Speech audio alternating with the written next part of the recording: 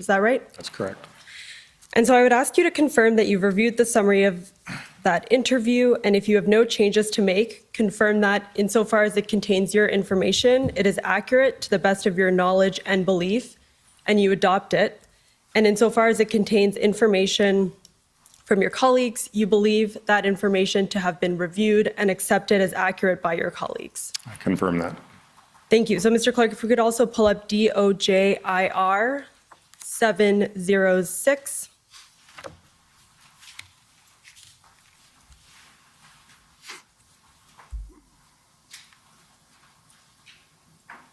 So, Mr. Ossowski, your department prepared and filed with the Commission this institutional report. Have you reviewed this document? I have.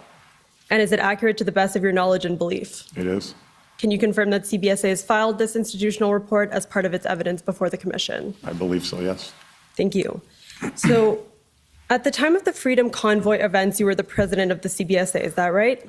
That's correct. And the CBSA is the Canada Border Services Agency. Yes. So you left that role in June of 2022, I understand? That's correct. I retired. Okay, you're retired now.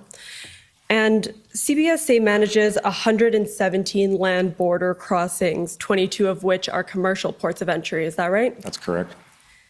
And amongst other things, CBSA is responsible for administering and enforcing legislation that governs the admissibility of people and goods in and out of Canada. Amongst 90 pieces of legislation and regulation, yes. Right. It also identifies detaining and removing people who are inadmissible to Canada. Yes. And ensures compliance with Canadian laws in the border-related context. That's correct. And it also protects food safety, plant and animal health, and Canada's resource base. Is that right? That's correct. And border services officers, which are sometimes called BSOs, carry out some of those responsibilities. Is that right? That's correct. And BSOs have regulatory authorities under the Quarantine Act, the Immigration and Refugee Protection Act, and the Customs Act. Is that right? They have, if there was something happened with respect to the Quarantine Act, if there was something that officers suspected was offside, they would refer that to a public health official for how they would decide to enforce that particular provision. Right. And I understand that BSOs don't have authorities beyond sort of the confines of ports of entry or CBSA property. Is that right? That's correct. They're not peace officers. They have very limited criminal code powers under the Customs Act and the Immigration and Refugee Protection Act. Right. So they wouldn't have the power or authority to conduct an arrest, for example, outside of the port of entry. No. Well, in the case of an immigration enforcement inland, they might, right. Yes. But otherwise? Otherwise, no. Right. And so accordingly, the CBSA doesn't typically intervene in activities that occurs outside of its port of entry and its property. Is that right? That's correct. So in the case of the convoy, the CBSA did not intervene directly in the protests and blockades because they happened near the ports of entry and not on the ports of entry's property. Is that right? That's correct. So on that note, I'll take you through the convoy. And the way I'm going to structure this is I'm going to start by asking you questions about CBSA's response to the convoy and specific blockades. And then I'm going to ask you more specifically later in the examination about your roles and responsibilities during the convoy. Okay. Thank you, Mr. Commissioner.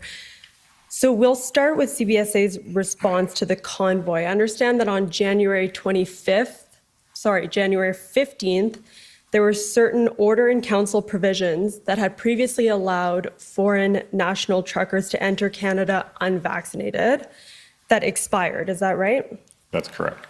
And on the same day, Canadian unvaccinated commercial truckers entering Canada became subject to testing and quarantine requirements for which they had previously been exempt. That's correct. So this caused the sporadic protest activities and ultimately the movement that we know as the Freedom Convoy. Is that right? I assume so. And CBSA had intelligence, mostly open source intelligence, that there were going to be some blockades near ports of entry sometime in late January. Is that right?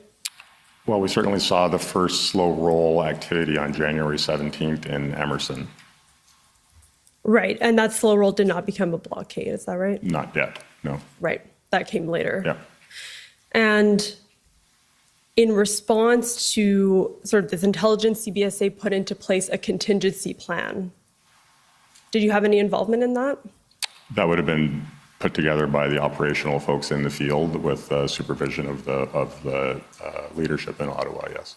Right, but you knew about it? Yes. Right. Yeah. And that was on January 28th, I believe. Is that right? Yes. Amongst other things, I don't think we need to pull it up. I'll just note for the record that that's PBNSC CAN 9523. But it identified the safety and security of CBSA employees as its top priority. Is that consistent with your recollection? Yes. And it also provided regions and headquarters with high-level contingency awareness and guidance on CBSA's operational posture. That's correct.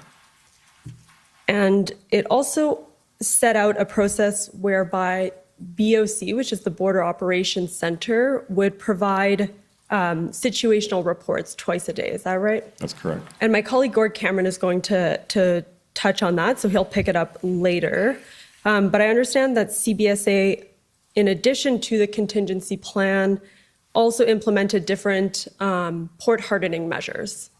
That's correct. Can you describe what those measures were? It varied by port of entry, but certainly one of the things that we started to do was, and very unusually, apply cameras facing back into Canada so that we could be aware of what was coming from. So the officers are facing the United States. We have lots of cameras facing vehicles and passengers coming into the country, but this was done so they had situational awareness of what might be coming at them from the Canadian side. Anything else? That was probably the most significant piece that we started to do. Right, and cameras, you mean CCTV, like surveillance footage, okay.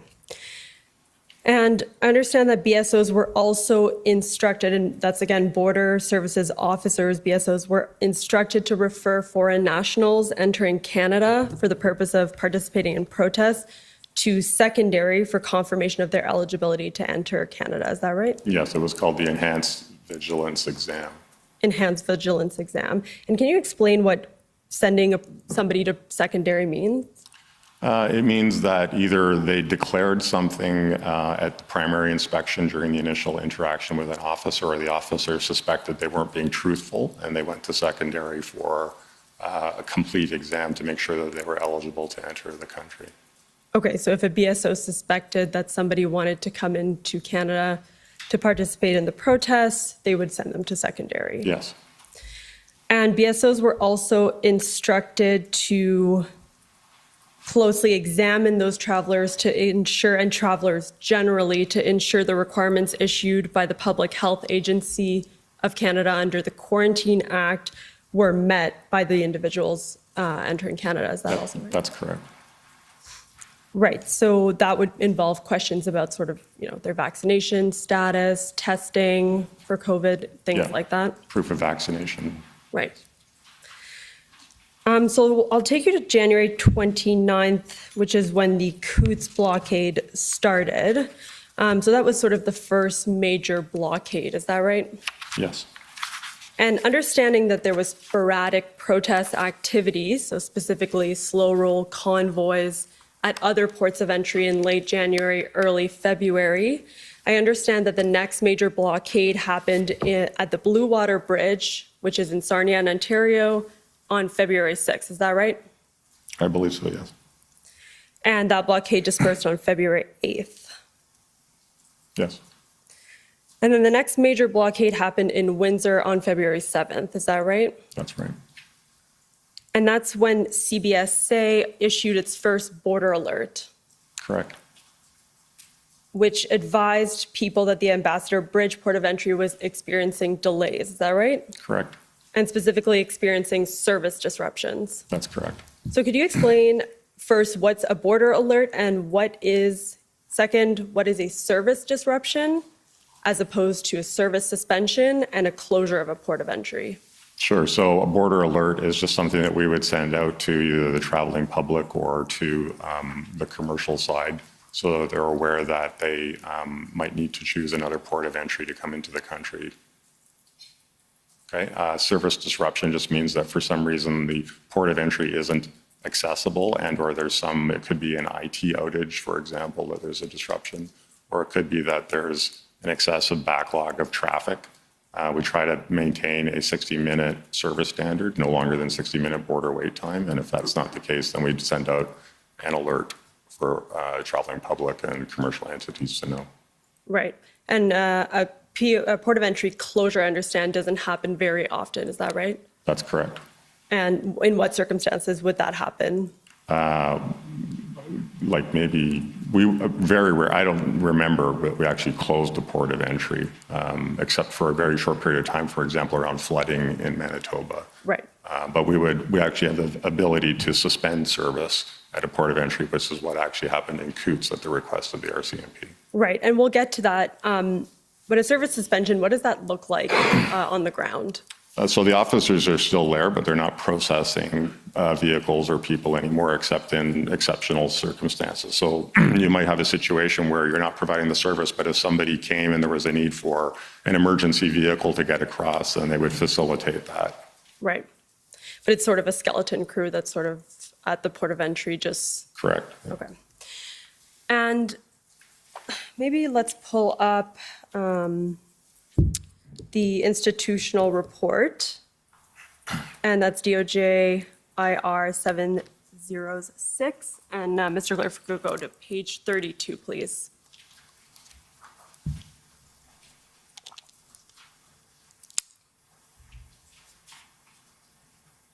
All right, so this is a chart that sets out the service disruptions and suspensions that occurred sort of at the major ports of entry during the convoy. Is that right? Correct. And we see that there was a service disruption, as I mentioned earlier, issued on February 7th for Ambassador Bridge. Mm-hmm. And the next service disruption was issued on service suspension was issued on February 12th. Is that right? That's correct. And there was also a service disruption at Coutts on February 10th as well. Sorry, Emerson, thank you. And on February 12th, if we just scroll down a bit, there was also a service disruption issued for the Pacific Highway Port of Entry, which is in BC. Is that right? Yep. Okay, so there's a total of 3 disruptions and 1 suspension at those ports of entry.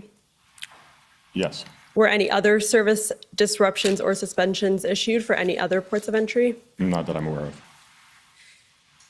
Can you walk us through generally in terms of border wait times and the like, what were the impacts on these main blockades, the impacts of the blockades on these main ports of entry?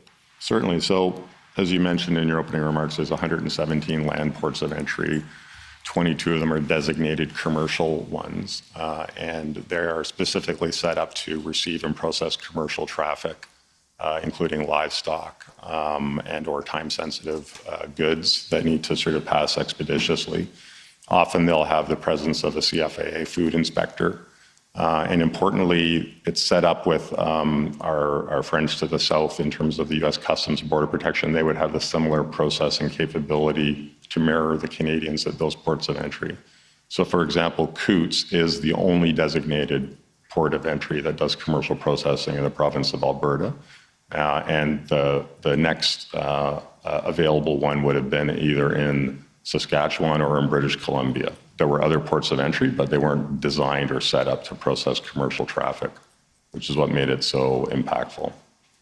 Right, and so let's go to Coutts in terms of specifics. So as you mentioned, there are some commercial ports of entry neighboring Coutts in Saskatchewan and BC, but I understand that those are around 8 hours away from Coutts. Is that right? Quite a drive, yeah. Right. Not feasible in the winter, especially with livestock.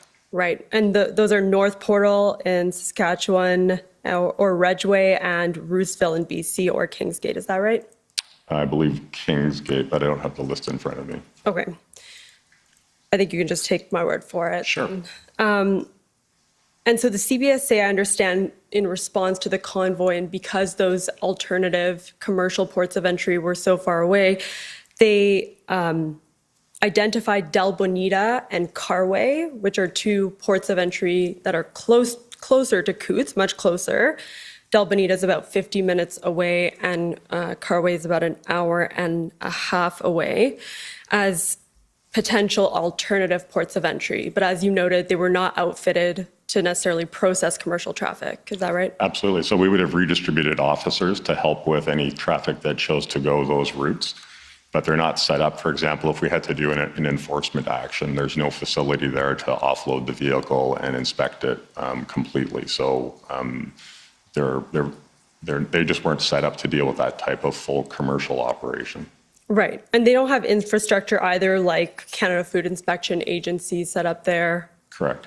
And no USDA veterinary services for livestock. Exactly. Right. And so we understand that in response to these obstacles, Brad Wozni, who is your colleague, was your colleague, and he's the regional director of the Prairie region, which captures both Manitoba and Alberta. Is that right? The regional director general, yes. Regional director general, thank you. And so he worked with the RCMP, which was the local police of jurisdiction in Coutts, the U.S. Customs Border Protection Services, and CFIA, so that's the Canada Food Inspection Agency, and the U.S. Department of Agriculture to facilitate the movement of commercial traffic through those alternative ports of entry. Is that right? Correct. Yeah. So that's specifically Del Bonita and Carway. And as he explained in his witness summary, which for the record is WTS 7044, they arrange for traffic moving southbound, so that's going from Canada into the US, to effectively move across to Sweetgrass, Montana, which is located south of Coutts, and access a USDA inspection services there. Is that right? I believe so, yes. And so then they would be able to sort of divert the traffic in that manner. And then the northbound vehicles, so those going from the US into Canada, would drive up to Sweetgrass, and they were inspected by CFIA, and their loads were sealed, and then they would move across to Del Bonita and enter Canada in that way. That's correct.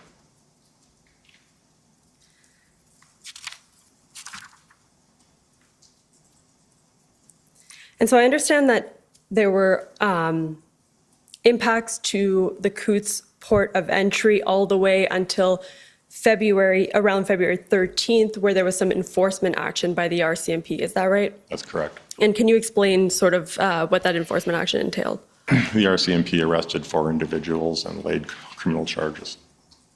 And there were guns and ammunitions that were seized? I believe so, yes. And the rest of the protesters that were remaining agreed to leave sometime midday or in the afternoon of February 14th. Is that right? I believe so, yes. And if we can pull up, Mr. Clerk, PB Can 1385.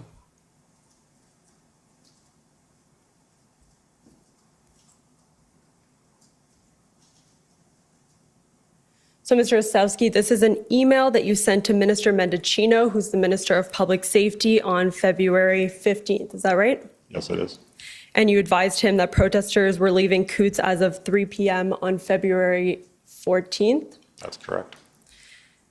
And that around 8:30 p.m., the CBSA was advised that the RCMP had removed the conveyances blocking the lanes and had been able to secure the area. Is that right? Yes. And you also advised Minister Mendicino that the CBSA was in a position to open the Coutts POE on the next day. Yes. Sorry, on that day, on Yes. February 15th. Okay, so we'll move on to Ambassador Bridge. So Ambassador Bridge, the blockade started on February 7th, and a service disruption was issued on that day. And then if we can pull up the institutional report again, Mr. Clerk, so DOJ IR 706. And if we could go to page 38, please.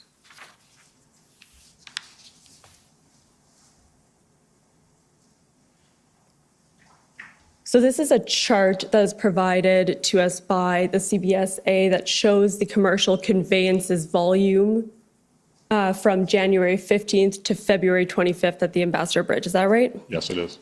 Can you walk us through the chart sort of from February 8th to February 13th and just explain to us what those numbers mean?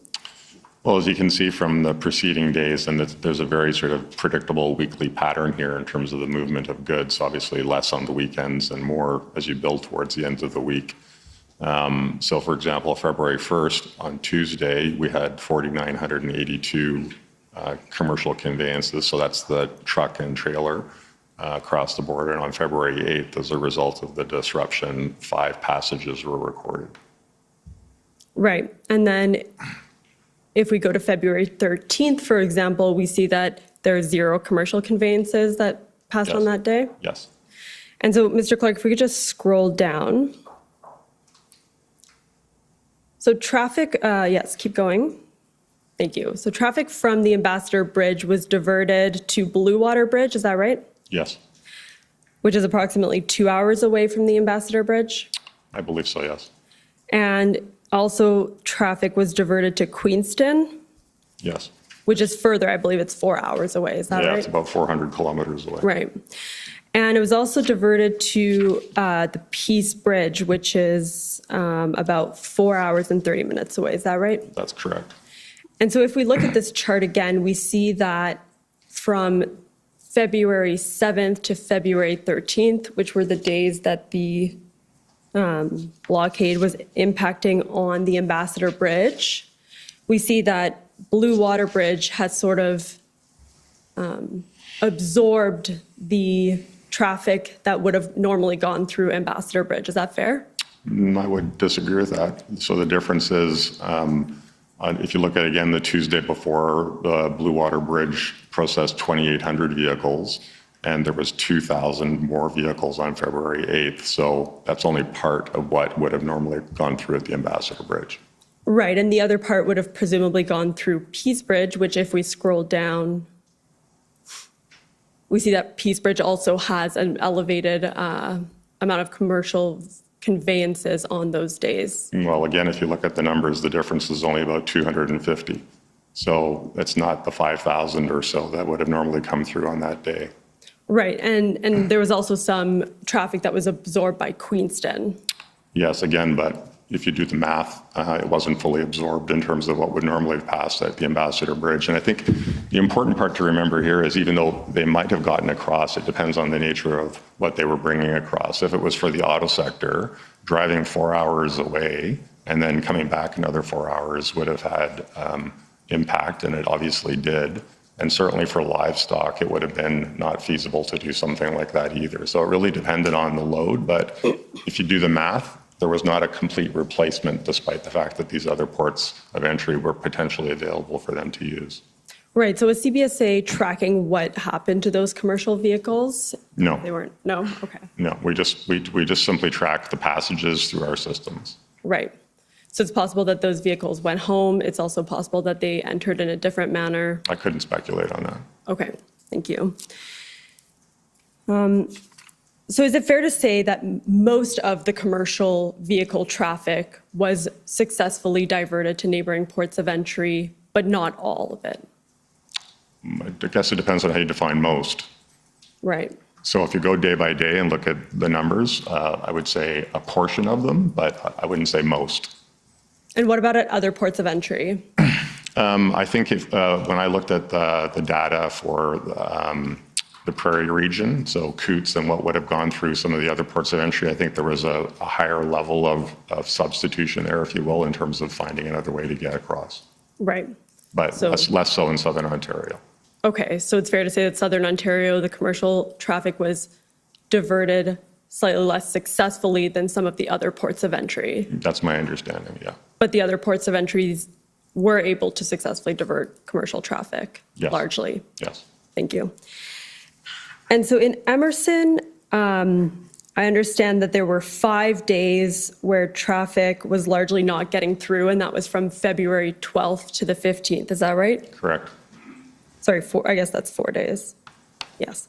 And traffic was redirected to 2 neighboring ports of entry, which were Tolstoy and Gretna. Is that right? That's correct. And your colleague, Brad Wozni, Emerson falls also within his region, explained that although those two ports of entry, so Tolstoy and Gretna, were not equipped to process large volumes of commercial traffic, his knowledge was that all vehicles carrying commercial goods were diverted, made it across the border.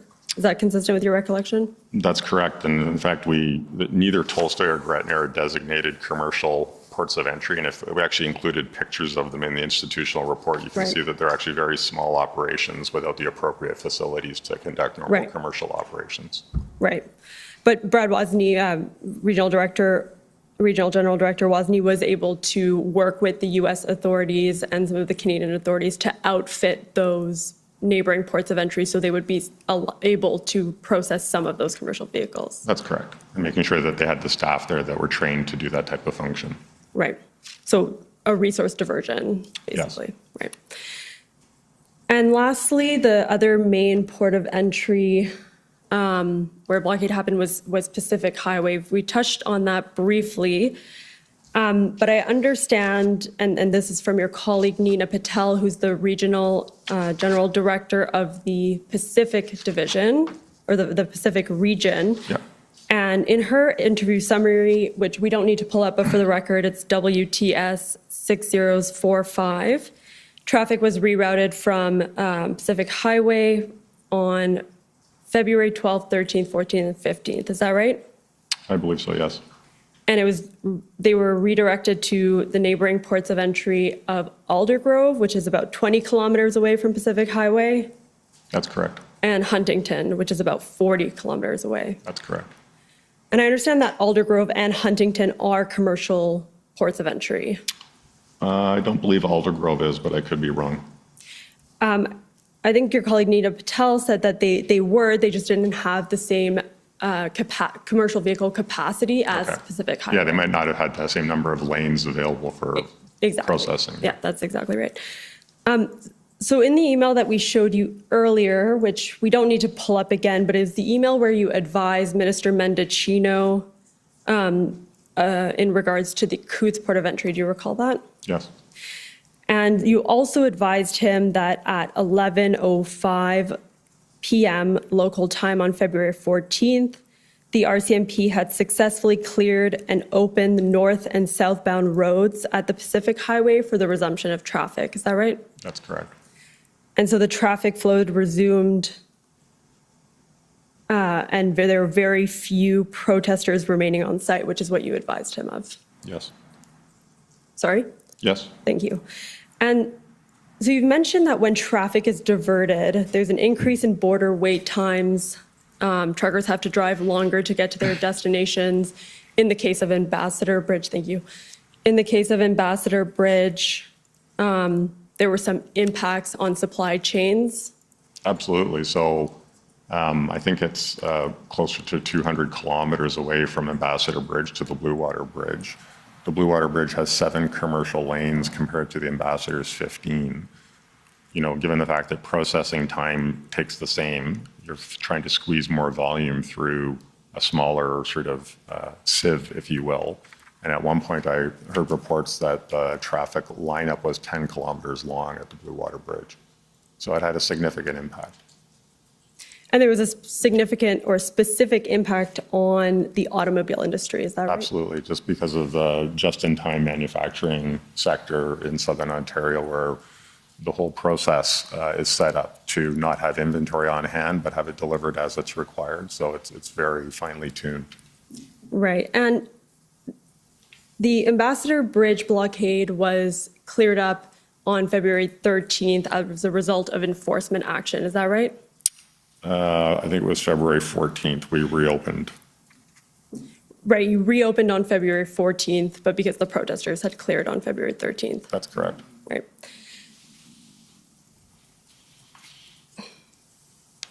Overall, would you say that the CBSA responded well to these blockades? I was very proud of the way the organization responded to it. I mean, I think that I can't emphasize enough how unpredictable and escalating this was for us. And it was more than just the ports of entry that you're referring to.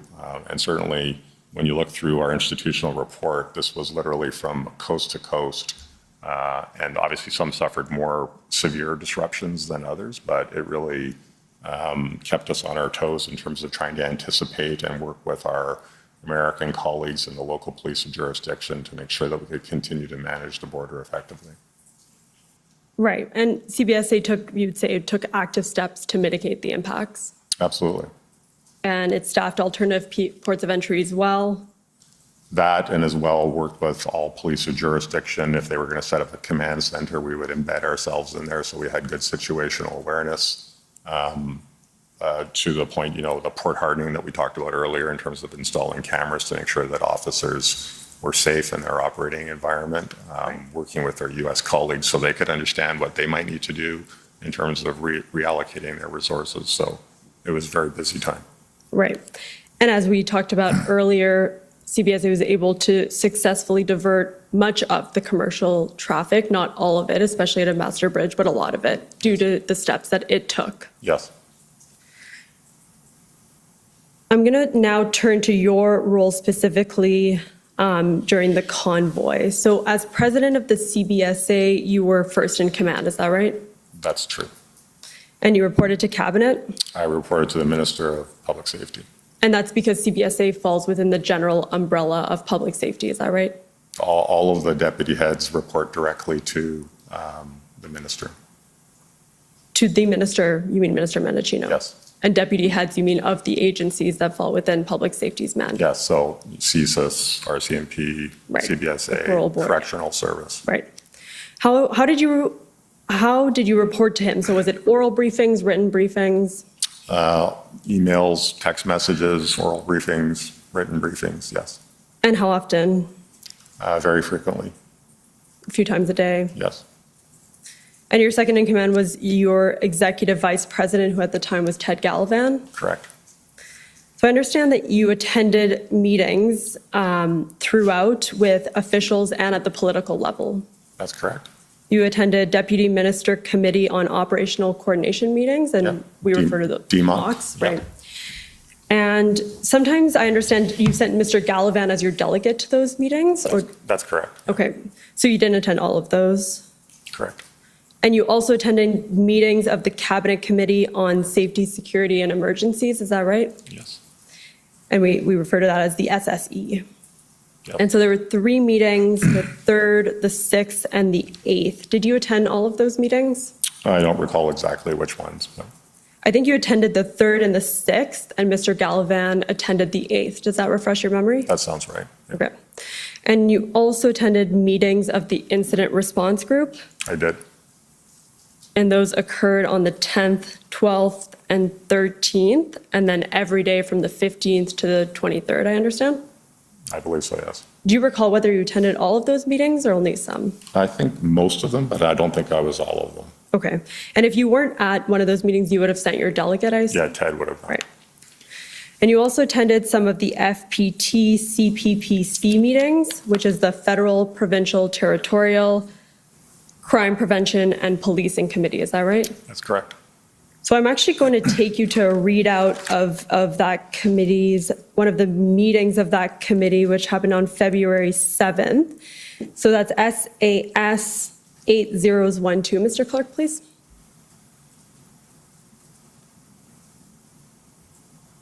And if we go down to page 2.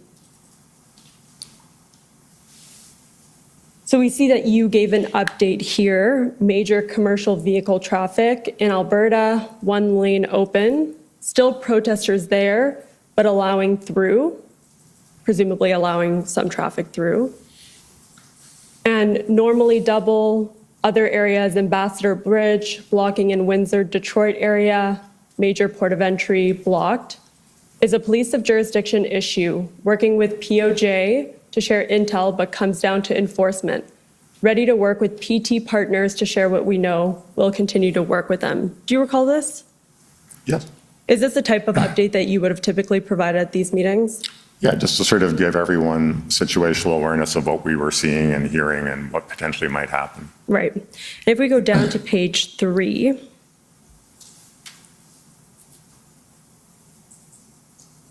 keep going, keep going. might be a bit lower. Keep going. Keep going. There we go. Sorry, page 4. So you say issue is large trucks, tow trucks, and cannot compel drivers. Emergencies acts could be used to compel.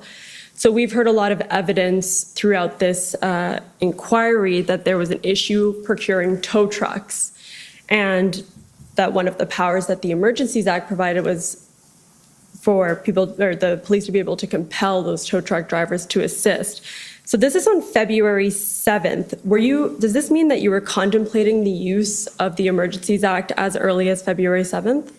No, in fact, when I saw this readout, I looked at that and I was looking at the plural of that. And I think in the context of the call with the FPT meeting that we were having, we were talking about provincial emergency powers that could be brought to bear to compel tow trucks. And your understanding was that provincial emergency powers could be used to compel tow trucks? I wasn't sure who had them. I understood afterwards that Alberta actually had that power, but I wasn't sure who else might have that power. And when you say Alberta might have had that power, what do you mean by that? Under their Emergency Act. Is that the Critical Infrastructure Defense No, Act? I think it's another act that they have the ability to Their do provincial so. emergency? Yeah. Okay. And your understanding was that other provinces may or may not have had? And I think that's what we were trying to discuss here was how Okay. could we get these tow trucks into action? Was there ever any follow-up on that? Not that I'm aware of. Okay. To be clear, we had no authority to procure tow trucks at the CBSA ourselves. I mean, Right. We had a very limited role that we'll probably discuss later with respect to helping tow trucks come in from the United States Right. Because of an agreement that we have with USCBP for emergency vehicles. Right, well, we can discuss it now. So I understand that effectively CBSA's role could have been not the procurement of tow trucks, but facilitating immigration for those tow trucks to come assist. Is that right? Yeah, so normally there would be, to bring a vehicle like that into work in Canada, you need a work permit. And so what we would do is say we would waive that requirement in the sense of the emergency agreement that we have and allow them in and make sure still that they weren't,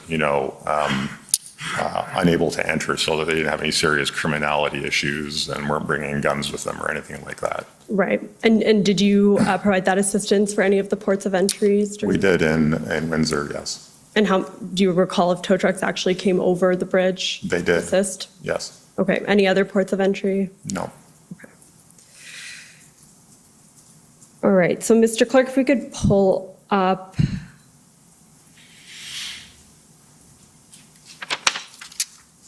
SSM NSC CAN 50214. So while it's, Mr. Clerk is pulling that up, Mr. Ossowski, this is the meeting minutes from the February 12th IRG meeting, which you attended.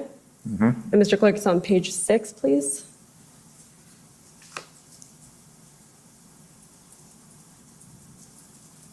And keep going down. Sorry, page 7. Right. So we see here at the bottom that it says the Prime Minister asked for an update on other POEs and what is being done to prevent further disruptions. The Minister of Public Safety and President of CBSA, that was you, confirmed that there is real-time reporting in all critical POEs and ongoing engagement with local law enforcement. If an authority or asset gap is identified, departments remain ready to respond. Currently, it remains only 3 blocked POEs. There was an attempt to block the Pacific Highway, but police successfully thwarted this attempt. So I have a couple questions about this. What was meant by if an authority or asset gap is identified, departments remain ready to respond? Well, just whatever we had within our authority to sort of deal with the situation and collectively with respect to all of the partner departments. I was just, I don't recall seeing this language before, but I would say that I was referring to the fact that we were looking collectively as deputy ministers at the time in terms of any authorities or asset gaps to resolve the situation. Right. And when you say currently, it remains only the 3 blocked POEs. This is on February 12th. So which ports of entry are you referring to here? Let's turn to my report here. So I think it would have been the Ambassador Bridge, Emerson. And presumably Coots. Yes, Coots. Right. Yeah. Okay, so Emerson, Ambassador Bridge, Coots. It's on page 54 of our institutional report, all of the disruptions on February 12th. Great, thank you.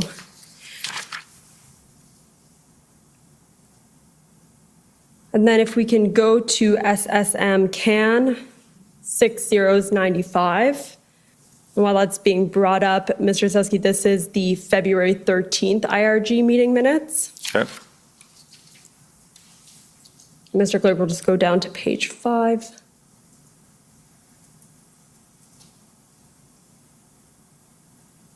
So the Prime Minister asked the Minister of Public Safety to outline additional actions that could be taken by federal authorities to deal with and prevent further blockades. Do you recall this? Yes. And the Minister of Public Safety explained that great progress had been made in clearing and securing the Ambassador Bridge, but that there was no definitive timeline for reopening. Correct. But as we established earlier, the Ambassador Bridge was reopened the next day. Yes. And he also noted that enforcement actions were occurring in Coots and Emerson. Do you recall this? Yes. And lastly, and we'll skip the part about Ottawa, at the Blue Water Bridge crossing, the CBSA had also doubled its capacity for commercial vehicles, allowing carriers additional corridors for cross-border trade. Is that right? Correct. And that was in response to the Ambassador Bridge blockade? Yes. So that was the update that Minister Mendicino provided. Did you also contribute anything to this meeting? Generally, at these meetings, I would have provided any situational updates in terms of what was happening at ports of entry and/or what we might have gathered in terms of potential disruptions that would be happening in the near future. And when Minister Mendicino gives an update like this, is the information that he's conveying information that you have briefed him up on? Yes. In the context of your daily touching base? Yeah, we would have, and/or reports that we would have shared with the Minister's office and public safety as well as other departments. Right. And what kind of reports were those? We provided a number of different reports, situational update reports, we called the bluff reports, bottom line up front reports that were very real time in nature. Right, and the Border Operations Center situational reports that we talked about earlier, those as well? Yes. So those were sent to both Minister Mendicino's office and public safety? Yes.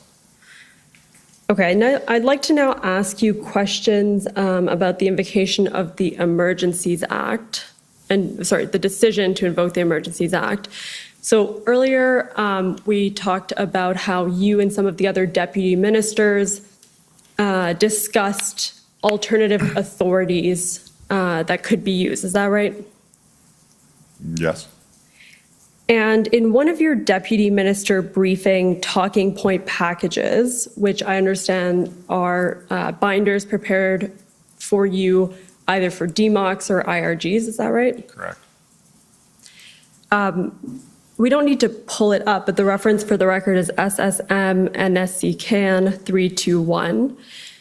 And so that briefing package says that the CBSA considered various avenues as deterrents. So the nexus trusted trader status of a commercial driver, cancellation of fast applications, and other options. This is not the first time that those options had been raised, is that right? I believe so, yes. It was not the first time? Or I don't think it was the first time, no. Right, because this was February 13th. And if we go to February 10th, which actually, we will pull this one up, SSM CAN 402301.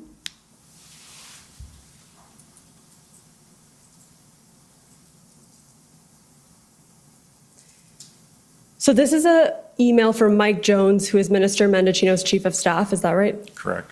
To Mike Macca from Transport, Samantha Khalil from PMO, and Zita, who is Bill Blair's chief of staff, is that right? Correct.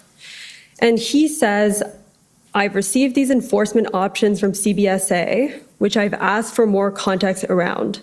I understand that it is part of a broader effort to provide options to the clerk.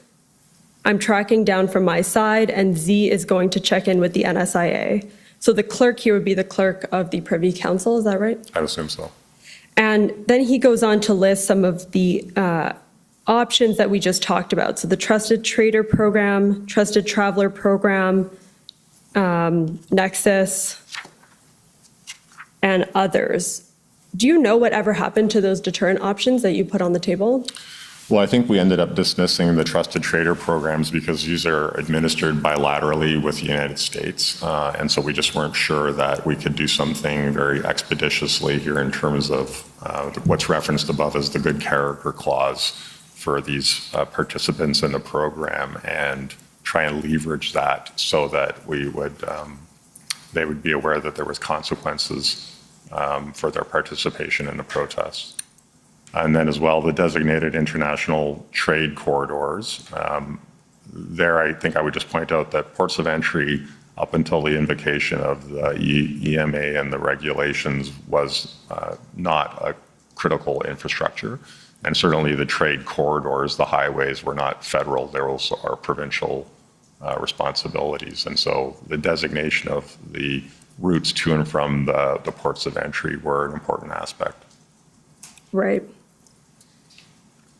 Right, so the EMRs designated the ports of entry and the trade corridors as critical infrastructure. Yes. And we won't pull it up, pursuant to Section 6, made those exclusion zones, is that right? Yes.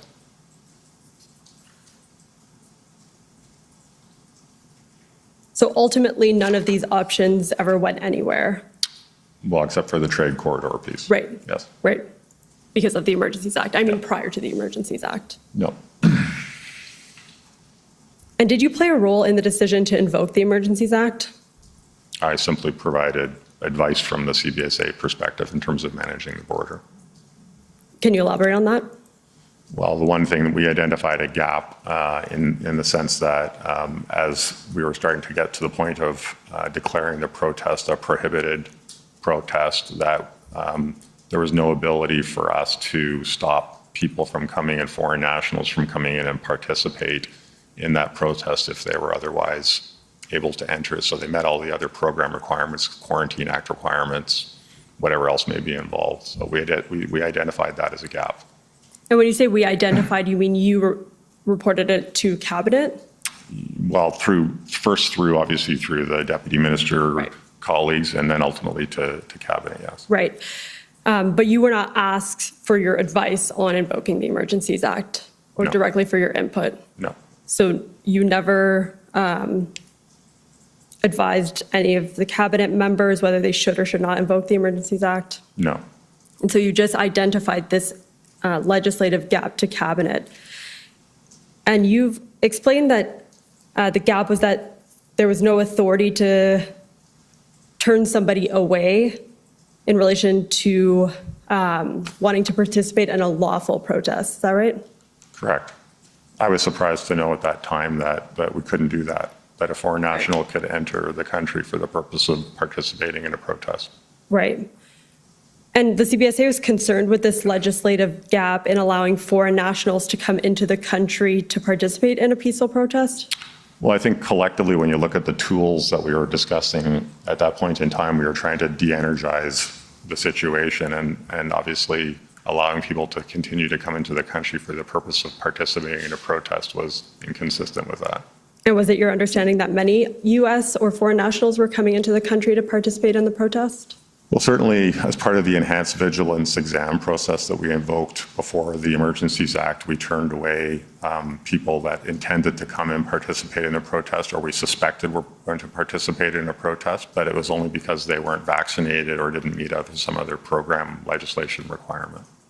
Right, so they would go to secondary and be turned away because they didn't meet the requirements of the Quarantine Act, Yeah. for example. Okay. Did the CBSA consider whether they had the authority to turn away foreign nationals on the basis that they wanted to participate in an unlawful protest? I don't quite understand the question because it's not a prohibition on entry. under the Immigration Refugee Protection Act to come in and participate in a protest. So what the EMR added to was to our abilities under both the Customs Act and the Immigration Refugee Protection Act for a new prohibition on entry. Right, but the Immigration Refugee and Protection Act it does set out admissibility, inadmissibility Yes. criteria, right? Yes. And if somebody went to the border and there was reasonable grounds or they were suspected to want to be admitted to Canada to engage in unlawful activity, would that be sufficient basis to turn them away? Certainly, if the officer felt that they weren't here for a lawful purpose, you could turn them away. But Okay. if someone showed up at the border today and said, I want to come to Ottawa to protest something, that's not a reason to prohibit their entry if they're otherwise admissible. Right, so the legislative gap was specific to turning foreign nationals away who wanted to participate in a lawful, peaceful protest. In an unlawful protest. What was defined in the act as a prohibited protest, I believe, is the language. Right. And so I guess what I'm getting at is it seems like the Immigration and Refugee Protection Act would have already given the CBSA that power at the point in which the protests were deemed to have been unlawful. Not specifically, because it wasn't a specific prohibition on entry into the country. What do you mean by that? It wasn't part of the IRPA tools that were available to officers to exercise. So we don't know where you're going to go once you've come in. Right, but if there were reasonable grounds or there was a suspicion that that was their end destination, then that would be a sufficient basis to turn them away. I believe so, but you're assuming that they're going to tell us the truth about where they're going. Right, and I mean, Border Services officers are trained to assess whether somebody is telling the truth or not. Yes. Right. So you talked briefly about how a lot of foreign nationals were turned away because they didn't meet the requirements under the Quarantine Act, like they weren't vaccinated, for example. And my co-counsel will get into this further, so I'll leave that to him. But I guess my question is whether that was sufficient to attenuate the CBSA's concerns that foreign nationals were entering to participate in the protests. The idea that they would most likely be turned away pursuant to the Quarantine Act requirements. Well, as I said, I think we were fortunate in that we had these other prohibitions on entry at play to prevent people from coming in and participating, but there were people that came in that met all of the requirements and could have gone to the protest. Right. Okay, thank you. So I only have about 5 minutes left before I'm going to turn it over to Mr. Cameron.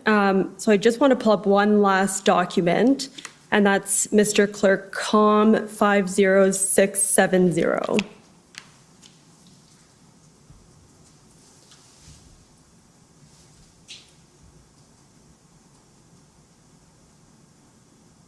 So this is the government's Section 58 explanation. Are you familiar with this document? Yes. Did you have any role in drafting it?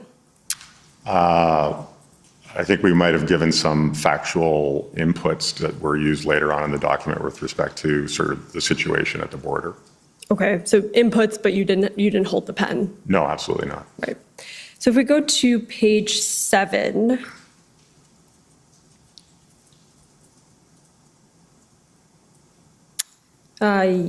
Yeah, right there. So just a little bit up, just where it says in addition. So it says, it describes 2 events that occurred, one at the Pacific Highway Port of Entry and one in Fort Erie. And it says that at those 2 locations, protesters had breached the confines of the CBSA plaza, resulting in CBSA officers. You slow Thank down, you, Mr. please. Commissioner. locking down the office to prevent additional protesters from gaining entry. So the event at Fort Erie happened on the 12th, is that right? I believe so, yes. And according to a situational report, it was 120 vehicles that converged in the area of the Peace Bridge, is that right? I believe so, yes. And protesters accessed the CBSA Plaza, which I understand to mean sort of the parking building. lot. Yeah, the buildings, yeah. Right. On foot. And then it says that police and the CBSA were able to direct the protesters to leave after 20 minutes. Is that right? Well, the officers, in the case of Fort Erie, locked down the building because they were trying to get access to the building. And I think the building was locked down for 12 hours. And I would just actually make a correction here that at Pacific Highway, there was a vehicle that you may recall, there was pictures of in the media that had sort of military camouflage paint that breached a barrier, but I don't believe that they actually locked down the building in the Pacific Highway region. Right, and we have evidence from Dwayne McDonald, who's the commander for the E Division of the RCMP, and he describes the event basically as exactly as you've just put it, so that there was sort of a painted vehicle that crossed a threshold, but it wasn't a breach per se. Yes. And he also observed that the media reports on that specific event were not accurate. Would you agree with that? I couldn't speculate without reading them, yes. Okay. Do you have any reason to doubt his evidence? No. And just for the record, I'll note that that's WTS 6069 at page 20, which is the RCMP panel witness summary, and Dwayne McDonald's evidence is in there. So my last question for you, before I turn it over to my colleague, is that the Section 58 explanation also talks broadly about the economic impacts of the border blockades. And I understand that CBSA itself did not conduct any analysis on the economic impacts. Is that right? That's correct. We just simply track the number of conveyances that cross the border, and as well, we do something else called value for duty, but that's wouldn't be used for any kind of real economic value impact analysis. Okay. Did you say value for duty? Yeah. Okay. And who did you provide that data to? All of that data is provided as a matter of course to other government departments, Department of Finance, Statistics Canada, other entities that sort of track these types of things. And so they would have then undertaken the economic analysis based on your data, you assume so? Okay. Okay, thank you so much, Mr. Ossowski. Those are all my questions. I'm going to pass it over to Mr. Cameron now. Okay, thank you.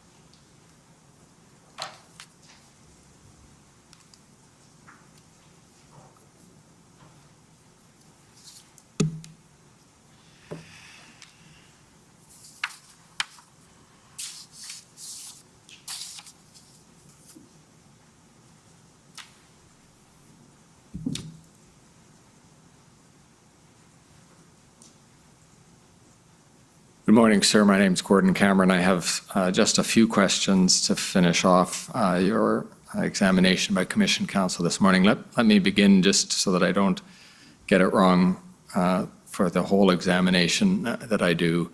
Do you prefer Ossowski or Ossowski? Ossowski. Ossowski. Thank you.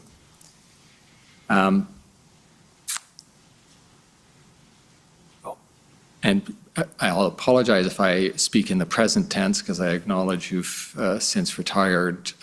So if I talk to you as if you're still in charge of CBSA, just I still feel like I am. Yeah, just make the time change on my behalf. But certainly when you were at CBSA, CBSA had and you would have had overall responsibility as its President or Deputy Minister, the Intelligence and Enforcement Branch. That's correct.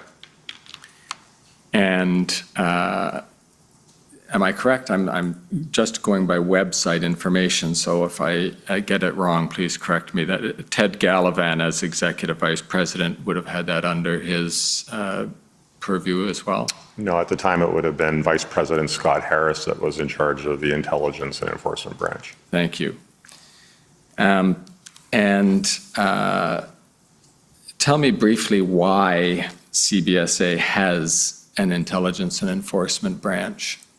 So what that branch is responsible for is giving the front line the situational awareness in terms of targeting, for example. So we have a targeting center and where we do and try to add value to officers on the front line in terms of things that they need to be aware of.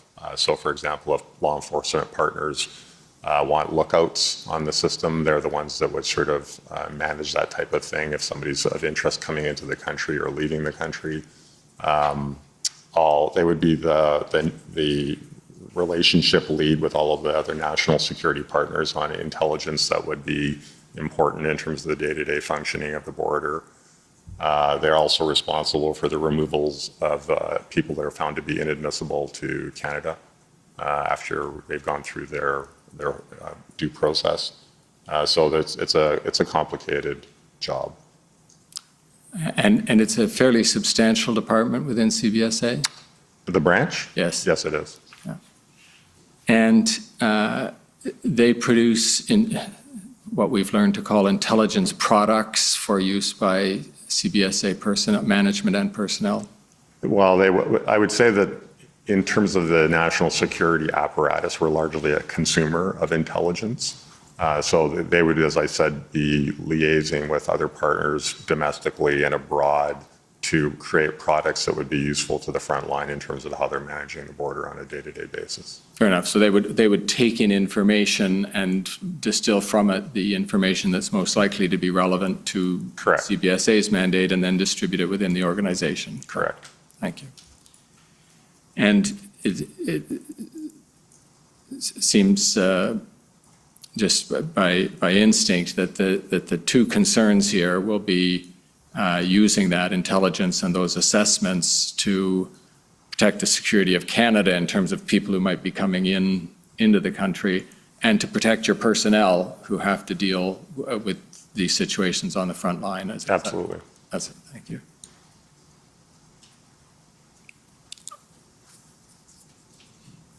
Now, you produced for the Commission, helpfully, a series of these situational reports and intelligence assessments, if I can use that term.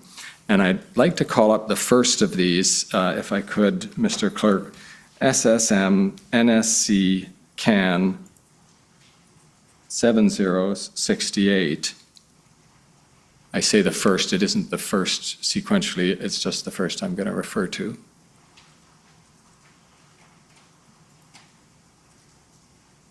And we can see that this is a situational report for February 14th at 10:30 in the morning. Is this type of report that you're familiar with, Mr. Ossowski? That's correct. Yeah. And if the clerk can just scroll down the page so that people looking at the screen can see that just the type of content in this sort of report. We see a description of each of several ports of entry, and keep going, Mr. Clerk. I'm going to ask you to ultimately to get through to page 8, but just scrolling through, people can see the type of statistical and observational analysis that this type of report would give to your personnel for the objectives we just described.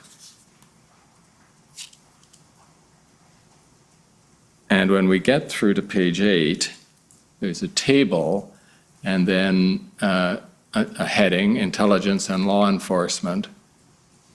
Intelligence and enforcement, and then underneath that, a heading, intelligence landscape, and I'm going to make the point of observing the parenthetical comment, updates in red, close brackets. And then the first heading there is bluff. Can you tell us what that acronym is for, if you remember? Bottom line up front. Okay. Bottom line up front. So it's a compact presentation at the top of the assessment that gives the high-level view. Yeah, I mean, this was an evergreen document, and so it was just so you don't have to scroll through the entire thing every day. You can get to the bottom line. Very quickly. Right. And the words there, as of February 14th, 2022 at 08:30 Eastern Time, the overall threat to CBS officers and infrastructure is low. And this is February 14th, so the convoy and the protests have been going on for more than a couple of weeks. I just wonder if you can confirm for me, because it's certainly the impression that Commission Council got, that had been the bluff in these reports throughout February.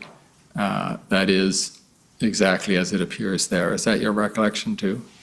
Yeah, I don't think it ever changed from low, and I would say overall, we're looking at the entire national picture here, right? As opposed to little things that might be happening at individual ports of entry, but overall the threat was low for the entire period. Thank you.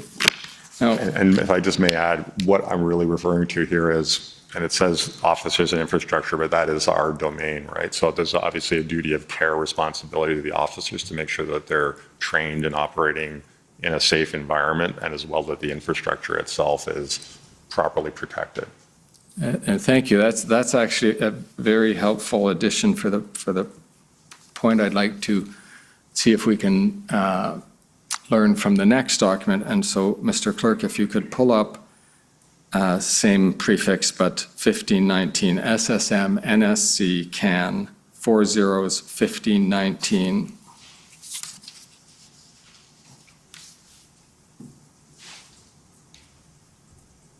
And so here we have the situational report, and you'll recall that the last one was for 10:30 in the morning. We are now at 4 p.m. in the afternoon, correct? That's correct. And was it typical for these situational reports, at least during, you'll note that it's a situational report specific to the COVID-19 mandate protests. Was it typical, and it's our impression from your documents, that these would be produced twice a day, one in the morning and one in the afternoon? That's my recollection. Okay. And again, Mr. Clerk, if we can just scroll through and take us down to page 8.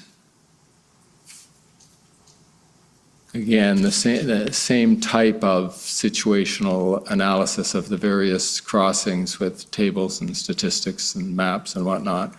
Then we get, again, our bluff bottom line up front, and we have the same statement as we saw in the last one, and that, as you confirmed, had been in all of the bluff bottom line encapsulations of intelligence and enforcement at this time, February 14th, 2022, though now later in the day.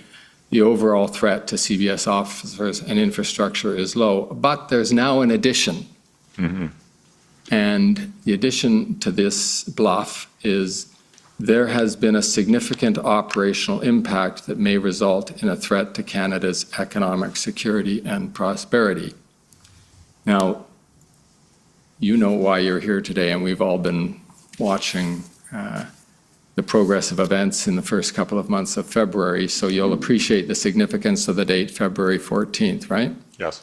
As the date that the government invoked the Emergencies Act? Yes. Okay.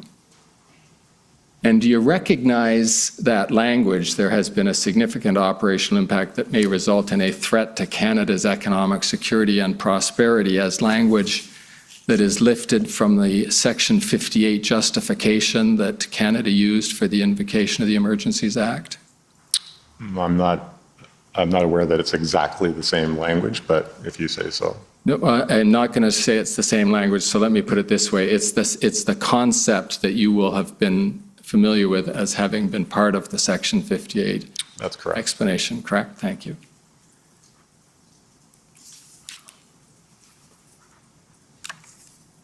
And so I'm going to circle around to this later, but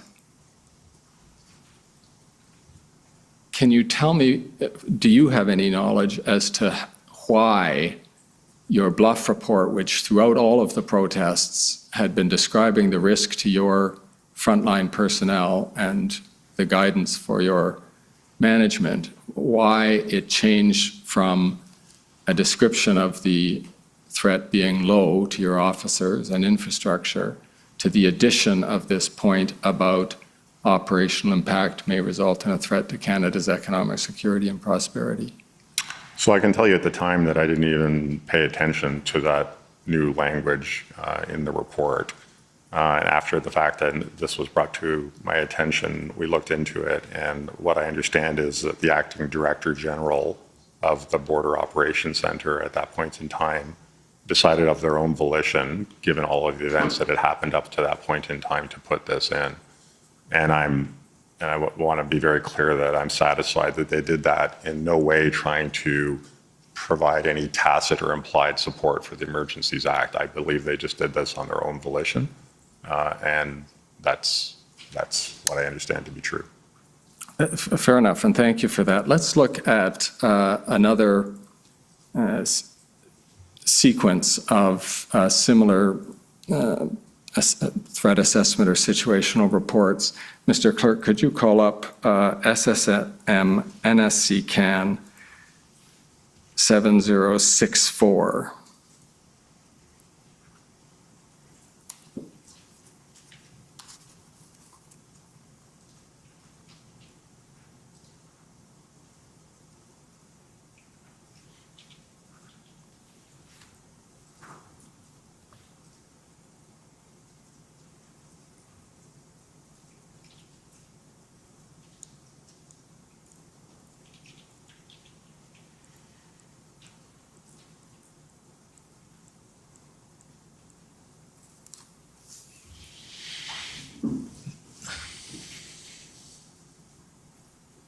Now, just have a look at that, Mr. Ossowski, and perhaps as the clerk scrolls down, you'll be able to just tell us, roughly speaking, what this is. A very similar looking report, although different in some respects. Can you describe what type of report this is? So this would have just been something that was set to a very long email list that shows what has transpired and whatever the current situational status is of the various ports of entry. Okay. And again, scrolling down just so Mr. Ossowski can see the report as it progresses through, but stopping there, please, Mr. Clerk. Again, we have a bluff, a bottom line up front description under the same type of heading, intelligence landscape. And again, for this report, it says that at 8:30 in the morning on February 14th, and I'll quote, the overall threat to CBSA officers and infrastructure remains low. And do you see that, Mr. Ossowski? I do. And can you agree with me again, so that we don't have to go through them all, and perhaps subject to check if you do want to, that had been the report given in all of these reports throughout February? Correct. Okay. And Mr. Clerk, if you could next call up SSM CAN 406200.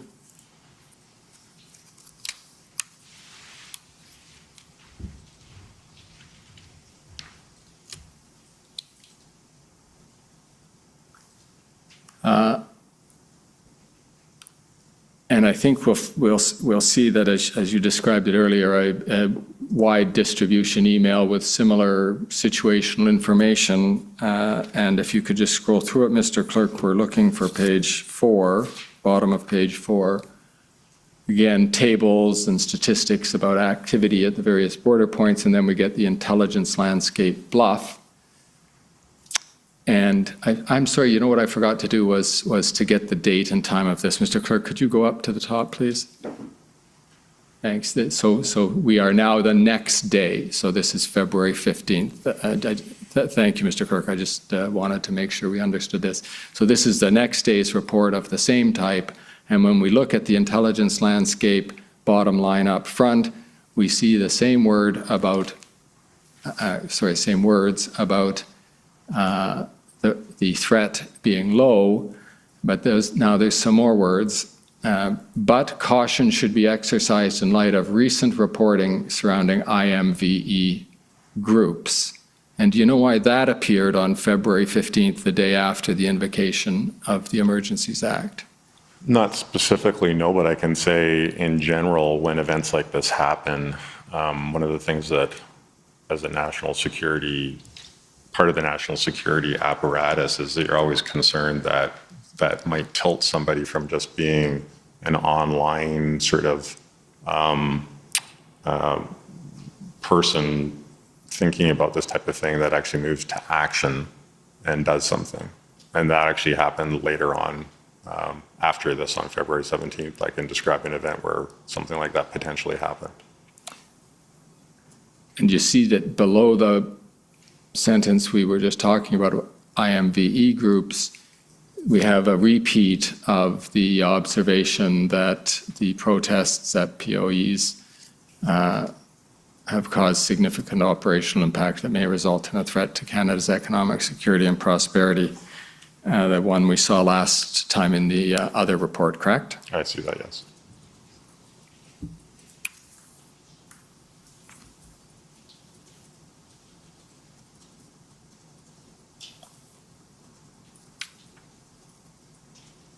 Now your explanation, as I understood it earlier, for the appearance at the end of the day on February 14th in one type of report, and then in the next day on February 15th in the other type of report, for the appearance of these references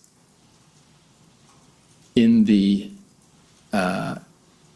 intelligence landscape description of the threat to CBSA officers and infrastructure, this sudden appearance of references to a threat to Canada's economic security and prosperity as being not motivated, in your view, by an effort on the part of the drafters of these reports to repeat the government explanation for invoking the Emergencies Act. You're confident of that? I believe that to be true. Yeah. And I think you'll agree that a threat assessment is meant to be a guide to action and policy, not to serve as a vehicle to rationalize it, correct? Correct. And in fact, if your personnel get the idea that the content of these threat assessments that they are getting are driven by an attempt to repeat government talking points, it's going to dilute the utility of those assessments to your personnel and to their ability to protect Canadians. I don't disagree with that. Okay. So it's important that the explanation you gave, that is, that it was more or less a coincidence that this language appeared immediately after the invocation of the Emergencies Act, that it was just a coincidence and not an attempt to repeat the government's talking points for the invocation of the Act. I believe that to be true, yes. Thank you. Another point that chronologically, because we're at the end of the process here, chronologically at the invocation of the Act, you mentioned that the only impact, you mentioned in answer to questions by my colleague, Ms. Hine, that the only input that CBSA gave to Cabinet when it was considering how provisions in the Emergencies Act could assist CBSA's mandate was to observe that you didn't currently have the authority to prohibit entry on the grounds that people were heading to one of these protests, and that would be useful to you in terms of the objectives that Cabinet appeared to be trying to achieve. Do you remember that evidence? Yes. And if we can call up Mr. Clerk, SSM NSC CAN 50405. This is IRG minutes for February 20th. Do you recall participating in IRG meetings, Mr. Ossowski? I did, yes. And Mr. Clerk, if we scroll down to page 6 at the bottom of the page,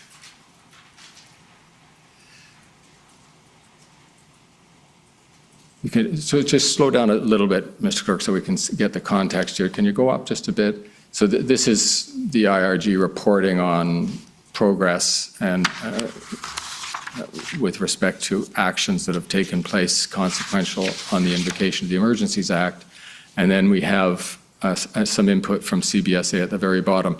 And Mr. Ossowski, did you provide that input to the IRG? I believe so, yes. And did you participate in person or virtually in this meeting? It was all virtual. And for your virtual participation, was this you speaking, or had you submitted a report to this effect? It was probably me reporting this.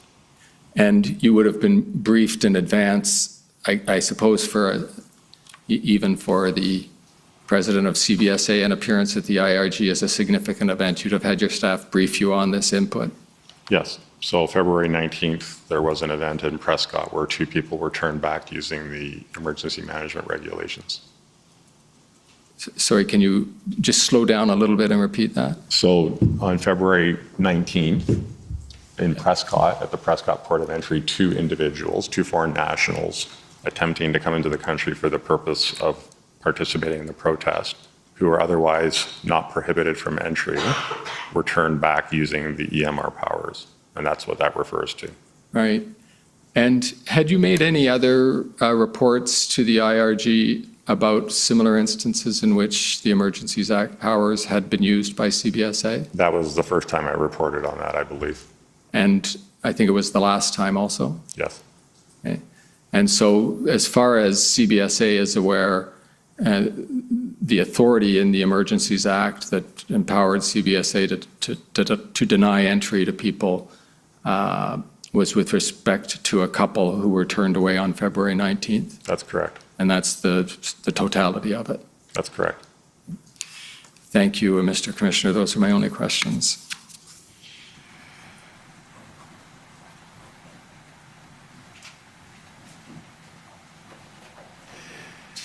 Okay.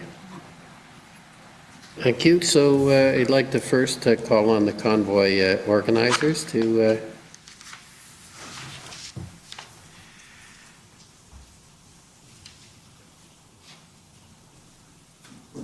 Good morning, sir. Morning. For the record, Brendan Miller.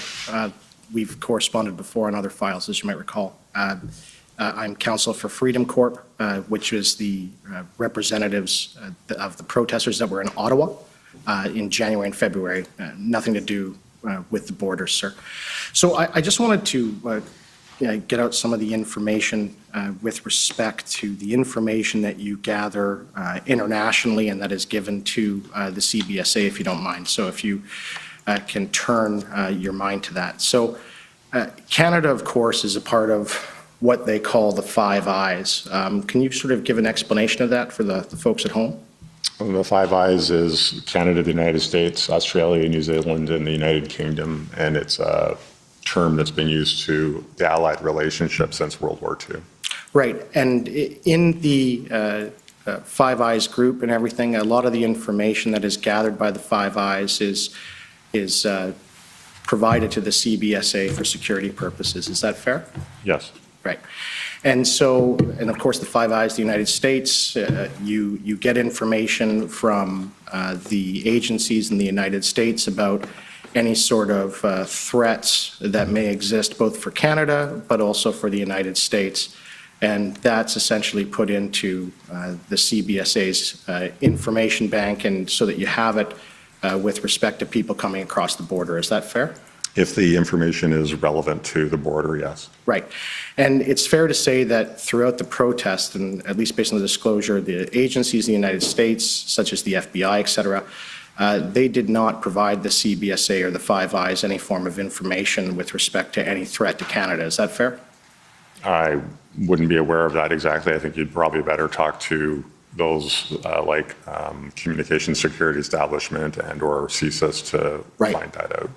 Right, but nothing was brought to your attention as the president of the CBSA with respect to any sort of threat to Canada coming from the United States during the protest. Is that fair? That's correct. Right. And so, of course, you never relayed such information to cabinet or to any of the political executive because you weren't given any. I believe that to be true, yes. Right. And just to be clear, and I think my friend has made this clear, at no time did you advise cabinet or provide information to cabinet that there existed a Section 2 CBSA Act threat under the CBSA Act. Is that fair? It wouldn't have been my purview to refer to a CBSA Act threat. Right. And so is it within, and we keep hearing that, we haven't had CBSA testify yet, all of the law enforcement agencies that have testified to date have said that that purview was solely up to CBSA. Is that your understanding of how it works? That's correct. Right. So, and if CBSA is the only agency providing that information, and CBSA says there's no Section 2 Security Act threat, is it fair to say that cabinet would have been never advised of any Section 2 CBSA Act threat? You'd have to talk to the director of CBSA about that. When you were present, when you were dealing with the IRG, is it fair to say that no law enforcement agency, no intelligence agency within Canada advised the government that there was a Section 2 CBSA Act threat? Again, you'd have to talk to the director of CBSA about that. Right. And during your dealings with the political executive,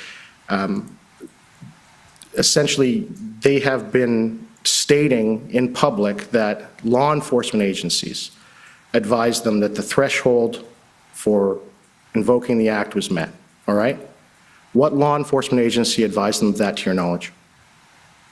I'm not aware of who may have provided that advice. Right, neither are we. Thank you. Okay, next I'd like to call on the City of Windsor. Good morning, Mr. Ossowski. Am I pronouncing your name correctly? Yes. My name is Jennifer King. I'm legal counsel to the City of Windsor. The Ambassador Bridge proper and the structures housing the CBSA around the bridge are privately owned by the Canadian subsidiary of the Detroit International Bridge Company, correct? That's correct. And the Canadian subsidiary is the Canadian Transit Company, correct? I believe so, yes. Does the Canadian Transit Company own the land around the bridge infrastructure and the structures housing the CBSA? I believe so, and it's provided to us under Section 6 of the Customs Act for us to use that facility.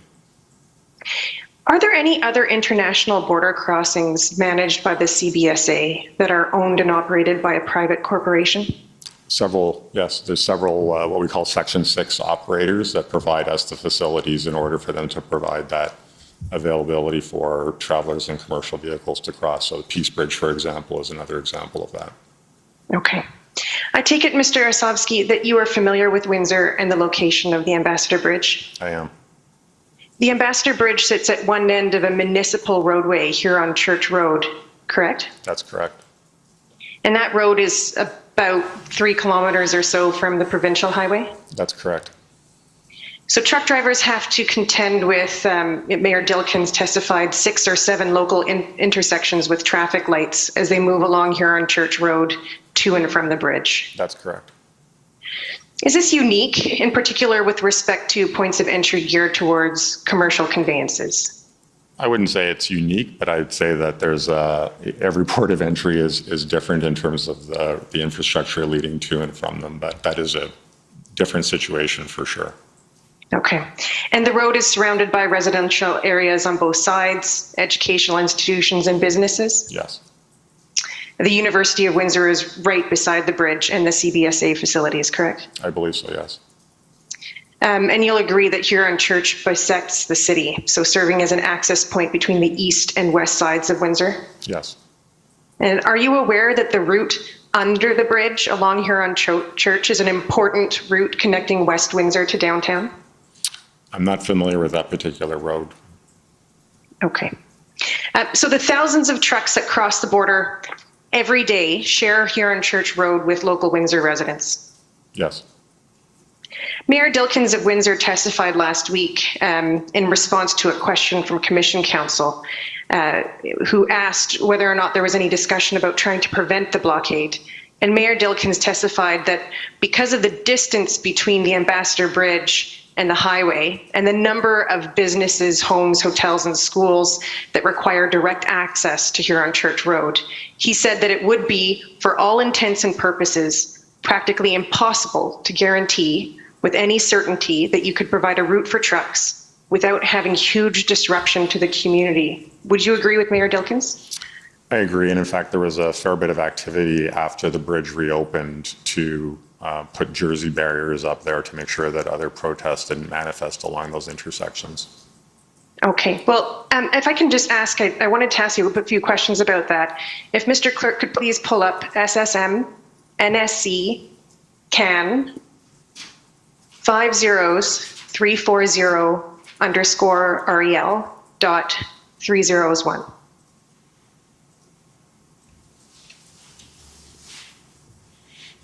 Mr. Ossowski, I'm not sure if we've discussed this document yet today. I'm not sure if I missed that. Have you been asked any questions about this document yet this morning? I don't believe so. Okay, can you tell us what this is? So this is briefing material that would have been prepared for me to participate in a meeting. I'm not sure which one. Okay, so these are the February 16th date. It would have been around February 16th and certainly after the invocation of the Emergencies Act. Yeah. Okay. If you could just go to the last bullet on the first page, please. And you'll see here that the last bullet discusses or states that since the reopening of the bridge, we have not seen any service disruptions or border wait times, which is good news. Law enforcement partners are maintaining a strong presence in the area, with police erecting concrete barriers along the length of Huron Church between the Ambassador Bridge and EC Row. And so that was what you were referring to? Yes. All right, if you could please scroll to page 3, Mr. Clerk, and the heading Temporary POE and Trade Corridor Hardening. This second bullet, you'll see that the CBSA identified 22 high-risk POEs that, if impeded, would continue to exacerbate the fragile international trade chain. And the Ambassador Bridge was one of those 22 high-risk POEs? Yes, for sure. The CBSA collaborated with police agencies of jurisdiction and provincial and municipal officials to ensure the integrity of these essential transportation routes, correct? Absolutely. Although our responsibilities are just the port of entry. Just the port of entry. Yeah. So in Windsor, the police of jurisdiction would be Windsor Police? That's correct. And the municipal official obviously would be the City of Windsor? Yes. Are you aware that this temporary hardening had a significant impact on the community around the bridge and Huron Church Road? I'm sure it did. Okay. I have a few questions about, just to clarify, the impact of border blockades on other border crossings. Mr. Clerk, you can take down that document. So the CBSA Ambassador Bridge operations is also responsible for the Windsor truck ferry, right? The ferry? Yes. I'm not aware of a ferry. Okay. Well, then perhaps I won't ask you any questions about it. I'll note that the CBSA produced an Ambassador Bridge profile. I won't bring it up if you're not familiar with it, but the profile for the record is at PB NSC CAN 409539_REL. And that profile, Mr. Ossowski, states that the CBSA Ambassador Bridge operations is responsible for the Windsor truck ferry. And I wanted to ask you whether or not there was any impact on the truck ferry operations. Yeah, unfortunately, I wasn't aware that there was a ferry aspect to the Windsor-Detroit Bridge. Okay. You spoke this morning about the impact of the Ambassador Bridge blockade on the Blue Water Bridge and some of the other bridges. Did the slow rolls and blockades of other border crossings like Blue Water impact traffic at the Ambassador Bridge? Absolutely. So, I think I can't overstate sort of how tied together all these events are, and that when one slows down, we would send out a border alert, or people would go to our app to see where the border wait times are the shortest, and they would reroute themselves. And so if there was a disruption or a planned disruption, then we would try and reallocate officers and or provide situational awareness to our American counterparts to make sure that we could manage whatever flows might materialize. So it was a very dynamic time for us. I understand this morning you stated that the Blue Water Bridge, the blockade of the Blue Water Bridge started around, was it the 6th of February? I believe so. I'd have to go check my Okay. notes. Yeah. At that time, were there slow rolls also at the Ambassador Bridge? Again, I'd have to go back and look at the reports, but yes. Okay. But certainly, slow rolls and blockades of any of the bridges in Southern Ontario will impact the use of the neighboring bridges. Absolutely. Okay.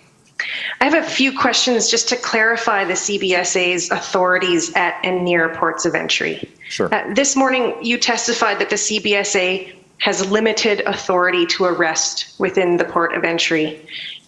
Your institutional report confirms that the CBSA does have arrest authorities when conducting their duties at a port of authority. Yeah, so we have limited, our authorities are limited generally, the arrest authorities under the criminal code for what happens to, under the Customs Act, and the Immigration Refugee Protection Act. An example might be if we would detain somebody that is suspected of drinking and driving or drinking under the influence, then we would call local law enforcement, and then they would proceed with whatever criminal charges that. So we're circumscribed to the Customs Act and the Immigration Refugee Protection Act. Well, are CBSA officers, do they have the authority to arrest under the criminal code? Only with, I'd have to defer to the lawyers, but I believe that it's only with respect to the Customs Act and the Immigration Refugee Protection Act. Okay, so they don't have the authority to enforce, for example, a breach of a court order under the criminal code? Not that I'm aware of, unless they were under, they were listed as, an open warrant for their arrest, for example. So if we could look at SSM NSC CAN 50-340_REL.301. This is back to your briefing material.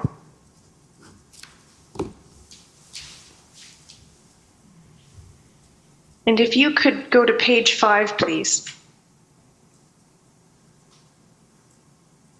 This seems to be an attachment to your speaking notes, Mr. Ossowski, entitled Emergencies Act, CBSA Actions. Do you recognize this document? No, but looks like it was one of ours, yes. Okay. If you can just go to page 6 and the second last bullet, please, Mr. Clerk. And you'll see here it states CBSA officers are not designated to enforce the criminal arrest provisions of the Emergencies Act and cannot directly engage in enforcement operations at prohibited public assemblies. Do you see that? Yes. And that's your understanding? Yes, because CBSA officers are not peace officers, so they wouldn't be able to enforce those provisions under the Act. Okay, and then the last sentence states that CBSA officers are advised to immediately contact their regional intelligence officer, who may share information with their appropriate law enforcement agency in accordance with disclosure requirements. And I missed the first part of that sentence, but it's in circumstances where an officer encounters an offense under the EA regulations. That's correct. Okay. So if a prohibited public assembly happened even within the port of entry, you would still rely on the police of jurisdiction to enforce? We always work with the police of jurisdiction for matters that we don't have the authorities to deal with ourselves. Okay. And certainly outside of the Port of Authority in Windsor, you relied on Windsor Police Services to address the blockade because that blockade happened at a municipal intersection, That's correct? Yes. You embedded CBSA's district director in charge of Windsor, Mr. Joe McMahon, in command at the command center that WPS set up near the Ambassador Bridge, right? That's correct. Were you aware that the command center was located in the city's emergency operations center? I wasn't aware of the exact location, no. Okay. Was it your understanding that there was some disagreement between the province of Ontario and the federal government over which level of government had the jurisdiction and authority to respond to the blockade at the Ambassador Bridge? Not in any great detail. I was aware of the extent of our authorities, which are, limited to the port of entry itself. Okay, if we can bring up ssm.can 50374_rel.3001. This is an email that Natalie Druin sent to you on February the 10th. Who's Natalie Druin? She's the deputy clerk of the Privy Council. Okay, if you can scroll all the way to the end of the email chain, Mr. Clerk. And you'll see here the email from Natalie Druin to yourself and some others. Yes. Okay. And so she's asking whether or not we can declare the region of the Ambassador Bridge a trade corridor and then get jurisdiction. Do you see that? I see that, yes. If you can scroll up, Mr. Clerk, we'll see that, Mr. Ossowski, you sent this question to Michael Keenan of Transport Canada. That's correct. And if you continue to scroll up, we'll see his answer. Do you recognize this email? Yes. Yes, and I won't go through the entire response, but I will. But this email references that the Ontario Minister of Transportation was continuing to suggest that the federal government had full authority to manage international crossings. And Mr. Keenan responds that this purposefully confuses authorities between governments. Do you recall that? I'm reading it as you're telling me this, yes. Okay.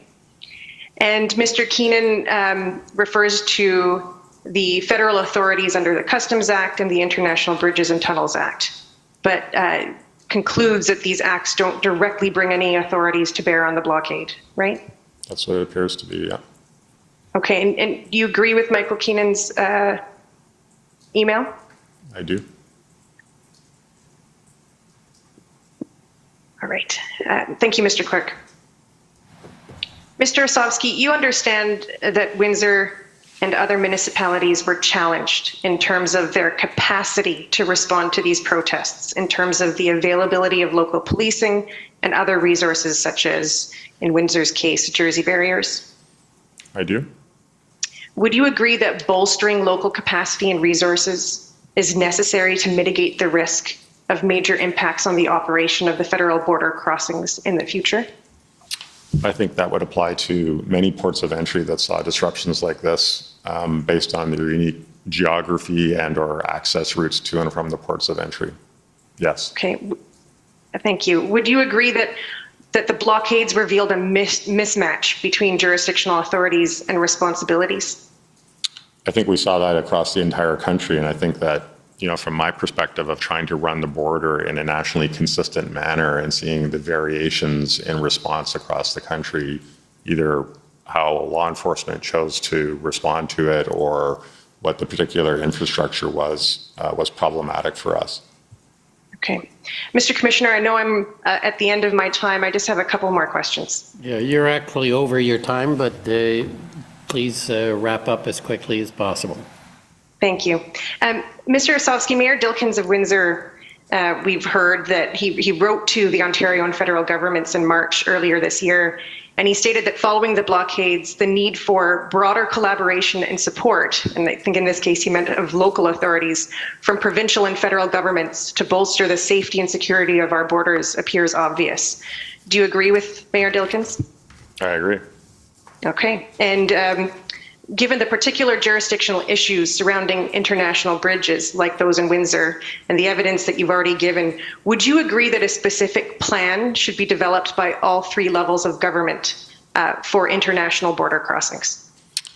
If I were to be so bold as to offer a potential recommendation of the Commission is that I think that is something that should be done, and as well in terms of how police and jurisdiction choose to respond to something like this should be exercised regularly so that this type of thing doesn't, take root and be so hard to disentangle as was the case in January and February. Okay, and my final question, Mr. Ossowski, and thank you, Mr. Commissioner, for this indulgence. Would you agree then that coordination across all three levels of government, including the coordination of responsibilities and responsibility for costs, should be part of that plan? Well, I can't speak to cost, but I can certainly speak to coordination of responsibilities would make it a lot easier, I think, for all parties to manage these situations in the future. Thank you. Those are my questions. Okay, thank you. And next, I'd like to call on the government of Alberta. Good morning. For the record, my name is Stephanie Bose. I'm counsel for the government of Alberta. I'll ask the clerk to please pull up the institutional report doj.ir, and I believe it's 706. And when that report is up, I'll ask to scroll down to page 35. I just want to ask some questions about the accommodations made during the Coutts border closure at different ports of entry in Alberta. And I'm not going to run through this chart other than to note that there are days during the course of the blockade where commercial traffic was traveling through the Coutts port of entry, but there were also days when there were no traffic, in particular January 31st to February 2nd. Do you understand that that was at a time that Highway 4 was completely blockaded? I believe so, yes. And then we see that again on February 9th for reasons of the blockade. That's correct. And then on February 13th and 14th, that was due to the RCMP request for the closure of the Coutts port of entry, correct? The suspension, yes. The suspension, thank you. And then if we go to page 36 in the institutional report, we can see the charts for the Del Bonita and Caraway ports of entry. And those charts will track some of the changes in traffic through those ports. And there were accommodations made to try to accommodate some of that commercial traffic that would normally travel through Coutts to these two ports of entry, correct? Yes. For example, Del Bonita, which was normally closed on Saturdays and Sundays, was opened on February 12th and 13th. That's correct. And hours were extended at both Del Bonita and Caraway. Caraway, yes. Caraway, thank you. I also understand that the U.S. Customs and Border Protection Services permitted boxed meat to go through other ports of entry and then reroute to Sweetgrass, Montana for USDA inspection. Is that correct? I believe that to be true, yes. And Sweetgrass, Montana is basically on the Montana side of the Coutts port of entry. Is that right? Yes. And the USCBP also agreed to facilitate the clearance of livestock at any port into the United States, with the carrier then diverting to a location that had USDA and veterinary services. Yes. And the CBSA allowed livestock shipments coming into Canada to be inspected at Sweetgrass and then divert to another port of entry while services were suspended at Coutts. Is that correct? Correct. Now, did the Coutts port of entry experience any other protest or blockade disruptions after February 15th? I think there was some reference in my materials that, if I may, I would just refer to the end of my institutional report that shows the day-to-day. So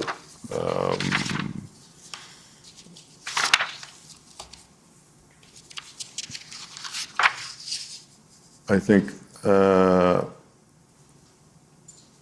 on February 21st, I reported in the institutional report on page 58, the RCMP was monitoring assembly of protesters at Milk River. So I would call these more sort of skirmishes that were happening after the arrests were made, when essentially the blockade came down, but there was still activity happening. Activity, but did it affect services at the Coutts port of entry? No. Okay. And you were asked a question by a commission counsel about a reference attributed to you, wherein you referred to the Emergencies Act. And I believe your response was that you think you were referring to provincial powers under emergency legislation to compel somebody to render services, for example, towing services. Is that correct? Are you referring to the report from the FPT meeting? Yes. Yes. And you were specifically thinking about Alberta and powers that it may have under its legislation? I think I was just making a general reference to what provincial powers could be used to compel tow trucks. And I found out And after the fact that Alberta, I think, has that power under its emergency powers. Right, and I just want to clarify one thing, because Commission Counsel put to you that it was under the Critical Infrastructure Defense Act. You said no, you believed it was under emergency legislation, correct? That's what I believe to be true, yes. And if I told you that the legislation you're referring to is the Emergency Management Act, would that accord with your memory of what you were likely referring to? I believe so, yes. Okay, thank you. Those are all my questions. Okay, thank you. Next, calling on the Ontario Provincial Police.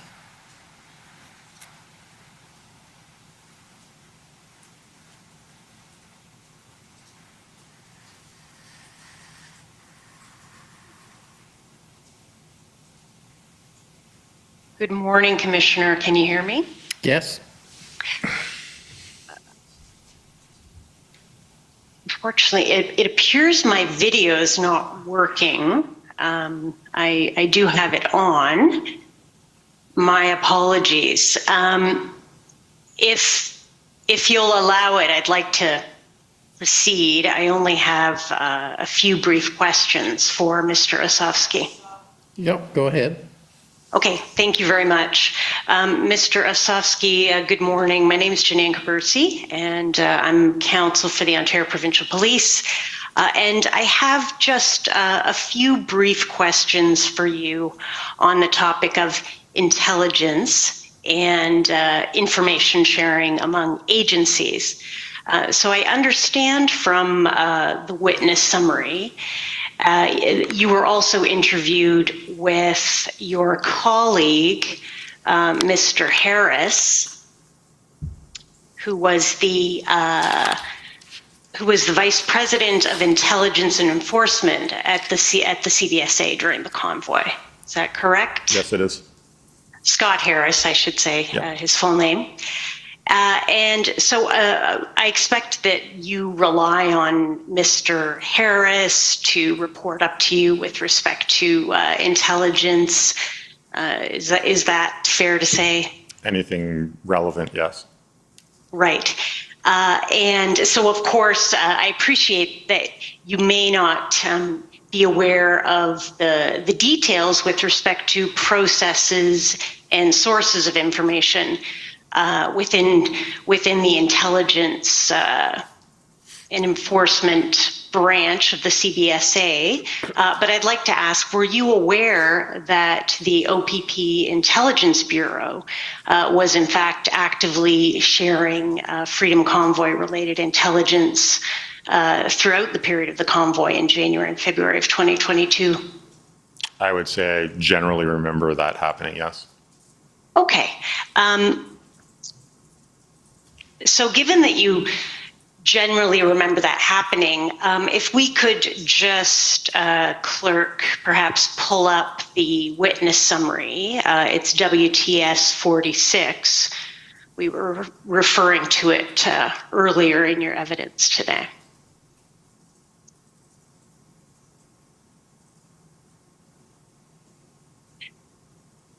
Now, if we go to page 3, I'd just like to look at that second paragraph.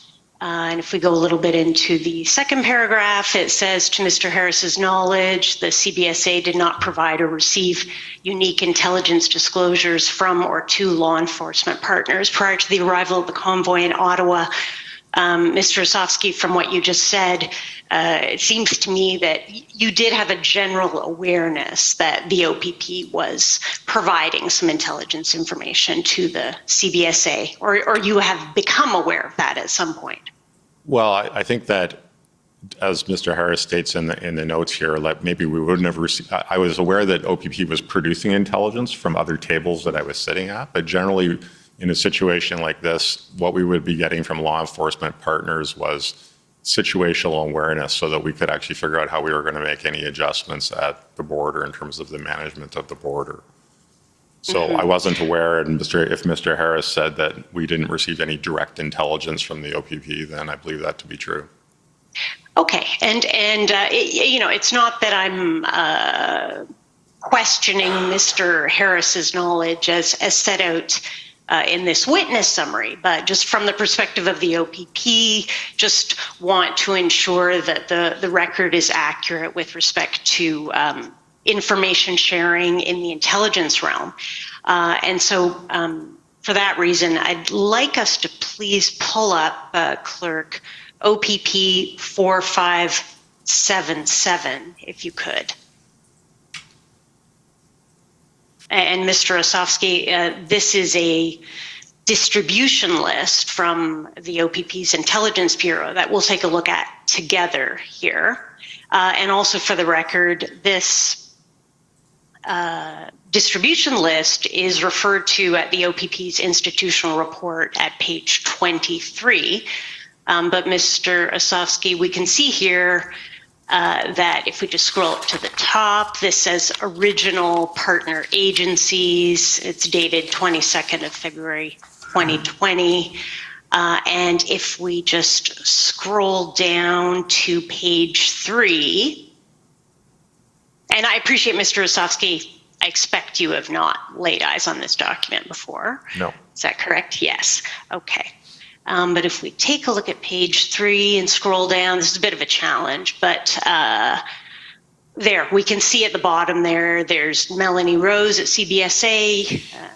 Can you confirm that you see that entry with a CBSA email address? Do you know who Melanie Rose is? No, I don't. No. And if we scroll down a little further to page 5, we'll go about halfway down. Again, just seeing, again, we see a CBSA address. Clerk, I think if you continue on that page, we will see some additional CBSA addresses. Joshua Newby, for example.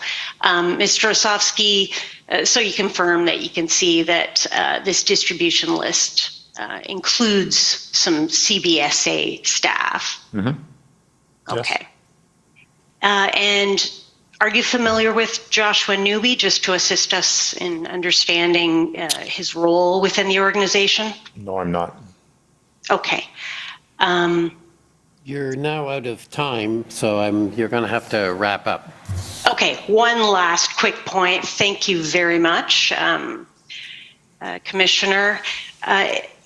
Clerk, if you could pull up PB Can 401535, please.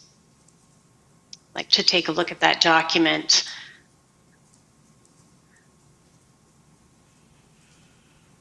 Okay, if you could perhaps reduce it. I believe towards the middle of the document, there should be an indication of the role of Josh Newby in this mandate protest incident command structure. Mr. Ossowski, do you see that? Yep. Okay, and so according to this chart, it appears that Josh Newby was executive director in dealing with the mandate protests. Is that what we see here? That's what it appears to be. Okay. Okay. Well, thank you very much. Those are all my questions. Thank you, Commissioner, for that additional time. Thank you. Those are all my questions. Okay, next is Democracy Fund, JCCF.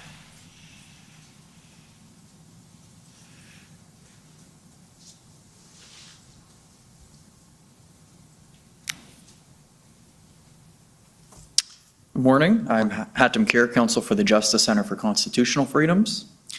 The first topic I wanted to ask you about is the power for border agents to turn people away if they were coming to participate in a protest under the Emergencies Act. Mm-hmm. So you testified that that was one of the powers that was granted to border agents by the emergency regulations? Yes. And you were also asked about the ability of border agents to turn away people who are coming for a known unlawful purpose, and they could do that if they knew about that, correct? Before or after, Before the emergency measures were. well, it wasn't an unlawful protest at that point in time, before the Emergencies Act, right? Right, but you were asked if you knew someone was if your agents, knew that an individual was coming to enter the country in order to engage in unlawful activity, your agents could turn that person away, correct? If it was not for a lawful purpose, yes, they can turn somebody around. Right. And you indicated that one of the problems with that is that your agents would actually have to know that a person is coming for that purpose, which could be difficult, right? Yes. Okay. And under the emergency regulations, your agents could turn someone away if they were known to be coming to engage in a certain kind of prohibited public gathering that might breach the peace through listed. Known or suspected. Right. So, but your agents would then face the same problem in terms of having to identify a person's intentions, correct? Well, a standard question for a foreign national is, what's the purpose of your visit to the country, right? And so that would just lead you down a line of questioning that the officer then would decide whether or not the person was prohibited from entry or not. Right. And the same thing would happen if a person's purpose for coming was an unlawful reason, correct? Yes. Okay, thank you. And the other topic I wanted to ask you, so you described how the CBSA was able to help facilitate obtaining tow trucks by waiving the requirement for a work permit to enter the country, correct?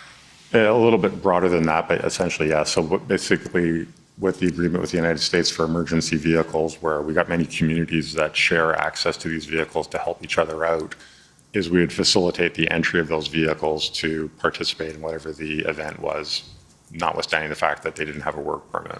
Okay. So under the normal circumstances, there's some sort of a regulation, I assume, that requires them to have a work permit? Well, under the Immigration and Refugee Protection Act, you have to have one of the requirements for entry would be a valid work permit. Right. So, and just trying to understand how that actual process worked, would it fall under the discretion that border agents have when they're enforcing these laws to simply I believe it's apply in just that a instance? memorandum of understanding that we have with our American counterparts to facilitate emergency vehicles for the purpose of participating in resolving whatever the issue is. Right. But would I be correct in thinking that that would operate as an exercise of the border agent's discretion to simply not apply what would normally be a requirement for entry into the country? Well, I don't know that the individual officer would do that. I think that would probably take, it would go a little bit further up the command chain in terms of saying, yes, this is where we're going to invoke this memorandum, for lack of better words, to facilitate the entry of the emergency vehicles. Okay, but what I'm trying to get at is the operation of law that's happening here. It's a decision not to apply a law that normally exists, Yes, right? so yes, officers have discretion. Right, okay.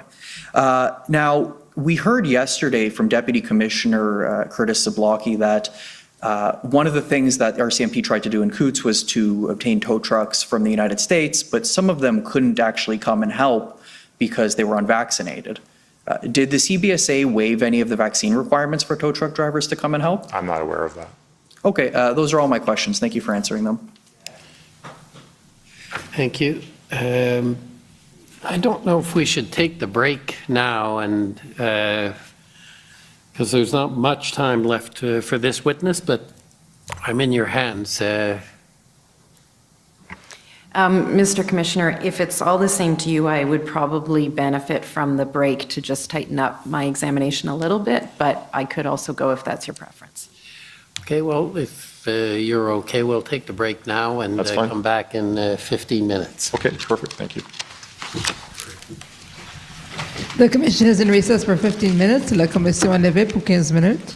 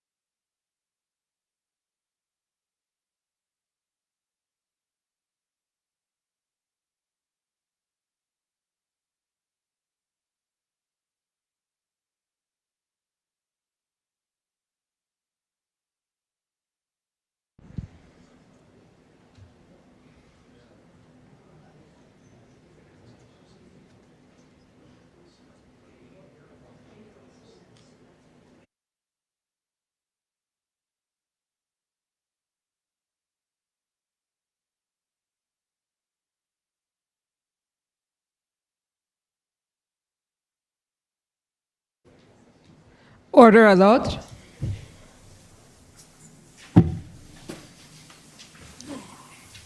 The commission is reconvened. La commission reprend.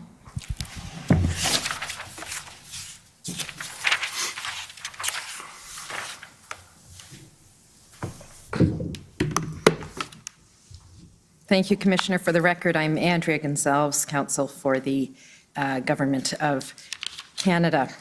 Mr. Ossowski, you mentioned in your testimony that the impacts of the blockades and the protest activity were coast to coast, and the situation was escalating and unpredictable. You recall that evidence? I do.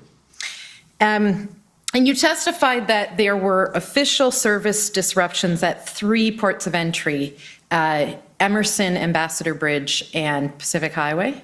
Correct, where we actually put out a border alert. Right. I think was that context of that. And at the Pacific Highway, it was in fact 2 times there were border alerts issued, right? That's correct. And the second one was after the Government of Canada had invoked the Emergencies Act on February 19th, right? Correct. And there was then the service suspension at the Coutts port of entry. But is it accurate to say that the impacts were experienced beyond just these service disruptions and the service suspension and at other ports of entry? Absolutely. And in fact, if you look at the institutional report, I believe 22 different ports of entry had varying degrees of disruption throughout the protests. You mentioned in your evidence, in response to Commission Counsel's questions, the delays, the added travel distances and times of having to divert to other ports of entry, that this created problems in particular for just-in-time supply chain manufacturers, as well as for perishables or livestock. We have heard some evidence that at some ports of entry there were alternate roads, in some cases gravel roads. Were those a viable option for commercial traffic looking to cross the border? Not always, because there were load limits. So an example that pops to mind is at Coutts, there was a side road that the BSOs were able to use to drive to and from the port of entry while it was functioning. But that would not have been appropriate for a large commercial vehicle to go on. Let's go to ssm.nsc.can 6050.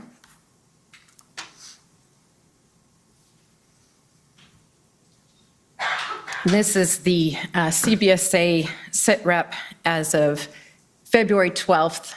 So that's the Saturday of the 3rd weekend, 3 p.m. Eastern Time. And if we just scroll down, we see reports of activity at Cornwall. Mr. Ossowski, I understand that the port of entry at Cornwall is particularly complex jurisdictionally. Is that correct? It is. Its placement is not at the first point of landing in Canada, which makes it very inconvenient for the members of the Mohawk-Akwesasne Band that live on the island. And so the members of that First Nation live on an island that is between the Canadian side where the port of entry is located and the U.S. side. Is that accurate? Yes. So the actual international boundary is to the south of the island, but the port of the entry is on the mainland to the north of the island. And for members of that First Nation, then, if they want to access any services on the mainland, on the Canadian side, they have to pass through the port of entry. That's correct. And so a disruption to that port of entry would be particularly problematic for that community. Very much so. Okay. And then also on February 12th, there are incidents being reported at Lansdowne, which I understand is in the Thousand Islands area. Yes. Ambassador Bridge, Peace Bridge, let's scroll down, Sarnia, Blue Water, Emerson, Coutts, Pacific Highway. And then there's a table there of upcoming protest events that are ongoing, confirmed, and unconfirmed. Yes. Mr. Ossowski, does that help illustrate the coast-to-coast dynamic that you testified about earlier? I believe so.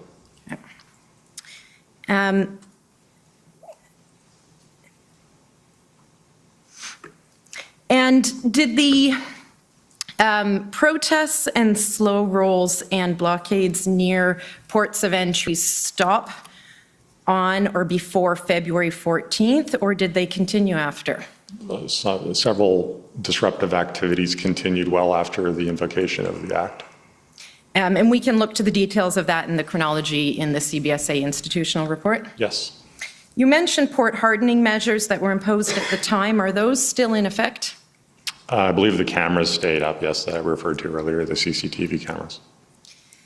Now, in response to some questions earlier, I understood you agreed with the statement that prior to the invocation of the Emergencies Act and the EMRs, CBSA could use the Immigration and Refugee Protection Act to stop a foreign national from entering Canada to join an unlawful protest. Do you recall those exchanges? I do. And I just want to be clear, my understanding is that under the IRPA, there must be an assessment made that an individual poses a danger to Canada or will engage in violent crime when they cross over into Canada. Am I correct on that? I believe so, yes. And where that assessment is made, it's not the situation that the CBSA would prohibit entry, but rather it would look to detain the individual? Likely. And then there are two options from there, either to transfer the individual to the police of jurisdiction to handle concerns about future crime. That's one option. Yes. Or CBSA could prepare an inadmissibility report on security grounds under IRPA, and then that would trigger the inadmissibility process before the immigration board. That would be the other option. I agree, yeah. And both of those entail delay and an expenditure of resources that is significant. Yes. So it's not a situation of being analogous to the EMR provisions that create a direct back power where the individual could simply be denied entry. Correct. Okay. You testified that CBSA collected information from open sources, including social media, in relation to the convoy protests. That's correct. And based on the information that was available to you, did you understand that there were connections between the Ottawa protests and the border blockades?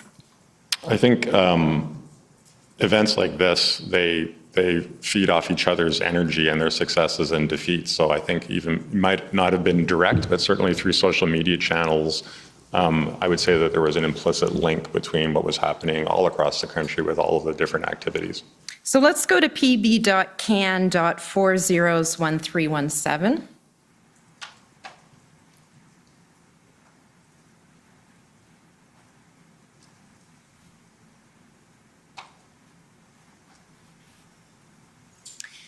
And this is an email from Lynn LaMarche, who's with the CBSA. Yes. And if we scroll down, she discusses reports this morning from information received by BIS operations. What's BIS? Border Information Service. Okay. And pasted there is information received from the public by email. And we see where it's shaded in the first bullet.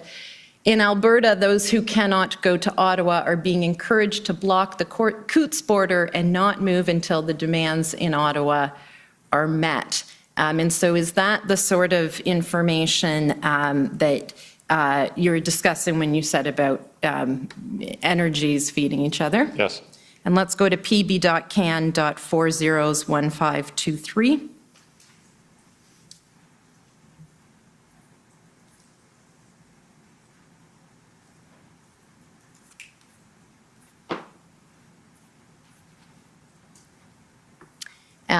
This is a CBSA Prairie Region Intelligence Alert. And if we scroll down, they're reporting on some information about a group that intends to stay at the Coots border. And if we look to the right there, they're talking about, there's the poster, and it says, trucks and vehicles all over Alberta are planning to head for Coutts, Alberta, starting Jan 29, and are staying there until all mandates and restrictions are lifted. And did you have any understanding about whether well, in fact, on the left, it says sources indicate that the group intends to stay at the border as long as the larger convoy stays in Ottawa. And did you have any understanding of whether those objectives were similar to the objectives of at least some of the Ottawa protesters? Yes, and they're obviously inspiring each other in that same vein. Your institutional report speaks to threats to safety and security, both to CBSA officers as well as information received by CBSA. I just want to highlight a couple of those, including examples that are referenced. If we go to pb.can.401541.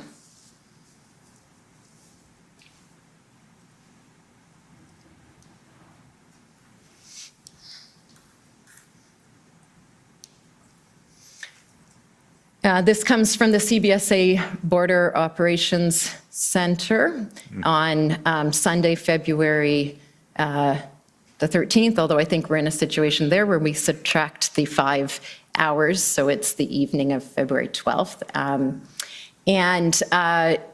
This email, Mr. Ossowski, indicates that the BOC was notified that 2 emails from the same client containing threats to the CBSA as well as to the Prime Minister of Canada were received through the CBSA Contact Us web form. Am I understanding that's an online form where individuals can submit? That's correct. Okay. The first email, which was on February 7th, says, "We would like to come to Ottawa to support the protest, and if you want a war on your people, we are prepared to die to stop you. No border of yours will hold us back. Liberty or death, you choose." I take it this is being reported by the BOC because that's a matter of concern for CBSA? Yes. And the second one, which is sent on February 12th, says, "In the event there is no solution and the Canadian government continues its destructive path, we are prepping to come to Canada to support the people's fight against Canadian government tyranny. We will donate a gallows to the people of Canada to assemble for Justin's hanging." Again, that was a matter of concern for the CBSA. Yes, it was. Let's go to ssm.nsc.can50351.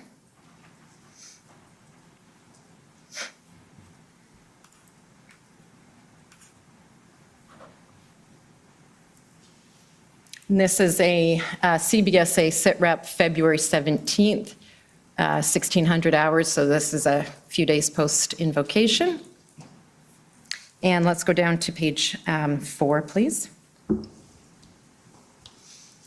Under that chart, pausing there, February 16th, Border Information Services is reporting increased activity related to the COVID mandate protest, email containing conspiracies, threats against the CBSA and law enforcement agencies from the same phone number, and an increase in calls relating to the importation of items such as body armor, ammunition, firearms, and gas masks. And was that report a matter of concern for the CBSA? Absolutely, and we refer to that in the institutional report as well, where people were asking for information, particularly on armor-piercing Teflon-coated bullets and what it would take to import those into Canada.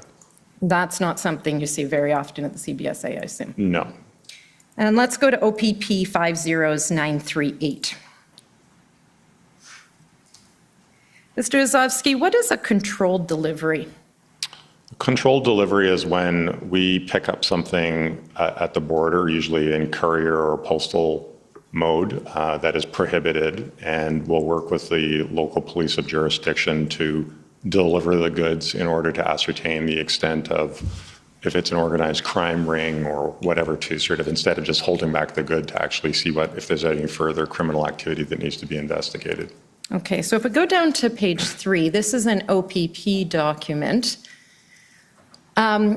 And it advises that at 4 a.m. on the 17th of February, CBSA and OPP executed a weapons importation warrant in the York region. Upon entry to the residence, it was discovered the suspect was not present, but firearms and ammunition were observed, located improperly stored in the residence.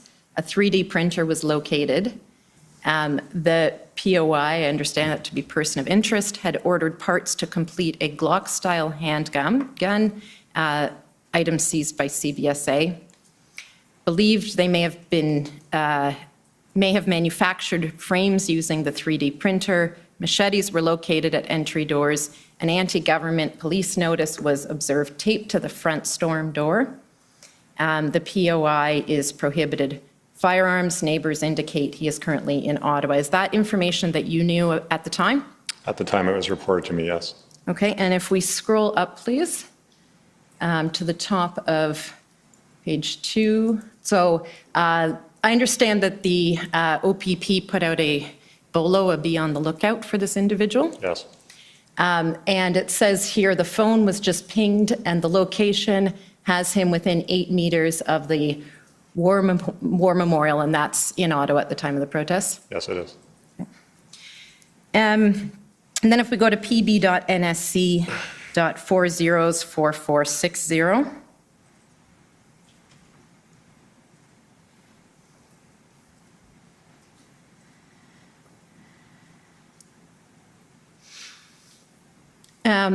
This is an email on Okanagan Nation Alliance letterhead sent to the Prime Minister, Premier of BC, Minister Miller, and Minister Mendicino, and this was also copied to you by CC.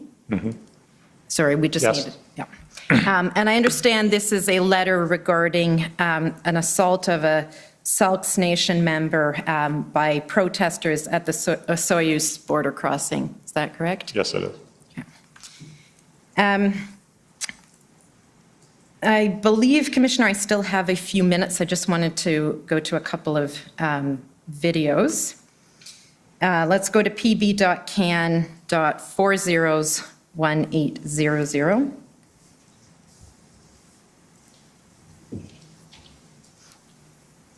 And we're going to begin at the 2-minute, 49-second mark.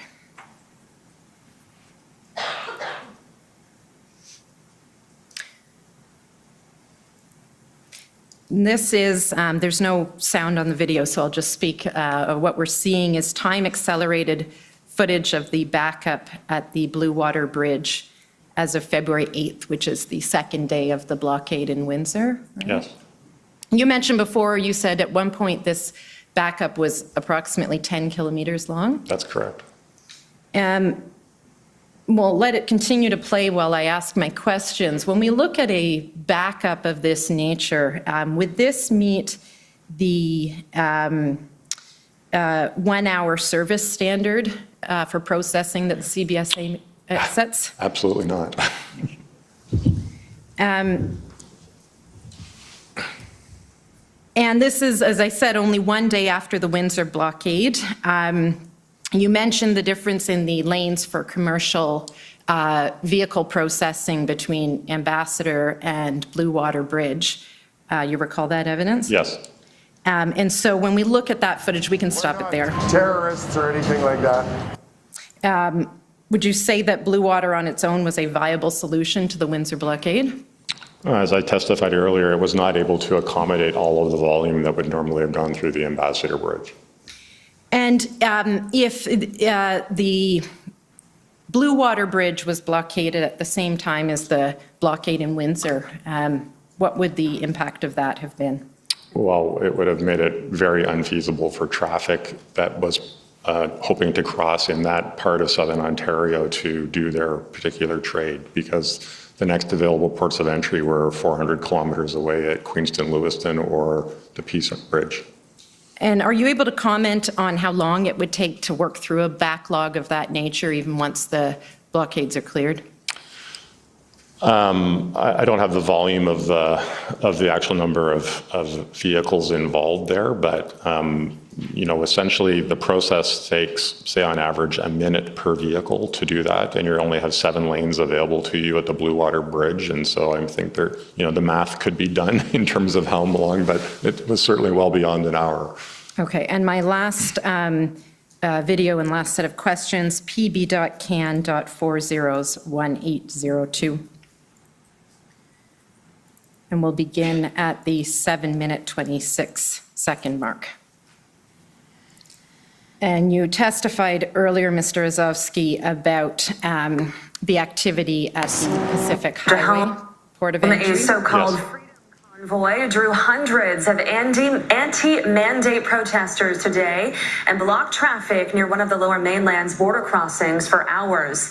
We're now learning several people could face charges under the Motor Vehicle Act after breaking down an RCMP barricade. CTV's Penny Daflos reports.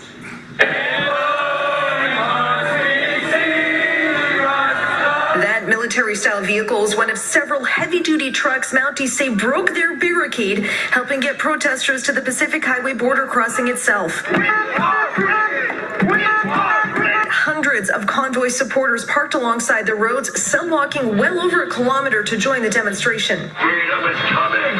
Initially, they'd kept to the edges so traffic could keep moving. The authority is going against you. But by early afternoon, the last page of this story has been written. We win. The crowd ballooned in size with COVID denial messages and anti-vaccine talking points everywhere. Traffic backups impacted much of South Surrey, and Mounties rushed to use their own cruisers to block access to the border. Anti-mandate protesters have been near the crossing since Monday. I have never worn a mask. I will say I'm not vaccinated because I'm a pure blood. I don't believe in this.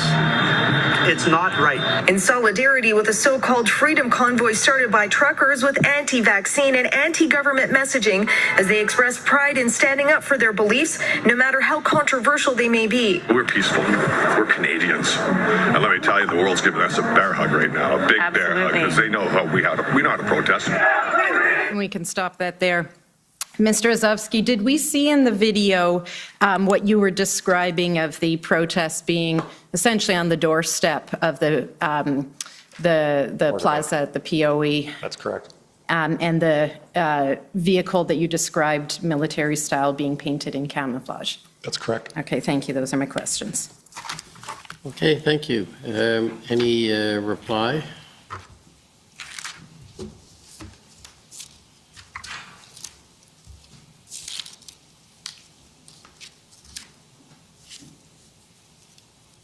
Thank you, Commissioner. Just briefly, I'd like to take the witness back, and Mr. Clerk, could you call up for me, please, SSM NSC CAN 401519.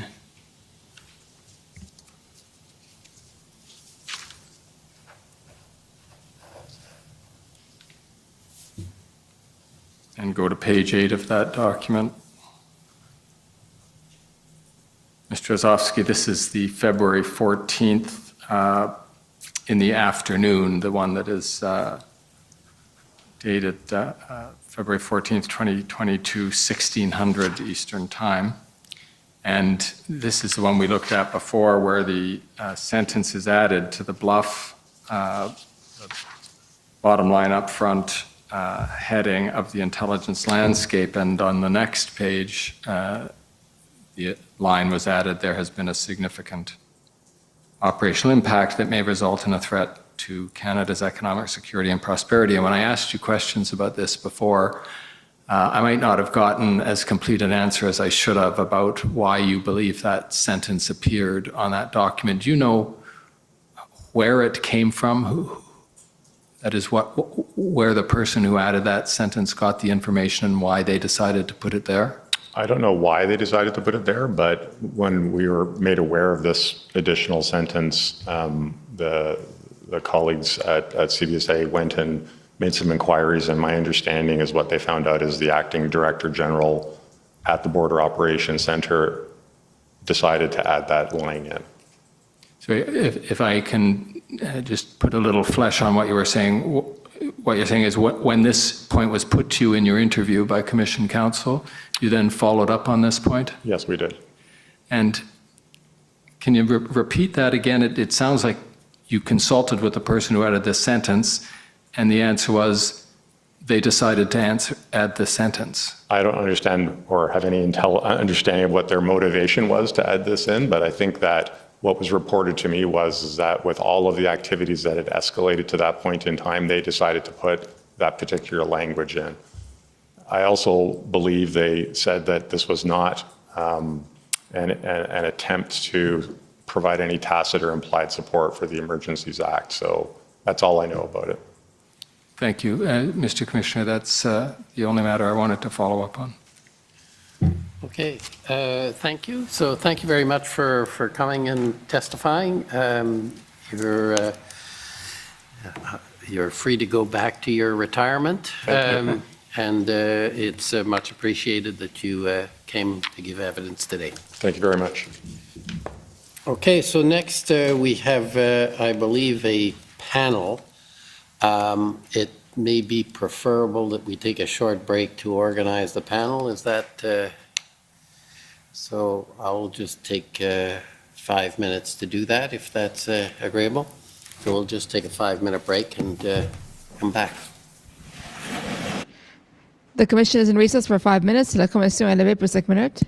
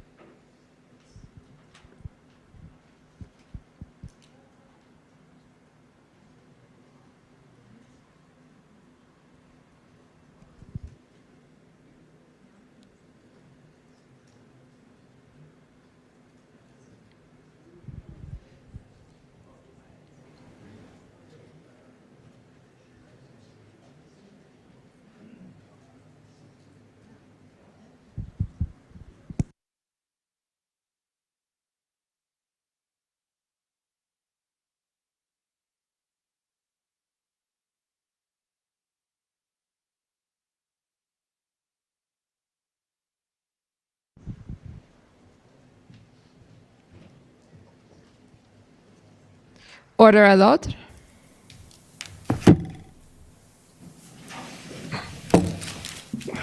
The commission is reconvened. La commission reprend.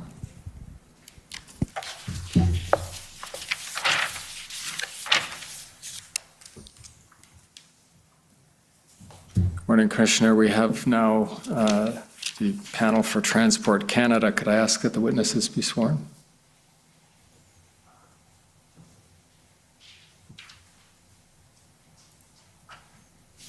Just to confirm, it's Mr. Keenan and Mr. Day. Yes. Mr. Keenan, will you swear on a religious document or do you wish to affirm? Religious document. We have the Bible, the Quran, or the Torah available? The Bible, please.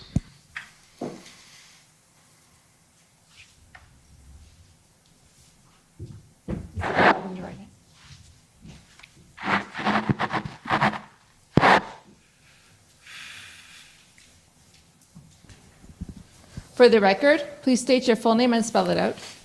Michael James Keenan. Last name is Keenan. Do you swear that the evidence to be given by you to this commission shall be the truth, the whole truth, and nothing but the truth, so help you God? I do. Thank you. Mr. Day, will you swear on a religious document or do you wish to affirm? The Bible will be fine. For the record, please state your full name and spell it out. Yes, my name is Christian Day, D-E-A. Do you swear that the evidence to be given by you to this commission shall be the truth, the whole truth, and nothing but the truth, so help you God? I do. Thank you.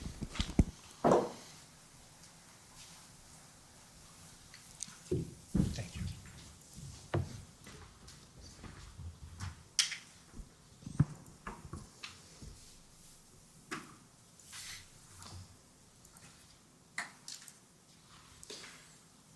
Good afternoon, gentlemen. And my name's Gordon Cameron, and I have some questions for you on behalf of Commission Counsel.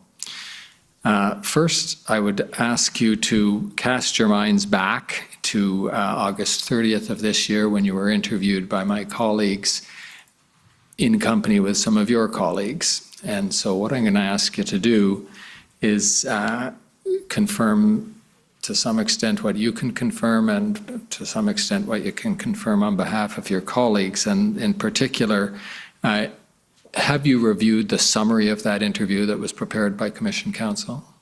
Yes, I have. And you, Mr. D? Yes, I have. Thank you.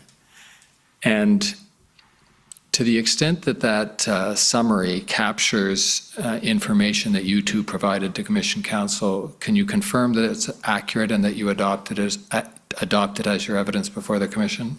Yes and yes. Yes, as well. Thank you.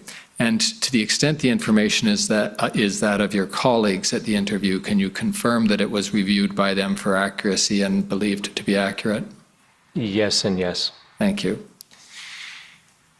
And also, Transport Canada filed an institutional report with the Commission. Can you confirm that that document is accurate and that it forms part of the evidence that Transport Canada has submitted to the Commission?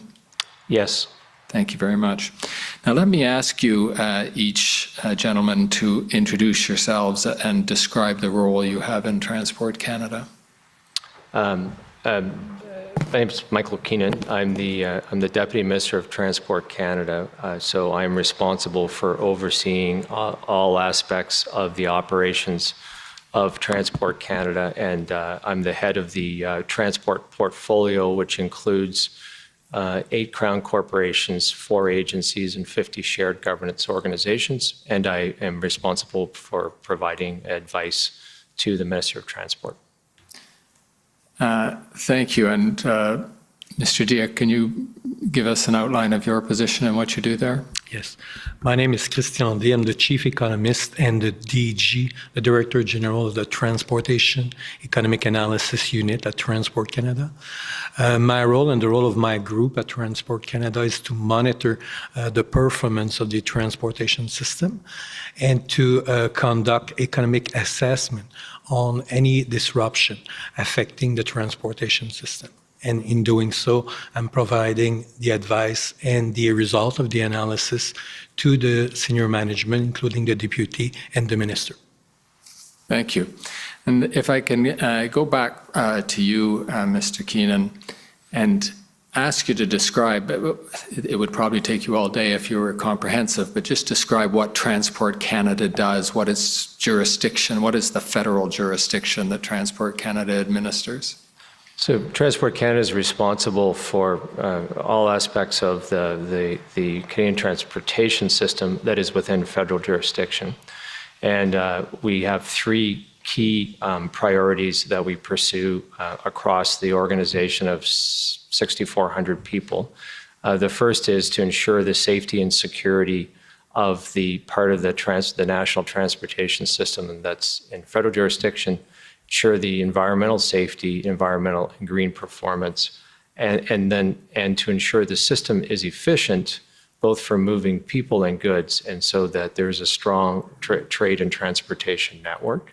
In terms of jurisdiction, it varies by mode. So in aviation, it's essentially exclusively federal jurisdiction. So Transport Canada is responsible for all aspects of aviation, working with international partners like the International Civil Aviation Organization.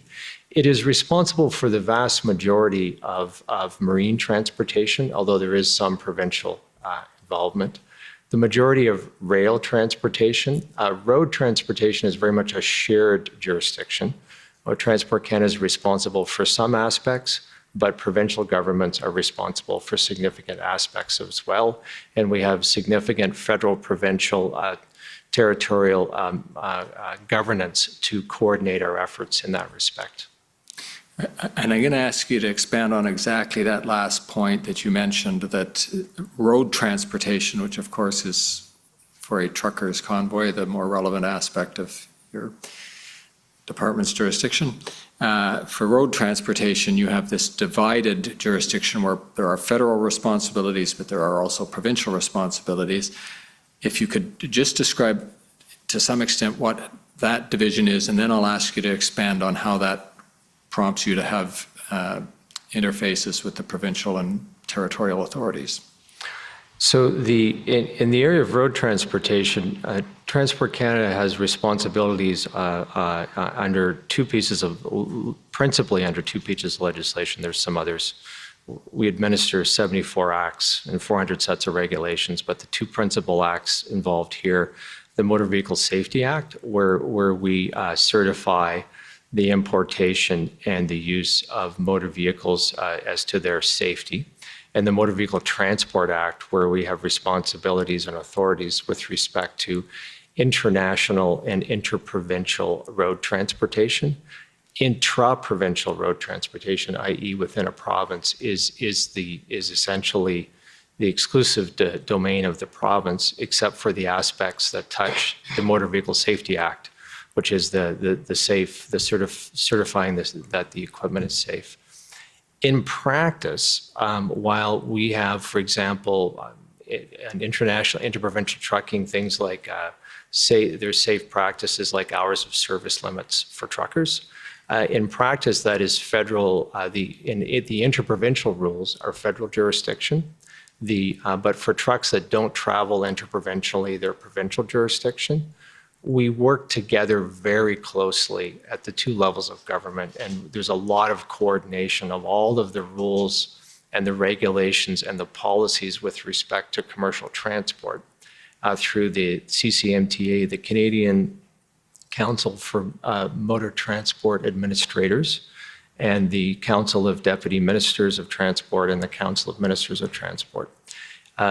Some of the federal rules we delegate to provincial authorities to enforce. For example, the hours of service with respect to interprovincial trucking. And we work as much as possible to get an alignment between the provincial and the federal rules, so there's as much as possible a consistent set of rules across Canada. Canada being a decentralized federation, there is some diversity in the rules across the country with respect to motor vehicle transport. The The licensing of the operators and the conduct and the operation of the vehicles on the roads is typically in provincial jurisdiction, and most provinces have something like a Highways Act where they set out all of the rules and governs the regulations by which they oversee the transportation on the roads and highways of each province.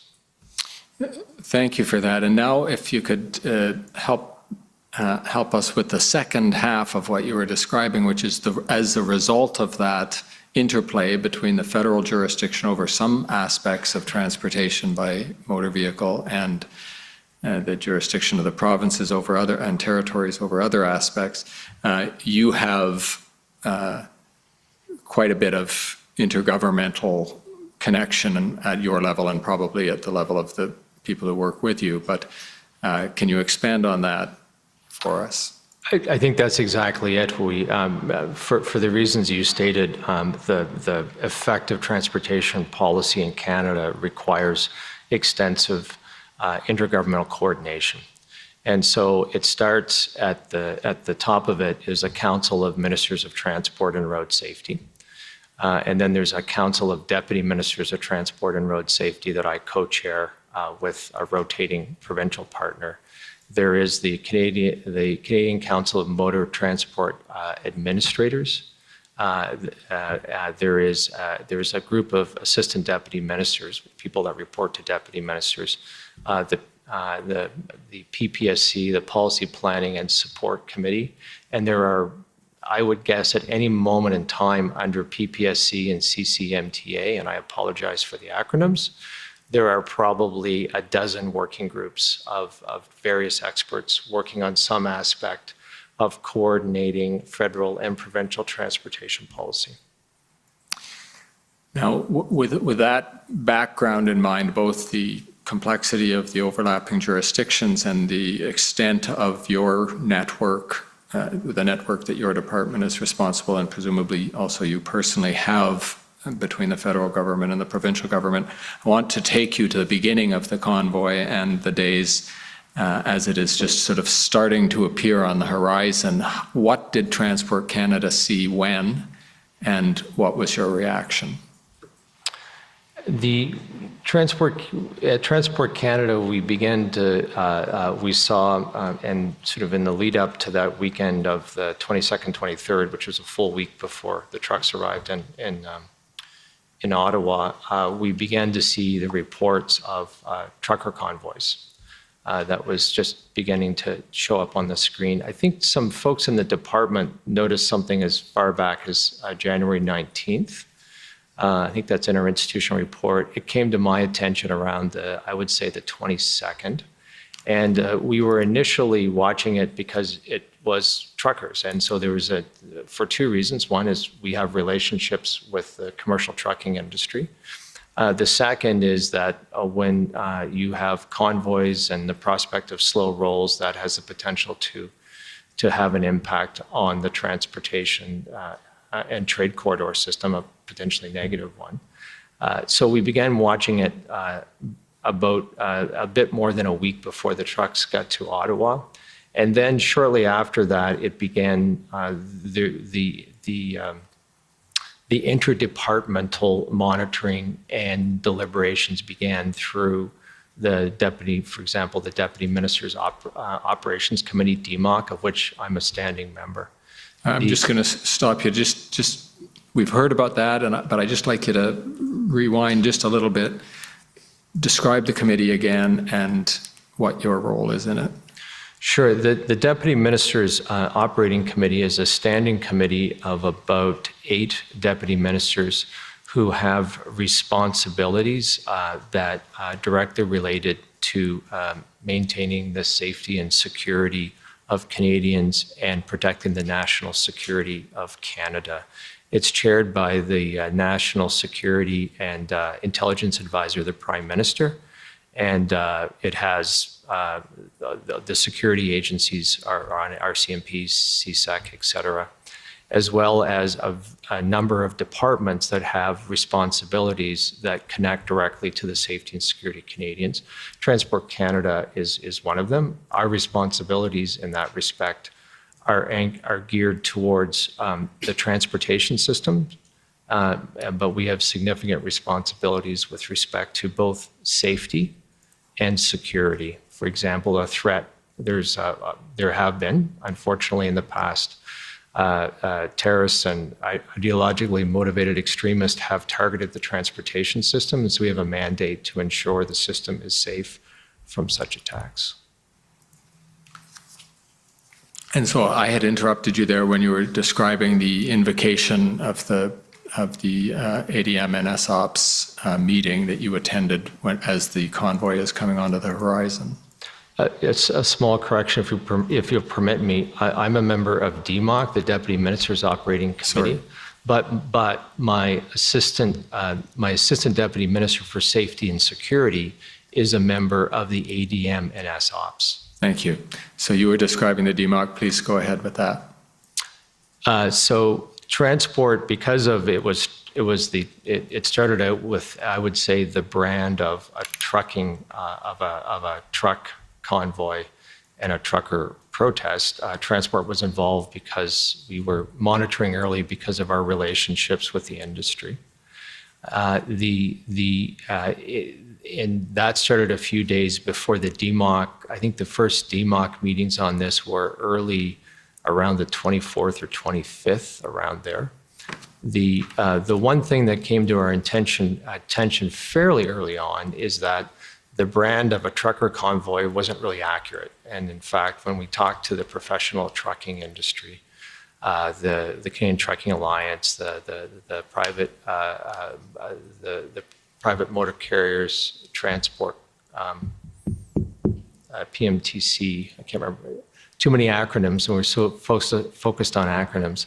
They made it clear that this wasn't them and this didn't represent the professional trucking industry, and pretty quickly started making public statements, initially distancing themselves from this activity, and then making it clear that they didn't support it, and then finally articulating how it was harming professional truckers.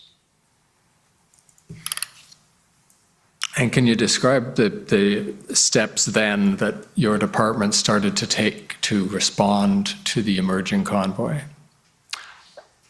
The first step was trying to understand what was happening and what was brewing, because as I think you may have heard from other witnesses, it was quite hard to get a fix on, because it was rapidly changing, it was dynamic and quite unpredictable.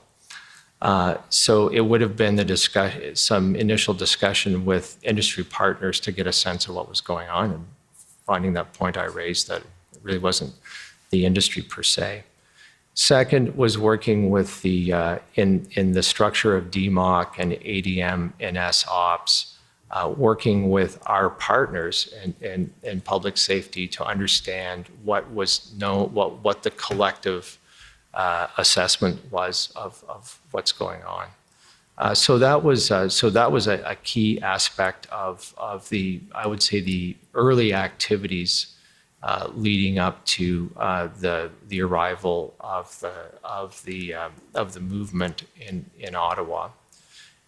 As things progressed, our roles evolved into sort of probably about 4 different types of activities. Why don't you list those now and we'll go from there? Sure. So the first I just covered. The second is that as we started to see blockades and occupations, we started analyzing what the potential impact was on the trade and transportation system. And then that accumulated in, I would say, peak impact once the Ambassador Bridge was closed for several days.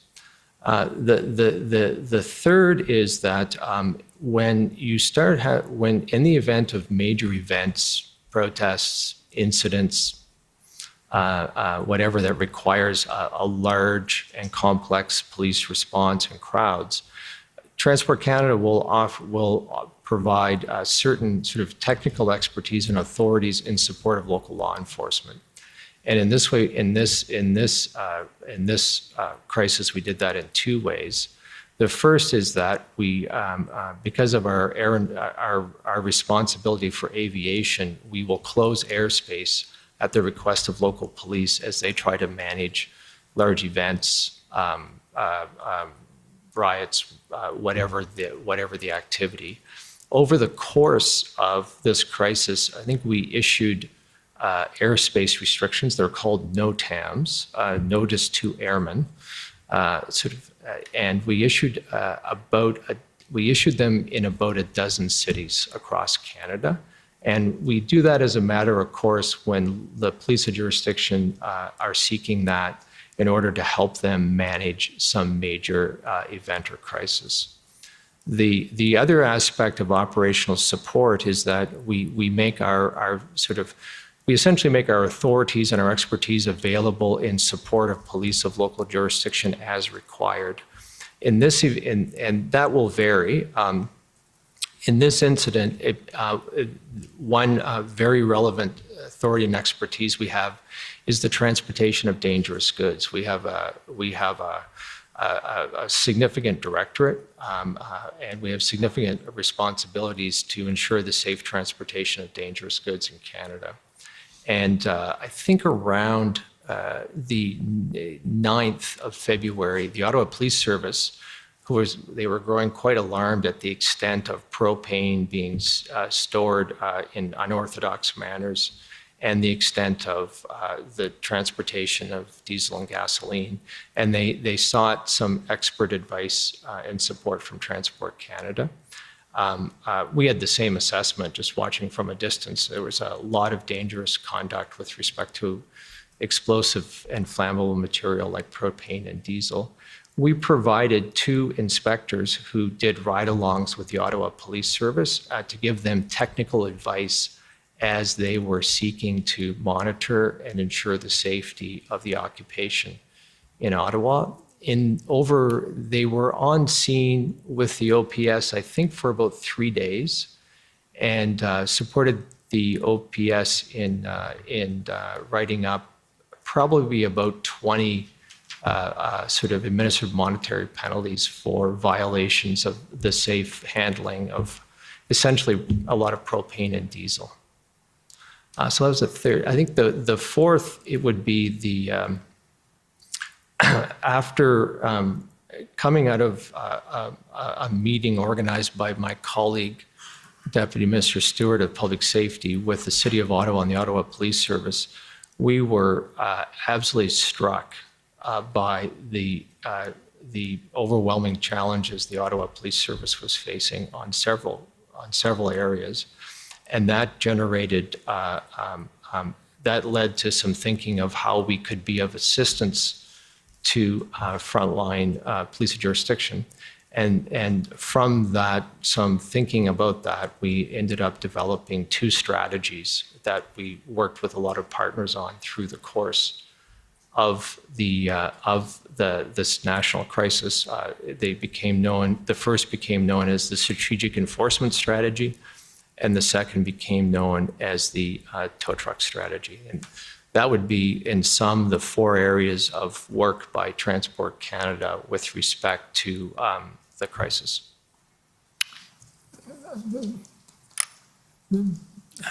Maybe I could ask the clerk to call up for us PB Can 50860.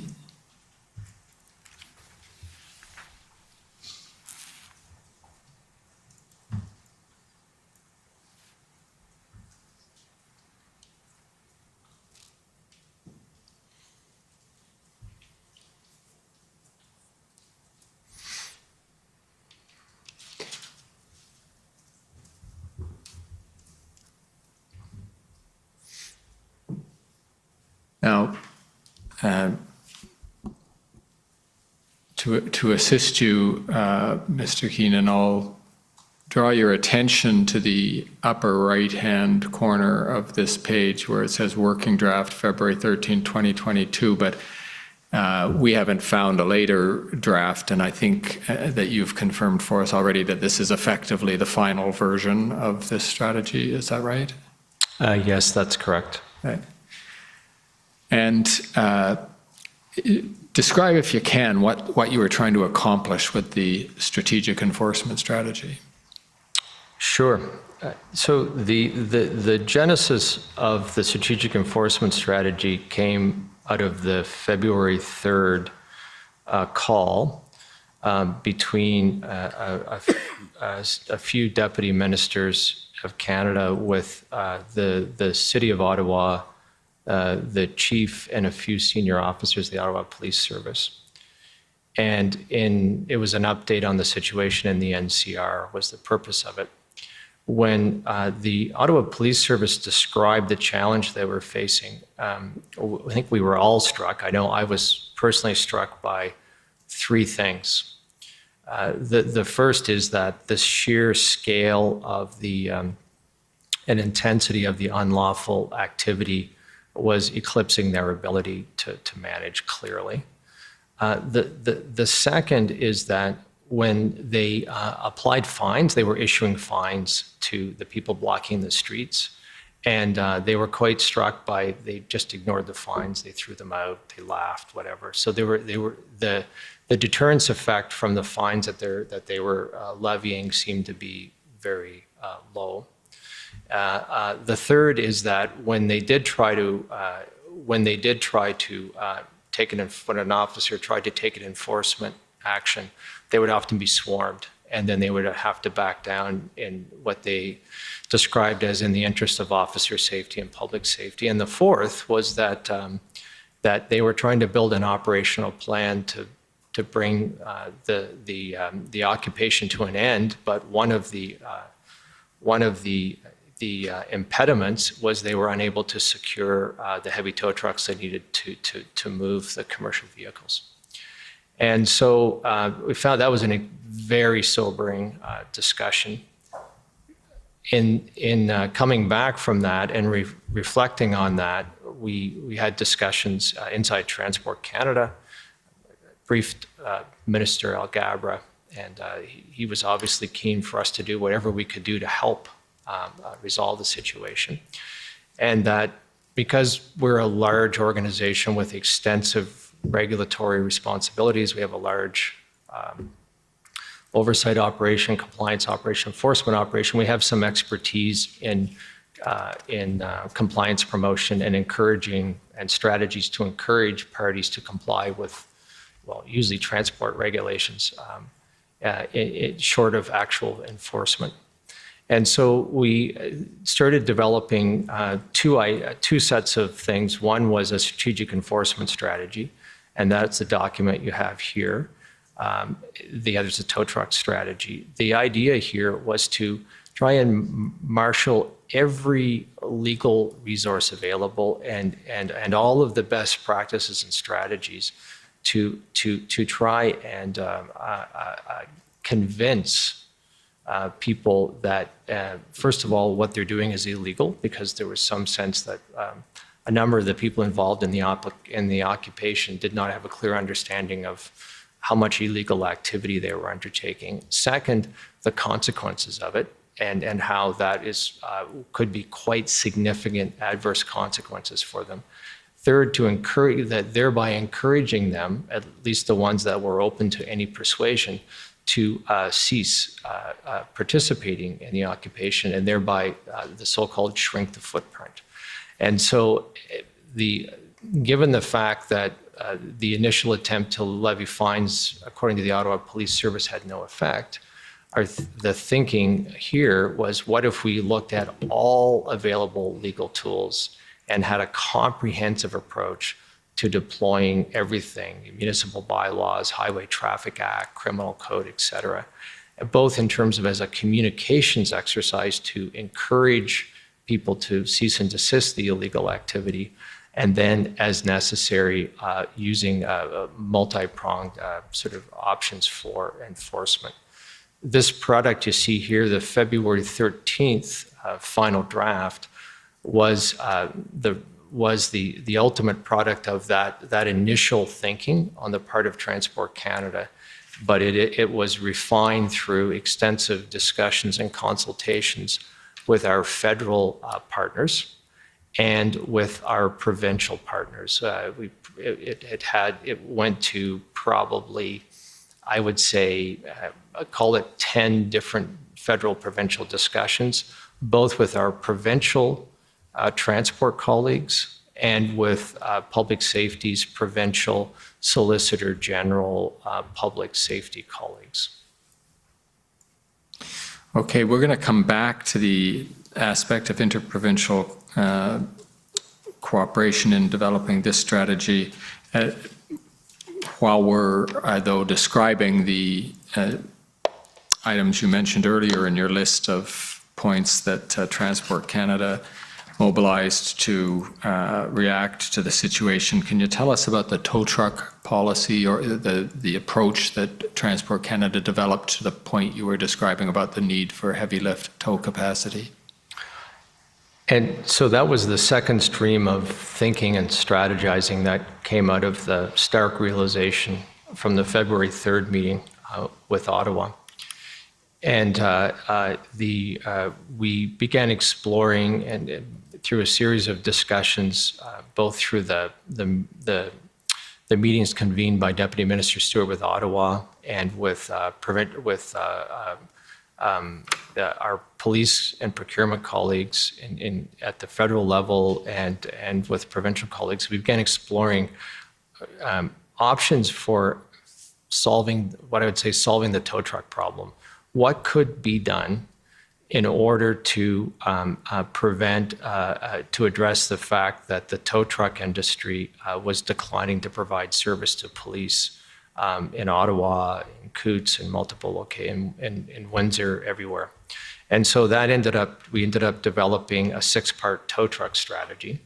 The initial focus was to work around, if you will, the inability to secure tow trucks by having a strategy of using the strategic enforcement strategy to try and convince the commercial drivers that it's in their best interest to stop, cease and desist, and leave the occupation or the blockade, because if they voluntarily drive their truck home, you don't have to tow it.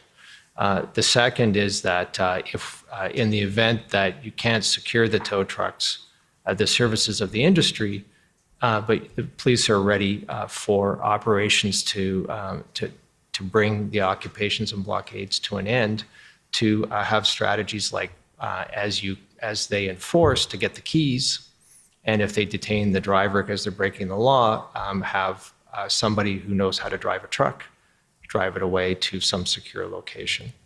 A lot of the trucks were purposely disabled, and so then you'd have to have, the next stage was to have mechanics get the truck in working order so it could be driven away. And then a key part of the strategy is that having maximized what you can do without tow truck services, because they were blanket refusal, looking at a whole range of strategies to try and overcome the reluctance of this part of the tow truck industry. And I should emphasize that that because of the commercial vehicles involved in some locations, you needed not just your average everyday CAA small tow truck that shows up for a Honda Civic. You needed a large wrecker that had the mechanical capacity with an operator with the skill to safely move like a semi-truck. And so we worked through a series of ideas that we kicked around with different partners to try and overcome the reluctance of that specialized heavy wrecker or heavy tow industry to provide service. Through the course of that, it became clear how deep when we started this out around the 5th or 6th, we were optimistic we could find a solution. As we worked it and worked it and worked it, we got to the 13th, a solution was still elusive. And what we came to realize over this period was essentially how deeply rooted the reluctance is from the industry, and they quite frankly, and it was quite clear what the picture that emerged to us was quite clear that they felt quite threatened, and that if they showed up and in support of a police operation on a convoy, they were putting their future business at risk, their property at risk, and to a significant extent their safety at risk. And so while we thought we could figure out a financial instrument that would get them to show up, we weren't able to figure out a financial instrument strong enough to overcome those threats. And whatever happened then with the tow truck strategy, did it get implemented in any measure? It was the product of a lot of discussions, and it was implemented in some marginal ways in some places. Its ultimate manifestation, I would say, was the fact that having sort of worked through all of this, that the ultimate manifestation was that, and I should make a point that. Interestingly enough, on the 12th and 13th, I think between myself and the Assistant Deputy Minister of Safety and Security, I think we had about 4 meetings and discussions to try and find the solution to try and find a way where the tow truck strategy would actually work. And there was some interesting back and forth with different provinces, police, and procurement officials on that point. Ultimately, I would say the tow truck strategy found its was ultimately manifest in the Emergency Act orders, where there was a specific provision to request essential services, specifically tow trucks. If I can capture what you've just said, and then I'm going to ask you some questions about this. The purpose of developing the tow truck strategy was to come up with a solution to all of the parked trucks. That is sort of obvious on its face. And you describe an effort in which you and your colleagues thought of everything you could to deal with the fact that you needed to move these big rigs, and different ways of either getting them to go on their own or to move them with tow trucks.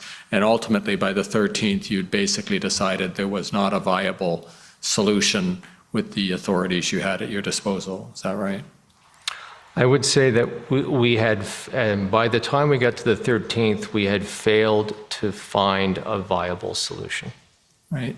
Now, on that point, what I'd like to hear is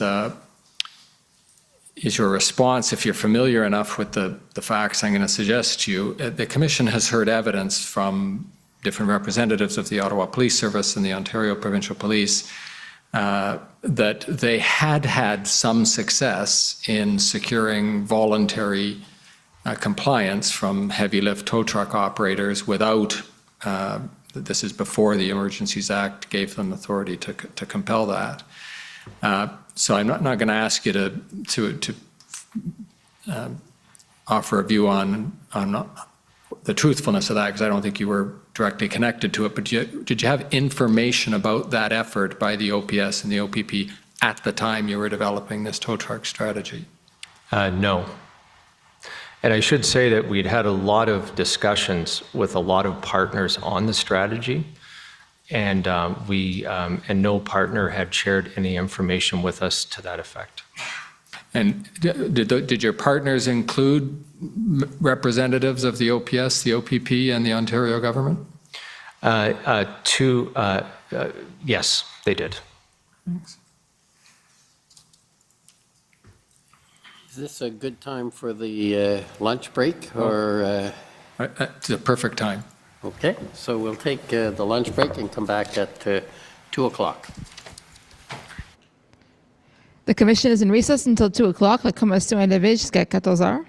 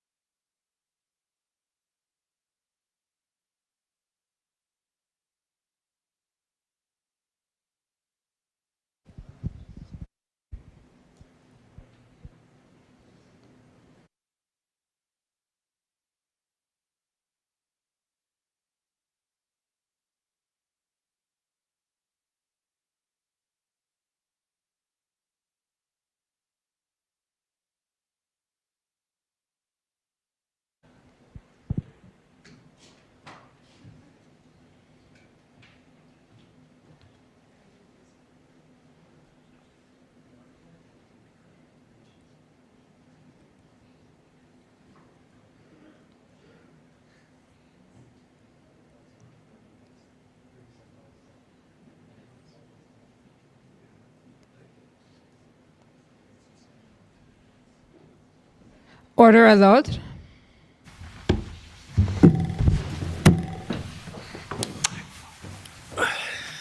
The commission is reconvened. La commission reprend.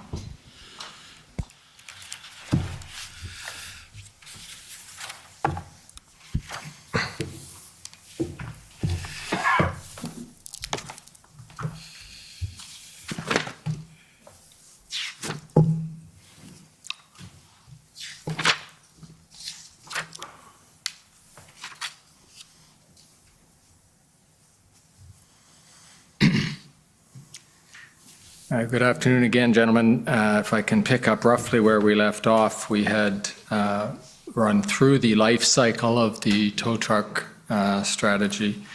And I wanted to ask you some questions, and this will to some extent bring back in your enforcement strategy and your tow truck strategy, but just talk to you about the point we began with, which was your federal, provincial, territorial coordination as you were trying to come to solutions. And in particular, I'll call up a document, though I don't know if we'll need reference to it, but we'll get it on the screen just in case we do. It's SSM CAN 50363. And while that's coming up, Mr. Keenan, you'll recollect perhaps that on February 7th, Transport Canada, Public Safety, and CBS convened a feds, provinces, territories discussion. Yes. And now you can see on the screen an email, my notes from the FTP call, and if to recollect your memory in response to any of my questions, you want to have the clerk scroll down and help you through your answers, please feel free to do so. But perhaps just generally, who convened the meeting? The meeting was convened by Deputy Minister Stewart of Public Safety, and but in part upon the suggestion of myself. And what was the purpose of the meeting? There was a number of purposes, but it was to bring together there was one overall purpose, which was to bring together at the federal and provincial level the deputy ministers of public safety and transport to take stock of developments and to talk about ways of working together to deal with this sort of rapidly evolving national crisis. And then you have the notes there that, well, actually, I suppose I should back up a second. It was federal, provincial, and territorial meeting. Without listing all the names, can you just describe the categories of people who were participating in this? There's probably three. At the federal level, it would have been the Deputy Rod Stewart and some of his senior people from public safety, myself and senior folks from Transport Canada. And I see here on the list, on the notes, that we also had CBSA, which would have, I'm sure it was John Ossowski. And then from the provincial side, essentially my counterparts, the deputy ministers of transport or transport and road safety from all of the provinces and the territories. And then on the public safety side, the public safety departments or solicitor general, whatever they're called in each of those jurisdictions. So it would have been a fairly significant number of people in total. Significant in number, and it sounds like the senior or close to the most senior officials in their portfolios for each province and territory. Yes, and sometimes when you have these calls, like sometimes when I'm called to a meeting, I'll be called to 2 or 3 meetings at the same time. I will delegate the less important ones. This was the most important discussion any of us were having. So if my memory serves correctly, I think it was almost all of jurisdictions showed up with what you call the deputy head, the deputy minister, deputy solicitor general, et cetera.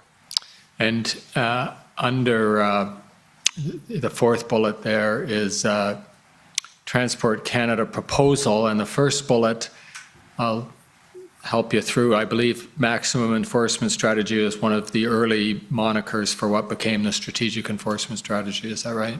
Yes, that's correct. Okay, so there's your strategy and some bullet points for it. Did you present this strategy, you or one of your officials? I presented this strategy. At that point, we didn't have a written document, so I verbally outlined the concept and the idea of the strategic enforcement strategy, which at that time we were referring to as the maximum enforcement strategy. And then, Clerk, if you could just scroll down a little bit, and then Mr. Keenan, I'll ask you, what was the reception to the strategy? As these notes that Aaron and Assistant Deputy Minister of Transport took were captured the mixed, so you could see. In general, when we were having this discussion, there was a cool, reserved response by provincial colleagues, good colleagues in collaboration, but there was a lot of anxiety about the rapidly escalating scale of unlawful behavior, so everybody was nervous and being careful. That said, there was different complexions in the response. Alberta had mixed feedback as per these notes, and they made the point that we were seeking both ideas and participation and engagement on the strategy, and they were making it clear they were prepared to be engaged. The appropriate and usual cautions about letting police make operational decisions. I think as you go down, I think my recollection is BC was more positive. Quebec was positive. In fact, I think they were saying you can't. That's the point I was remembering, that not only were they supportive, they said that the strategy that we were advocating aligned well to the strategy that they had executed the last weekend to, in their view, some success. With respect to the protest in Quebec City? Yes. Yeah. And then how did Ontario receive the strategy? I think they were on the slightly cooler side. The government should issue a statement of support for police. They were one voice, and there were, to be fair to Ontario, there were other voices that was uncomfortable with the word maximum. And so we, in the spirit of building a consensus, we were happy to change the word maximum to strategic, at the expense of making the title a little bit redundant.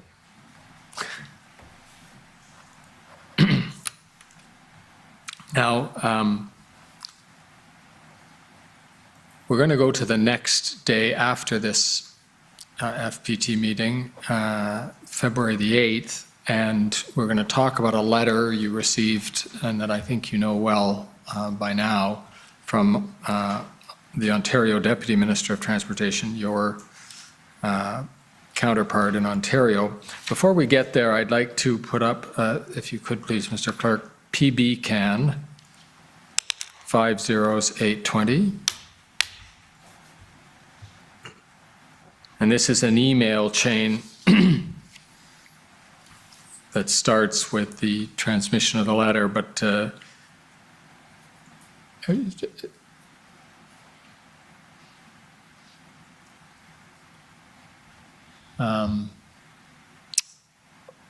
if you could go back to the top, please, Clerk, just for a second. So, not sure where this ends up taking us through, but if you scroll down, you'll come to a paragraph. We have had several discussions. There we go. So this is your contribution, having received the letter. I'll just read this out so that it's in the transcript. We have had several discussions with Ontario about enforcement options. Ontario has always been cautious and reserved about making full use of its authorities under the Highway Traffic Act, but was engaged. This letter, and I'm going to try to ellipse your typos here, but this letter represents a pullback from those discussions. It is consistent with the pattern we saw in the last 48 hours where Minister Mulroney is unavailable to talk to Minister Alghabra, and then it's got your name at the end.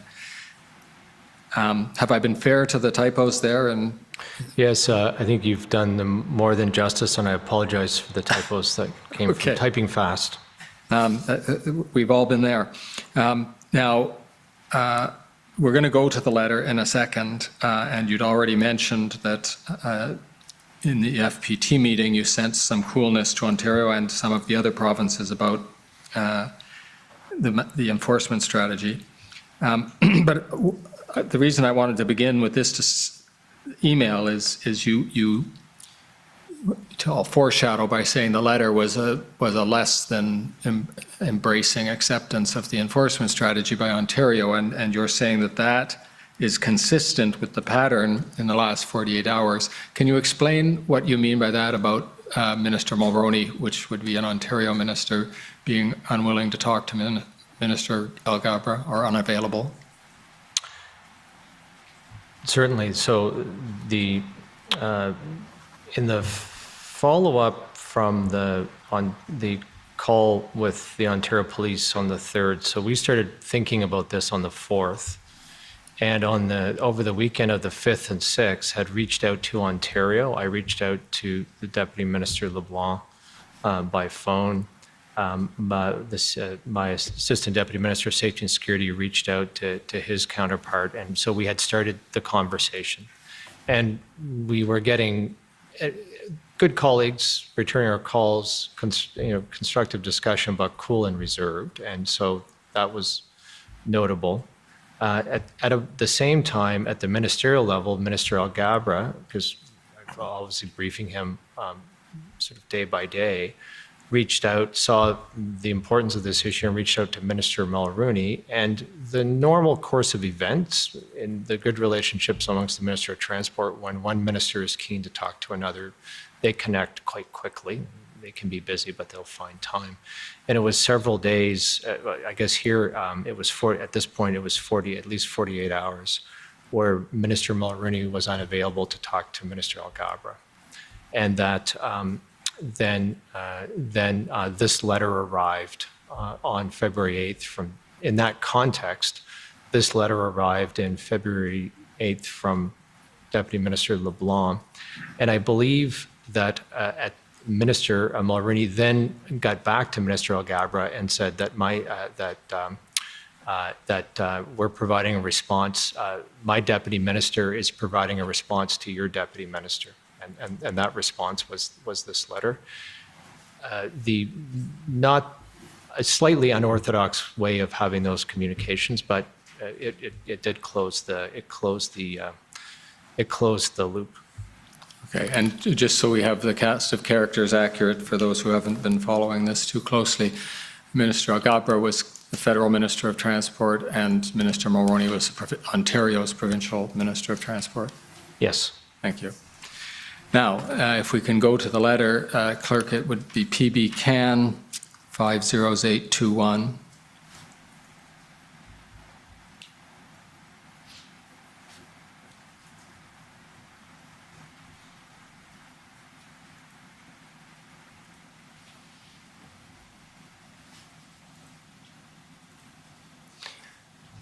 Now, you by now, I'm sure, are quite familiar with this letter, and as a matter of fact, it's had some airtime at the hearing already in front of other witnesses, so we don't need to spend too much time on it, but perhaps you could explain to me the substance of this response and your reaction to it. The substance of the response was, I guess, first and foremost, the tone of the response was collaborative and collegial.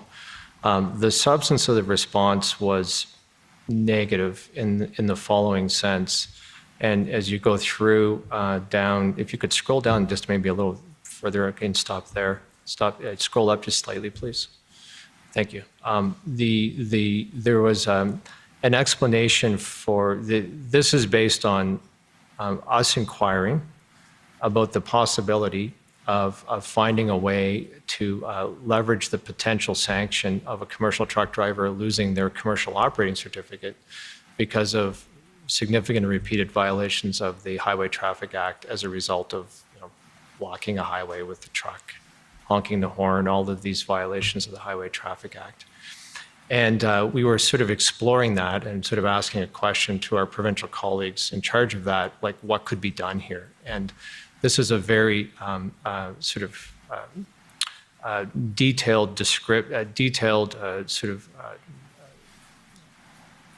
description of the various reasons why in what I concluded was a polite, detailed, substantive description of why and how nothing could be done in this respect. And there are very good points of procedure, et cetera, procedural fairness, et cetera, but I interpreted this that because it ended saying, we don't think we can do anything here, and we would ask that you redirect discussions to my colleague, the Solicitor General, this was a very polite but firm, no, we're not going to get involved here. Okay. Thank you. And with that response, I'll ask my colleague to pick up a new line of questions. Mr. Commissioner Stephen Armstrong, Commission Counsel, will pick up for a section of questions, and then I'll come back to finish.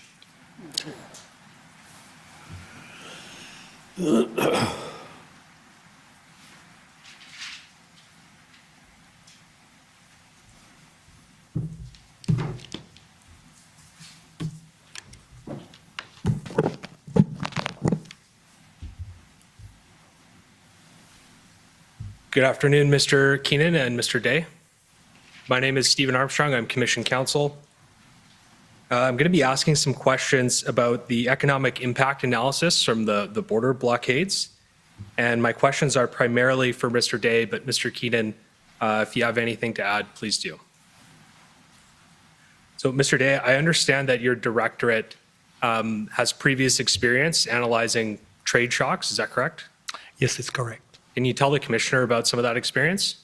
Yes, well, basically, my group is responsible to monitor and track any disruption on the transportation system. And of course, with what happened in the previous years in terms of the rail blockade, for example, but also other events, we develop expertise and knowledge about, how to assess this different disruption on the Canadian transportation system, but also on the Canadian economy. And just in terms of understanding the impact on border blockades, the Commission understands from the institutional report that the nature of trade between Canada and the United States, I guess some of the features of the economy are an important background. Can you describe or provide some context on that? Yes. For any economic impact assessment, we follow a very rigorous framework to make sure that we're using the best data, but also that we validate that with the industry. So we always started, our analysis by having a good assessment of the context and what is happening.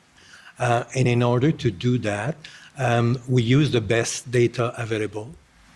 For example, in the context of the issue on the cross-border, we're using Statistic Canada data to get a good sense in terms of the nature of the trade that are affected in the different border points, in terms of the magnitude, but also the type of the merchandise that were affected by the reduction or the blockade of the bridge. We are also using other sources of information, for example, information from CBSA about daily movement at the border, just to get a sense in terms of the fluidity and the capacity of the movement at the different border. We were also using direct information and data from the industry to get a sense from them in terms of how they have been impacted and the impact for the operation overall. So based on this data, we're getting a bit of a portrait of what is really happening. And following that, we always validate this information directly with the industry. So I was having, or my colleague or my group were having daily call with the different sector affected by the blockade on the borders in order to validate again the data that we have, but also get a better insight from them about how they have been affected and what might be the implication for them in terms of production, in terms of issues for investment, for example, which was also a real threat for the auto sector, for example. And it's based. If I could jump in, Yeah, sorry. yeah. Could I just ask, I guess, more specifically of the ports of entry that experienced blockades in February 2022, which were the most concerning from an economic perspective and why?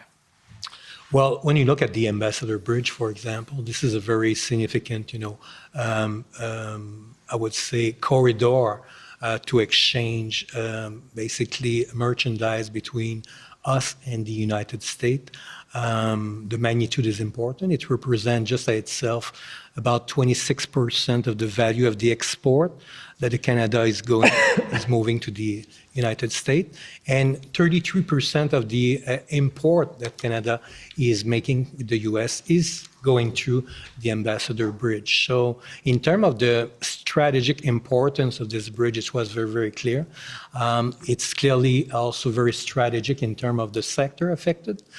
In the south of Ontario, the auto sector, the manufacturing sector was clearly affected directly and quickly because they are all now in a just-in-time, kind of a production schedule. So any delay or a reduction or not accessing the equipment that they need in order to produce had almost a direct impact instantly in terms of their activities. But there are other commodities that have been affected as well that are important for the Canadian communities, like the basically medical equipment, pharmaceutical equipment, as well furniture, food.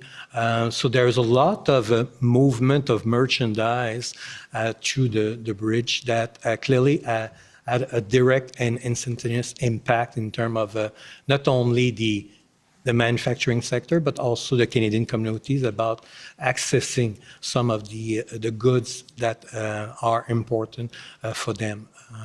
Thanks. And I just wanted to pick up on a point I think that you were just getting into there, is that some of these goods that you were looking at are critical goods, correct? Or something that could be deemed critical goods. Can you explain to the Commissioner what are critical goods? What is the significance of that? Well, there's no official definition of the critical goods right now, but we can probably extract and get an agreement that's saying that when it's touched the health and the food security of community, for example, these are very critical to the day-to-day needs of the community in Canadian.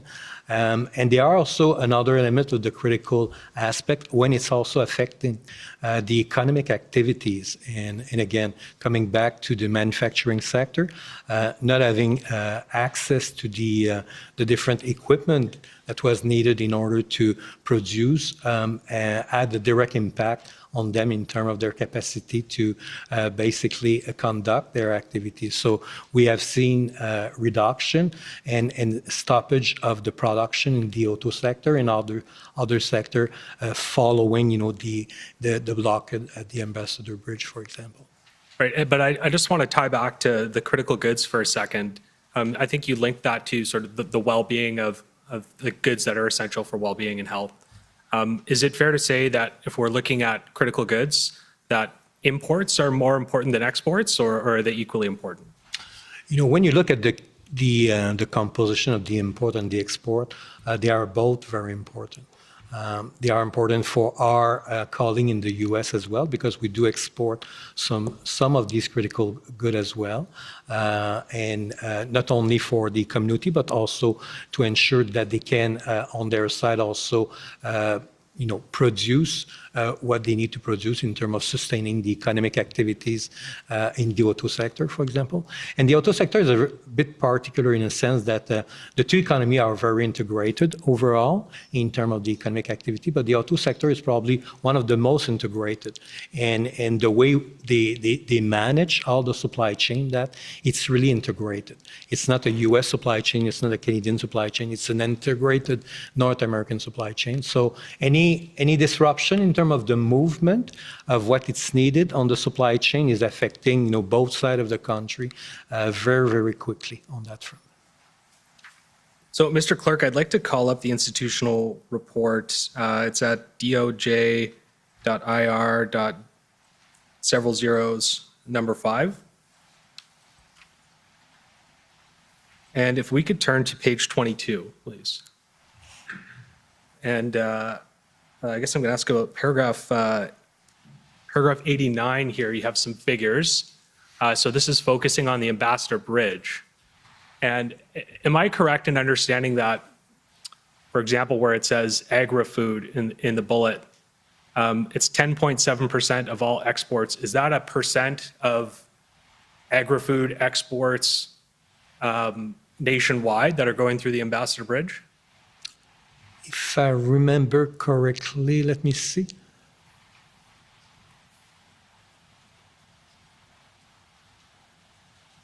Yeah, I think it's correct. And that would apply to pharmaceuticals and critical minerals. Exactly.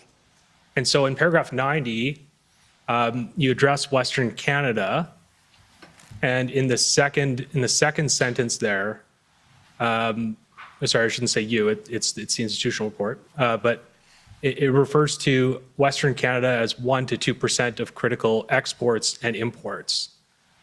Is it fair to say that when we're talking about critical goods, is the main concern the Ambassador Bridge?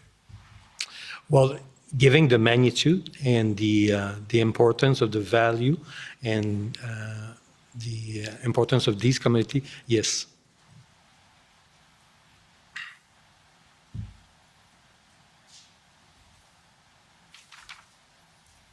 Okay, and then on paragraph 91, the report addresses the impact on automobile manufacturers.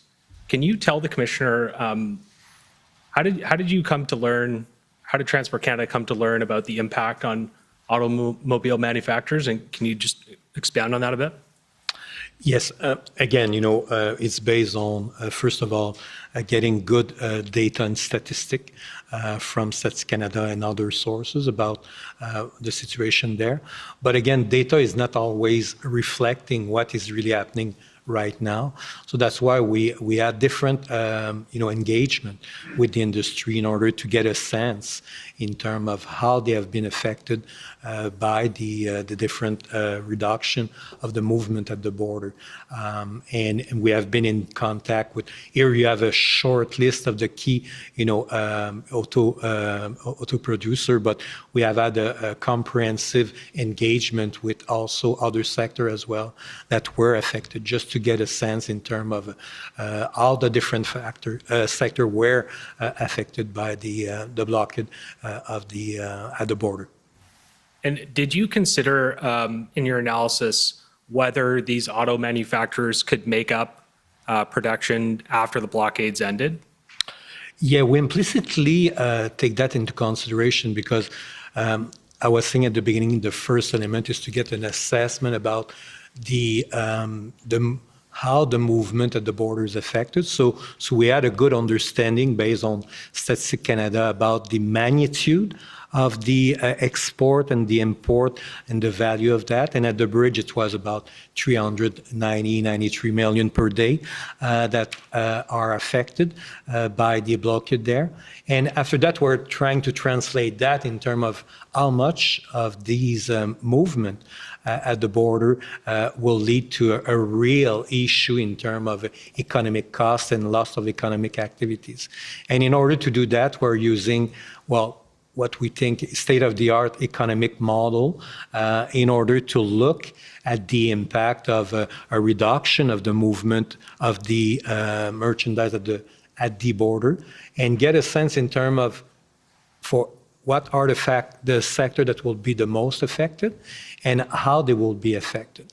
And these models allow us to get a good picture, a good portrait of what happened on that side. And it's with these models, again, validated with the industry, that we were developing a kind of a net economic assessment of the impact of the blockade. I'd like to turn to paragraph 92. It's on the screen already. Here you address the food and beverage industry, and it says here that it appeared likely at the time that some manufacturers would have to shut down if the blockade persisted, which in turn could lead to less availability of food and beverage products and higher prices. Do you know, how did you come to the opinion that that appeared likely? What was the source of that? Well, there's three elements to consider here. First of all, it was during the winter. It's always more a challenge to move perishable, products during the winter. So you have to work in a window that it's already really more narrow. And after that, we had a good information that in terms of how much these industries on both sides of the border were affected. And of course, for them, it's real time. If you're not taking the fruits, vegetable, the flowers, the other, perishable good, and even if there's a delay of 1 day or two, it means that they are losing basically some of the business or their business on that side. So they were very, very concerned about, not having predictability on their side about when they can move their products and where. And again, even a delay in terms of the transportation on their side were not only adding costs, it was sometimes, causing a problem of not being in a situation of delivering their products to their client. How did you come to understand that occurred? Well, it's true, conversation we have had with the different, shippers on that front in order to get an appreciation of the challenges that they were facing. Mr. Clerk, can we please go to page 23 of the report, the next page? And there's a chart in the middle of the page. We can scroll up or down if you want the context, but Mr. Day, could you walk us through this chart briefly? Yes, this is basically a table summarizing what I just mentioned. So we were, of course, monitoring the situation at the different border crossing in terms of what is happening there. And using, Statistic Canada trade data, we had basically statistic about the value of the import and the import that was affected for a specific days. And this table is just trying to provide, again, contextualize in terms of the value of the export and the import that were affected by the different blockade in the different border crossing.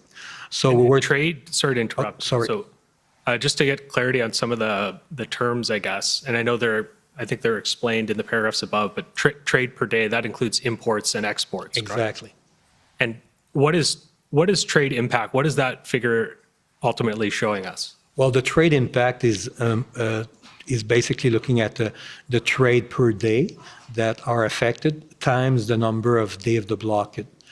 So this is giving you a bit of an estimate of the value of the export and import that are affected or have been affected by the blockade in the different border crossing.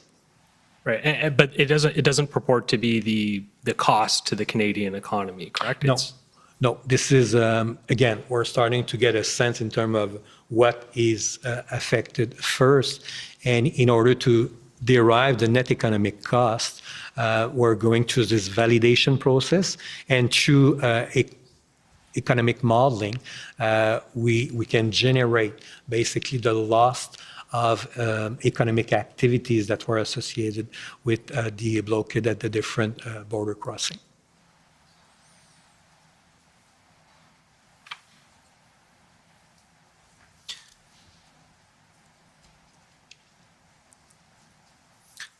Okay, yeah, and then at paragraph 97 here, we have a figure that says that the total number of trucks entering or returning to Canada from the United States was down 5% in February 2022 relative to the same period in 2021. Are you able to say what the cause of that 5% reduction was? What was the cause? Well, the numbers here refer for the full month, but given the data that we're getting on a daily basis from CBSA, we were in a position to look at the impact of the blockade at the different border crossing point. And I think my colleague on CBSA this morning presents some of these tables where we are showing a significant reduction, if not, a total closure of the traffic in the different border crossing. So we were in a position with this information and the validation with industry to get a good sense in terms of what was really stopped or reduced at the border crossing in terms of traffic. Are there any other factors that would impact, if you just looked year over year from 2021 to 2022, that would impact the flows? Of course, we were at that time, we were in an environment that was under stress, I would say, economically and for the transportation sector with the COVID situation. There were some challenges in terms of the global supply chain and the domestic supply chain. But looking at historical average was giving us a bit of a benchmark. And usually when you're doing this kind of analysis, you're using different benchmark just to ensure that your assessment is robust enough. And here in the paragraph, we're referring to the previous year, but we use different time period just to make sure that our benchmark was robust enough to get a sense about the impact of the blockade of the bridge at the moment. And do you know how much of the 5%, do you know how much that represents critical goods flowing across? Was that impacted? I don't have this information with me, but you can assume that, depending of the composition of the movement of the trucking, that probably most of the commodity that I've highlighted at the beginning were affected.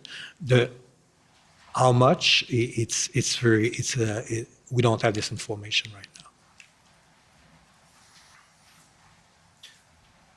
now. And at paragraph 98, the report notes that a reduction in traffic was observed in Western Canada, and the number of trucks entering or returning to Canada decreased by 48% at Coutts and 29% at Emerson.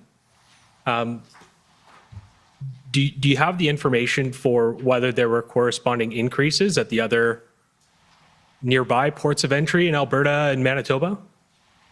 Well, in our analysis and using again daily information from our colleague on CBSA about the movement on the different crossing border, we were in a position to see if the traffic were redirect at least partly to other border crossing.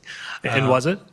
And in some part, yeah, the traffic has been redirected to other border crossing point, but it was never a perfect rerouting of the traffic from one bridge or one areas to the others.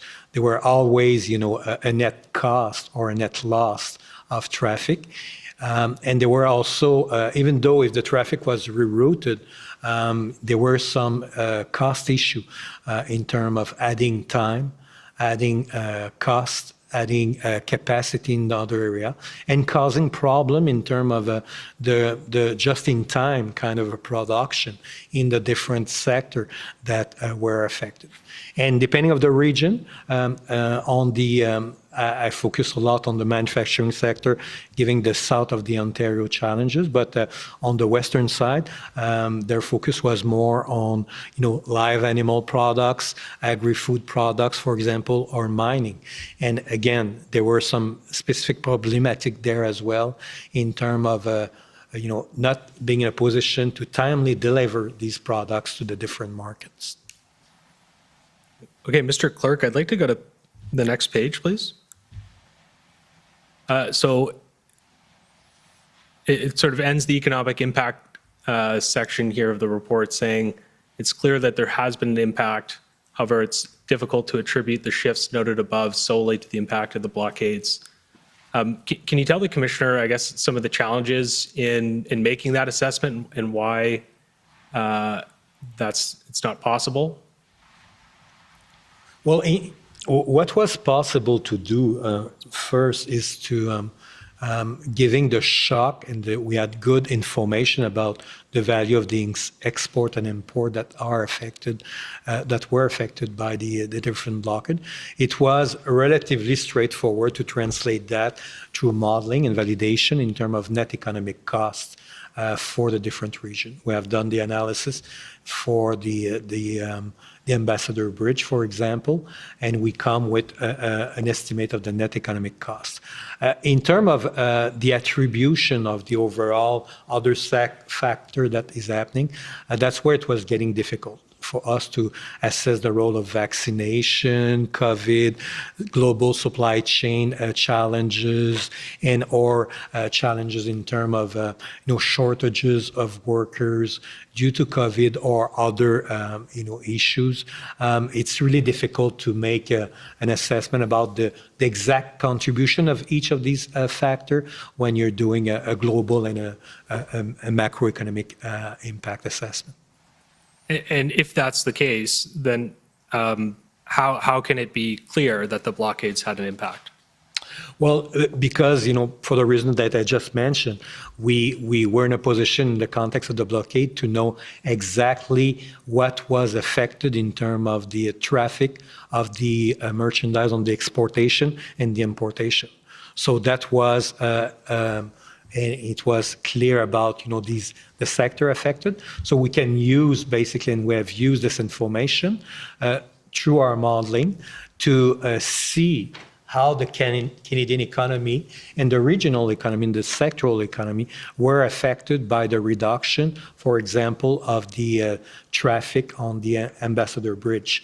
And that was a clear, assessment of the impact of the reduction of the importation and the exportation at the Ambassador Bridge. So for this one, it's pretty clear. It's when you're trying after that to look and get, I would say, a kind of an overall perspective about how the Canadian economic growth was affected for the different other shocks, and how can you attribute, the reduction of economic growth, for example, in a specific areas, then it's getting more difficult to make sure that you can, do the causality or the attribution for the global shock versus domestic shock, health-related shock, or any other shock. But in the context of the Ambassador Bridge and the blockade on the crossing border, because we add information about the nature and the magnitude of the export and import affected, we were in a position to derive a net economic cost estimate. Yeah, and I'd like to talk about that now, actually. So, Mr. Clerk, if you could pull up PB CAN 00000840.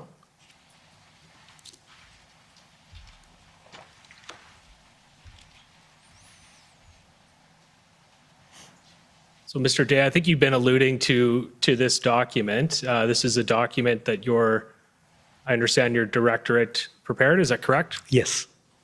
And we have a key messages box here that summarizes the analysis. Could you walk the commissioner through some of the key messages? Yes. Again, the first key messages was basically to highlight the trade that was affected at the Ambassador Bridge. Again, using Statistics Canada data that was available there. And we were in a position to highlight that about 390 million of trade daily were affected, which again represent 26% of the export of the country to the U.S. and 33% of the merchandise imported from the U.S. by road. So we were looking at that, and now And the next bullet, the next point was to say, okay, how this translates into economic loss in Canada. In order to do so, we have used, a modeling that we have right now in our group, and this model are state-of-the-art model. They are giving you a snapshot based on Statistic Canada of the full economic structure in Canada, giving you the detail by sector, so which allow us to look at, not only at the macro level, but at a very sectoral level and regional level, the nature of the impact of the reduction of the import and export of the border. And when we use that, we got an estimate of about 45 million of economic loss per day. But we were using, giving, that they are modeling tools, giving some uncertainty about how the different sector might have been affected at the beginning of the reduction of the activities, in order to bring a bit more certainty about the magnitude of the impact. One of the strategies to derive scenario. And the second bullet there present 3 different scenarios of how the reduction of the trade at the border impact the economy. The first one is assuming that the main sectors affected will be transportation sector and the manufacturing sector, and more precisely the auto sector. And again, this was informed partly by also the conversation we were having with the industry. And when you will look at this impact, the modeling is giving you an estimate of about 45 million of net economic loss, which means that the industry are producing less or stopping their production. It means that we're losing income and salaries, and this is less expenditure in the economy, less economic activities, and the 45 million there is capturing the direct impact of the reduction of the trade on the transportation and the auto sector. The other element were more to explore, assuming that other sector might have been also affected by the reduction of the trade activities at the border. The 86 million refer to a scenario where it was not only the transportation and the auto sector, it was the full manufacturing sector in the south of Ontario that was affected. And then the estimate then rise from 45 million to 86 million a day. And the last one, which is more kind of an extreme case for us, is to look at, okay, what is happening if all the sector are instantaneously affected by the reduction of the export and import at the border, and then you're getting this estimate of 161 million. And can I ask, what kind of assumptions went into the $45 million a day scenario? The 45 million scenario is assuming that, again, looking at what is the traffic at the border that is affected. So we're shocking basically the economy, saying if we're seeing these export and import are affected, what will be the impact for the transportation and the auto sector first? And that's where you're getting the 45 million estimate. And there's a reference when you're describing in the key messages the $45 million a day scenario. It says $45 million a day over the first week based on current mitigation efforts put in place by shippers and available alternative options. What assumptions were you making about mitigation efforts for that scenario? Well, we're assuming, given that we're assuming that the others, only the transportation, the auto sector were affected, we're assuming that all the other sector of the economy, the food sector, the resource sector, the furniture sector, for example, they find a ways to get access to the material that they need to maintain their economic activities, and through by redirecting some of their traffic or their import and export from trucking to rail or other mode, for example, or they were in a position to have and sustain economic activities because they had some inventories to allow them to do so. So that's why the 45 million for us was a kind of a conservative estimate of the impact, because we're assuming that more or less all the other economic sector find ways to continue to produce, to continue to operate with minimal disturbance.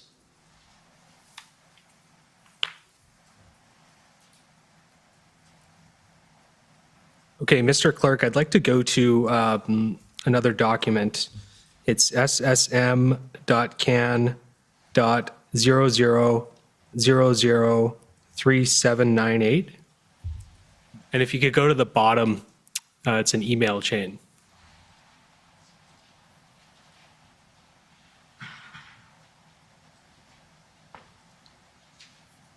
Okay, so Mr. Day, I don't have any questions about this first email, but if I just would pause on it to let you refresh your memory.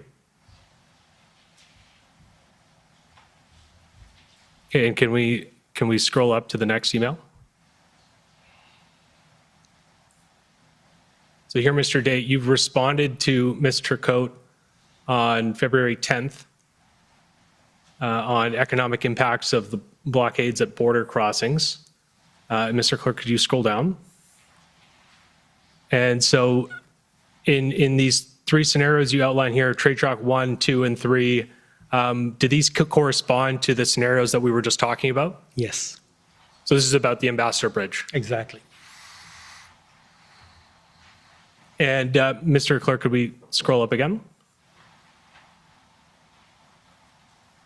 And so Ms. Turcotte responds to your email, and she has some questions for you. Well, first she says, at first glance, impacts seem large to us, especially scenarios 2 to 3, implying limited diversion options and high sensitivity to any delays. Do you have any response to that comment? Yes, we do. First of all, we have to acknowledge that when we're doing this kind of analysis, there's a lot of exchange with other departments as well, just to, again, validate if they have any information that we don't have access to, but also making sure that we collectively play this challenge function together in order to make sure that we're getting with the best advice to our respective minister. And they have been exchanged throughout this process with the Department of Finance at different level, at my level and at the working group level as well, in order to make sure that their assessment, the way they are conducting their assessment, to get a sense in terms of if they can share any of their insight to us, and we're sharing a bit of their insight. On their side, they're using more, it is my understanding that they're using more macroeconomic modeling tool to derive impact. And on our side, we're using other set of tools that is giving us a lot more sectoral details about the nature of the shock and how the different sectors are affected. So we always, in that regards, trying to collaborate and collaborate effectively to make sure that what we were coming in terms of economic assessment were consistent in the way to move forward. And if there were some question about some of the results from the different tools that we're using, we're trying to get a good assessment together about how can we explain the difference between the two. But in the context of the work with the Department of Finance, they have used our assumption about the trade impact or the shock in their model, and they were shocking the economy using their macroeconomic tool, and they got some result. And on our side, we're doing the same. And this email is in that context to exchange information about, the preliminary estimate of the impact from their side and our side. So we had agreement, or we're very consistent in terms of the way to get to the first element of the impact, which is referring to the scenario 1 at 45 million per day. But they were questioning in terms of how far and solid were the other scenario that we were doing. And the email was just to exchange and provide them with more information about what we're trying to capture on scenario 2 and scenario 3 in terms of the sector affected, but also the dynamic aspect of the shock on the trade in the Ontario economy. And so she had a number of questions for you. I think mostly just looking to highlight the first one. She asked, what do you assume in terms of percent of impact shipments that are able to divert to other crossings, e.g. Sarnia, Niagara land crossings, rail and air? And Mr. Clerk, if we could go up to the next email, I believe Mr. Day, you responded. If we could go up to the next page as well. This is the beginning of your email. Well, let's find the, yep, so this is Mr. Day's response on February 11th. If we could scroll down a bit. Here we see some of the information from the backgrounder that we just looked at. If we could scroll back down to the other page. So my understanding, Mr. Day, if you recall this email, is that the questions are in the bullet points and your response is below in a different sort of color. Is that right? Yes. And so your response to the question about your assumption on diversion, it looks like you said our scenarios do not consider any diversions to other crossings. Is that correct? The shock are assuming that this is a pure shock for the sector, but that's why we're also looking, and I'm coming to that in the different response later, in terms of how can we, capture the dynamic element associated with the rerouting as well. And that's why we're using every day, the information that we're coming from CBSA about, the movement of the traffic or the perceived movement of the traffic to other bridge to get an appreciation about, if, our shock was still reflecting what was happening on that side. And so does your comment about the scenarios not considering diversion, does that apply to scenario 1 as well, the $45 million a day? The scenario 1 does not consider any redirection of the traffic at the day of the shock, and on that front, yeah. Sorry, I'd like you to clarify on that. So does that mean there's no diversion on just day 1 of the 1 week closure, or any of the 7 days of the week? Well, implicitly, the short answer to your question is that the model is already capturing the potential substitution of the rerouting to a certain level, and this was already embedded in the modeling that we have had, because we can see in terms of how our commodity needs to be moved, and it was moved in the past, and all the past behavior was captured there in terms of the way to get access to these elements. And they have been shocked in the past as well.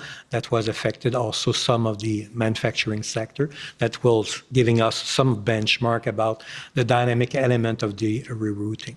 What the model was not capturing, though, is the day-to-day change that we were seeing, with some redirection of the traffic from Ambassador Bridge to the other bridge.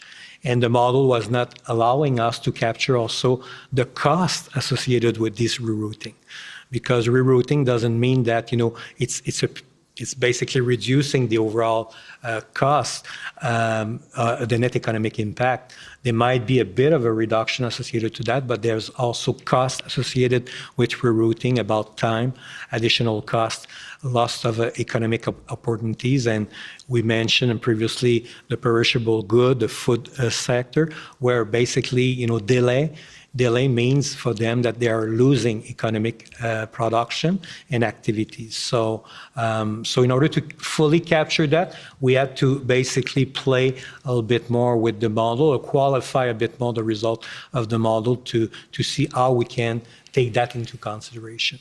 And if I could add in, Christian, I think, tell me if this is right, that there's a number of real-world kind of challenges that some sectors had in diverting to other bridges that the model, for all its sophistication, couldn't fully capture. One of them is in the auto sector. It's a just-in-time system where sometimes a truck is really geared to make 2 round trips in a day. And then with this diversion, they can only make 1 round trip or half a round trip. And so that, because it's so time sensitive and so synchronized, and that's one of many crossings, it's hard to have that in the model. The second is that we came to this issue at Transport, which is the hours of service limit, because for safety reasons, truckers are limited on how many duty hours they can have before they have to stop and rest. And that the trips under normal conditions are synchronized around the duty hour requirements. When they have like a 4-hour diversion and a 10-hour wait, they time out, and then they have to pull over for the safety rules. There was some discussion of a temporary waiver of those, which we do at occasion. So those kind of costs are material, and I don't know, I assume the model in its sophistication can't fully capture all of that. It can, yeah. Yeah.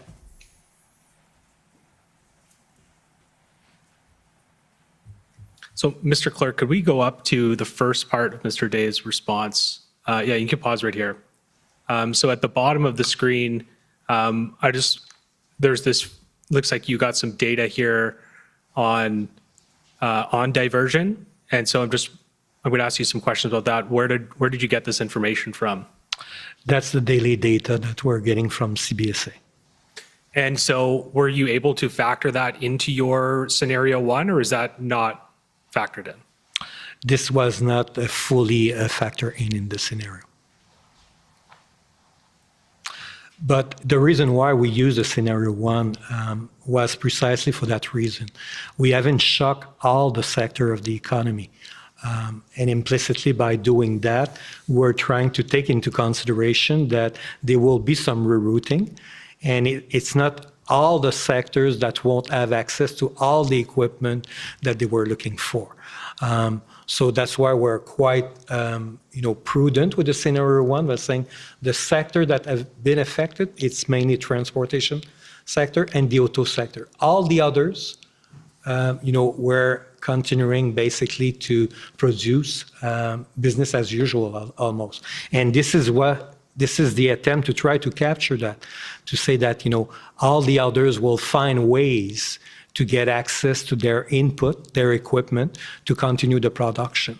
So we did explicitly use these numbers, but the fact of restricting the shock to the transportation sector and the auto sector was more or less to capture these elements that a lot of the other sector will be in a position to access, maybe not on a timely basis, but access what they need to continue to produce.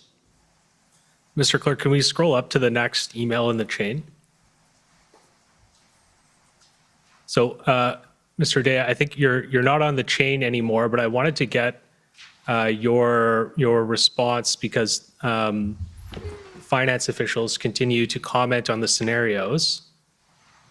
And in the first bubble, they say, based on description scenarios 2 and 3, I'm not sure we should include these, especially given that the ambassador is open again.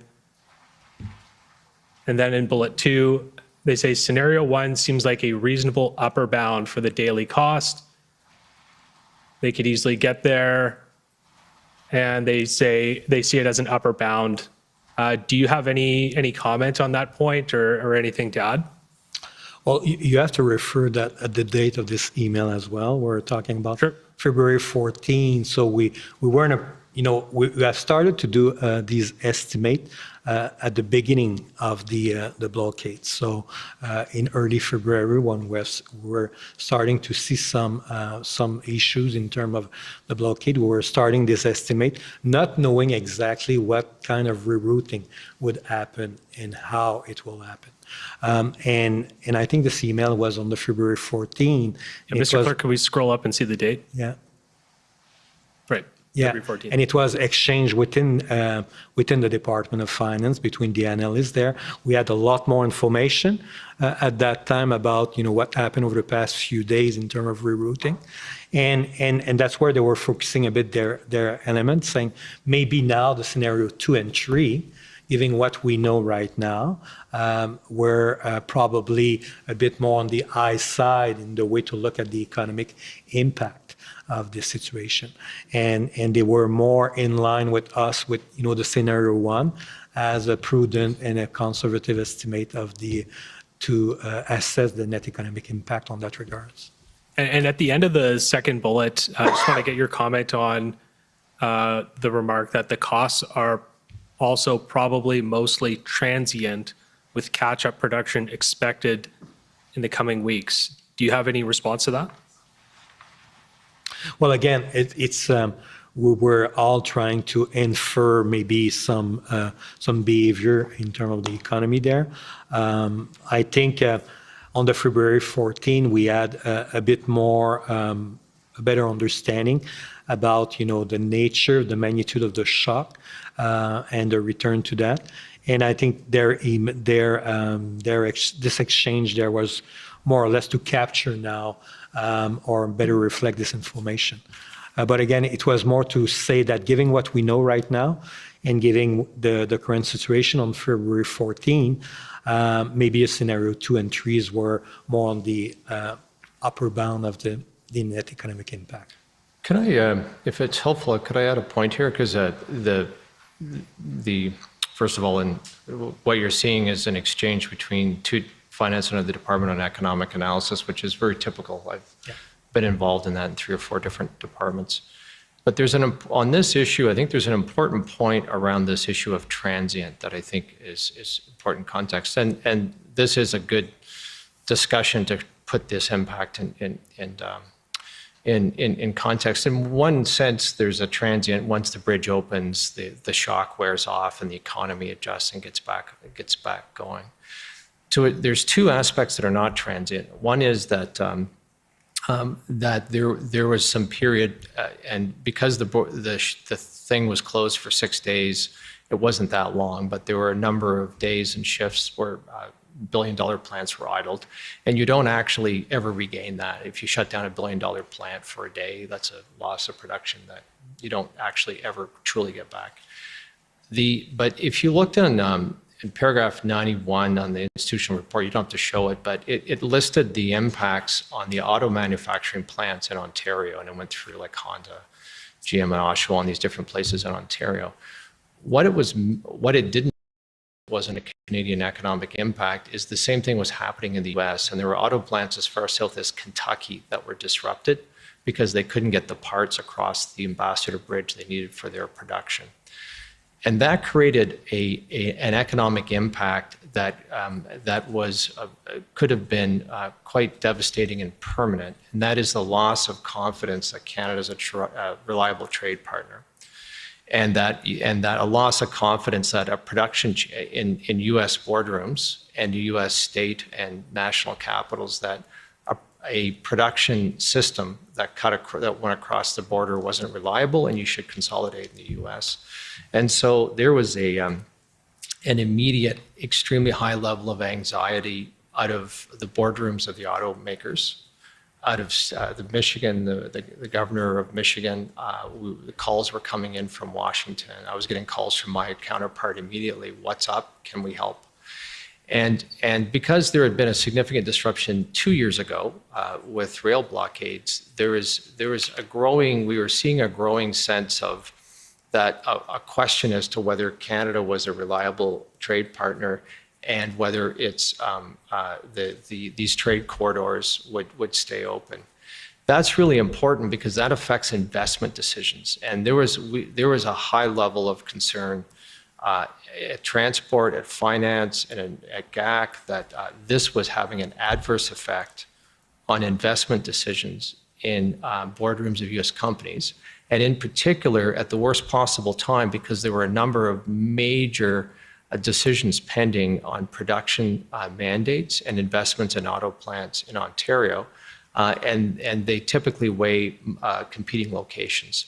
And this bridge outage, particularly if it's extended, could actually tip the balance in Canada's disfavor. And so billion-dollar investments that would have otherwise happened in Ontario were going to happen in Ohio or Kentucky or Michigan. That was, I would say, an extremely high level of concern. and that if this had gone on longer, if it had restarted, the risk of that happening was quite high. In the end, I think the consensus was it was a near miss.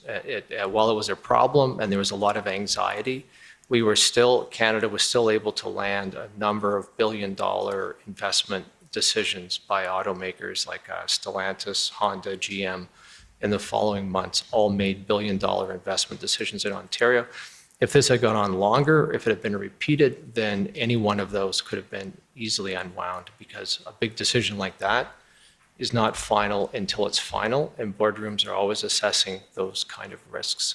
So that is a major, I would say, strategic economic risk that and represents economic harm to the country that comes in the future, that is quite material to the national interest. But as sophisticated as these models are, either the transport one or the finance one, there's no way to include them in the model. So my assessment would be the economic cost is, say, different versions of around $50 million a day, and potentially much higher if this disruption undermines and reverses some future investment decisions in Canada.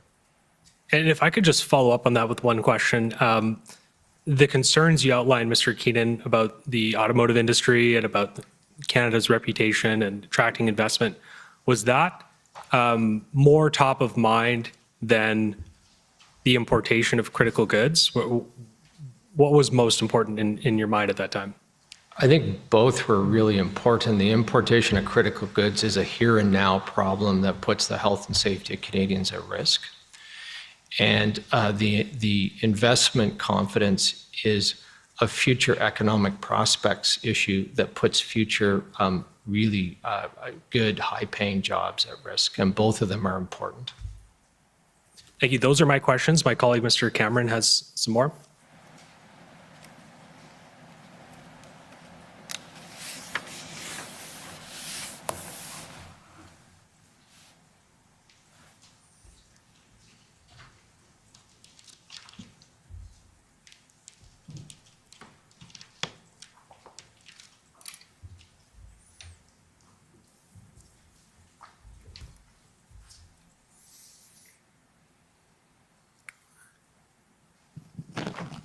Thank you, Mr. Chairman. I've been told I've got 30 minutes left, and I think I can probably eliminate some material and get this done in that time. And for those of you who've been following the last hour or so, I can point out that tomorrow the finance panel comes on, and we'll have another perspective on the similar analysis about the impacts of that. So in the spirit of if you liked this, you might like that. Gentlemen, if I can take you back to the narrative of the development of the federal government's response to the convoy. We were just talking about the letter from Ontario saying that they weren't enthusiastic about the enforcement strategy for the reasons articulated in that letter. I'd like to pick up now where things went from there, beginning with a question to you, Mr. Keenan. Did you brief that letter up to Minister Algalbra? Yes, I think you could see from the email chain, I briefed that letter to key federal colleagues almost immediately, and I briefed that letter up to Minister Algalbra probably even before then. And did you have discussions with him or give him feedback on what you thought the implications of that letter were for the development of your enforcement strategy? Yes. And can you give us a few minutes on that? I think I characterized the letter as a disappointing. Ontario's pulling back, and this narrows the tools available for the strategic enforcement strategy. But we will continue working with them and others to try and flesh it out. Now, leading up from the time of the letter towards invocation on the 14th, What was Transport Canada's role in developing the government's thinking on the potential use of the Emergencies Act? Our first role was working up the strategic enforcement strategy and the tow truck strategy, which we've discussed.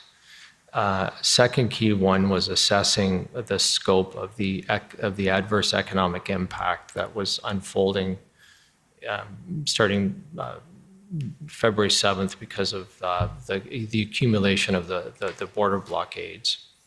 And then, so over that course of sort of 7th through to the 10th and into the weekend of the 12th and 13th, we were continuing to advance those strategies as essentially as the index track one approach.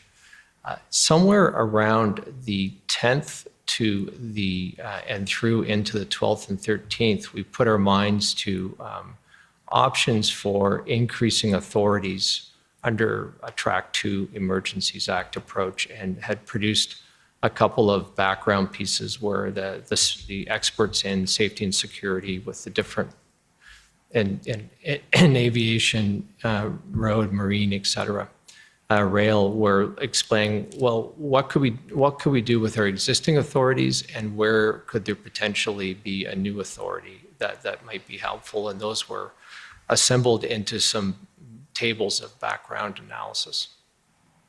And tell me, as you're doing this thinking, on February 11th, Ontario adopted its emergency measures, and how did that have an impact on your thinking about, first of all, how you viewed the Ontario measures, how they might have counterparts in other provinces or federally?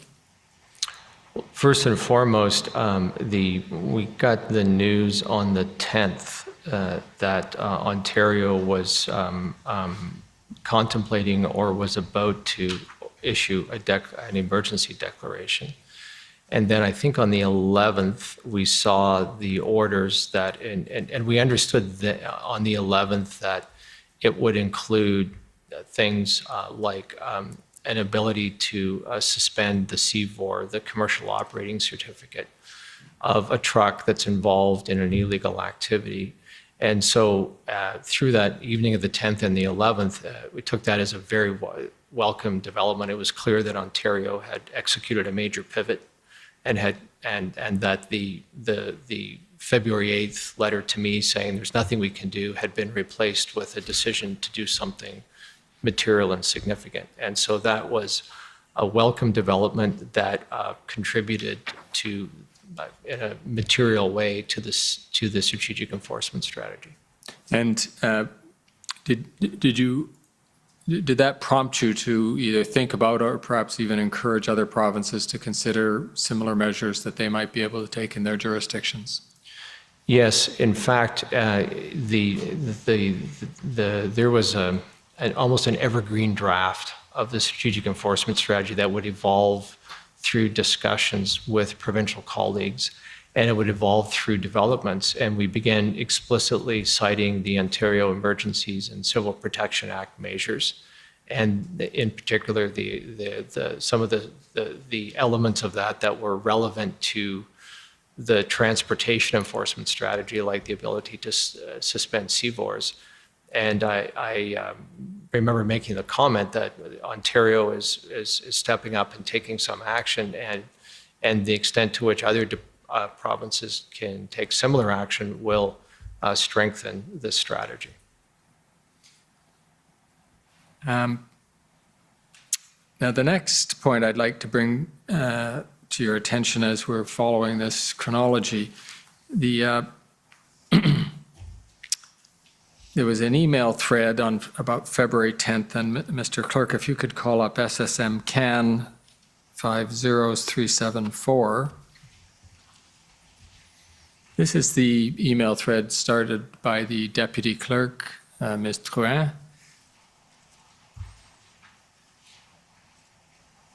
And again, this is a document that's received some attention already in the hearing. We don't need to go into it line by line, but you might remember this as the inquiry by Maître Drouin as to whether or not there is an opportunity for this concept of a trade corridor that might assist in giving federal jurisdiction that could prevent obstructions at border crossings. Do you remember that? I do. And if we could just scroll down in the email a bit.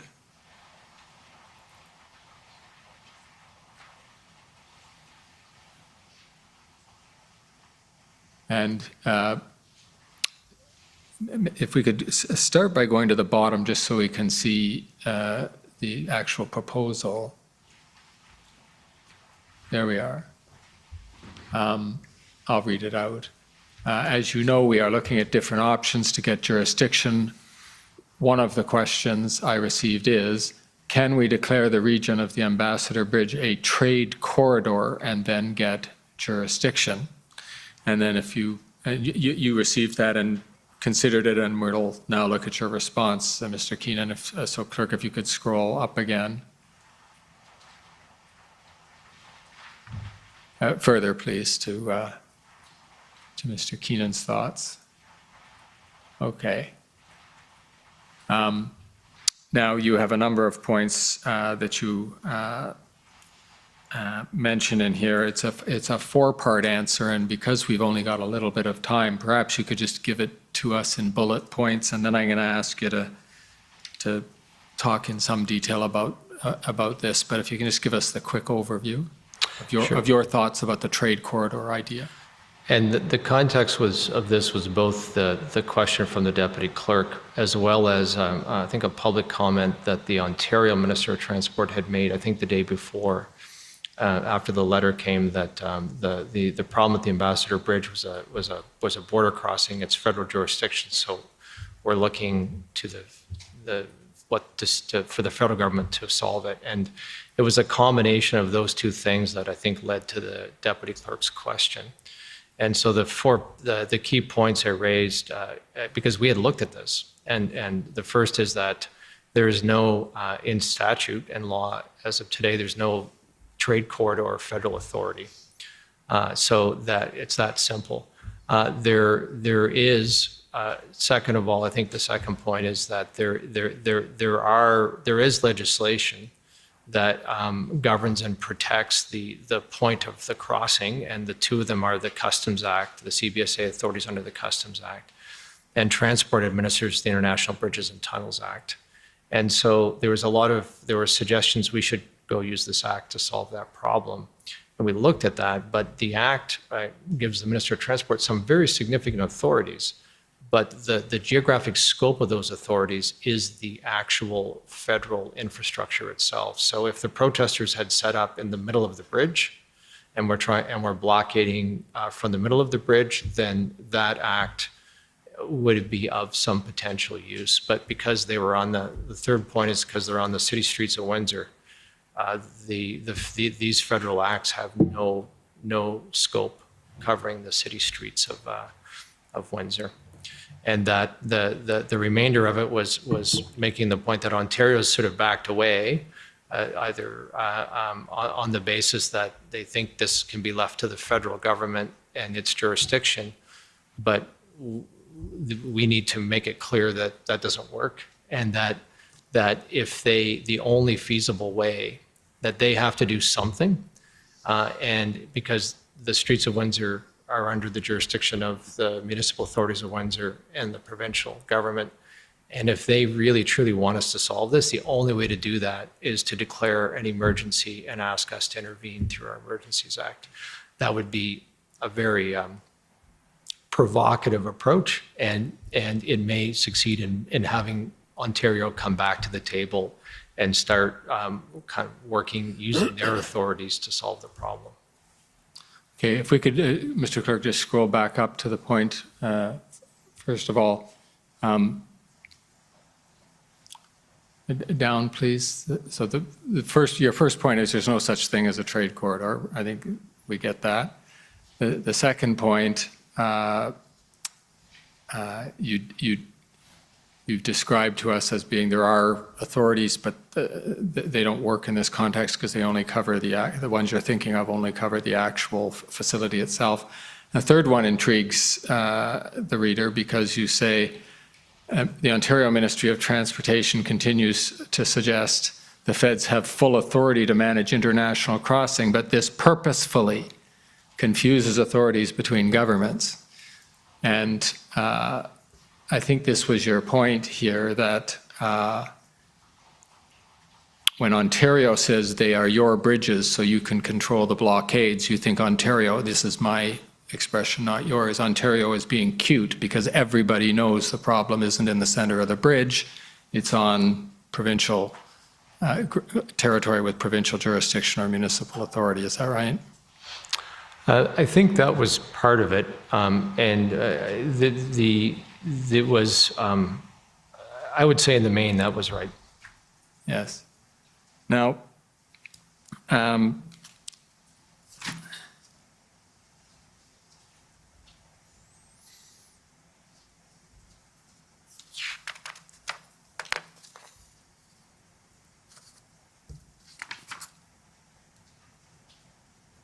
did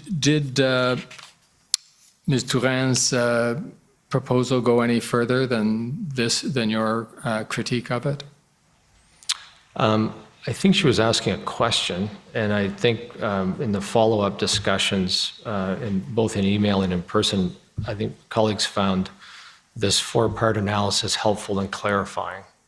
And then actually, it's interesting because as I was typing this was the 10th of February, and that day, perhaps at the same moment, unbeknownst to me, the Ontario cabinet was deliberating on declaring an emergency and getting active and fully exercising its jurisdiction on the streets of Windsor.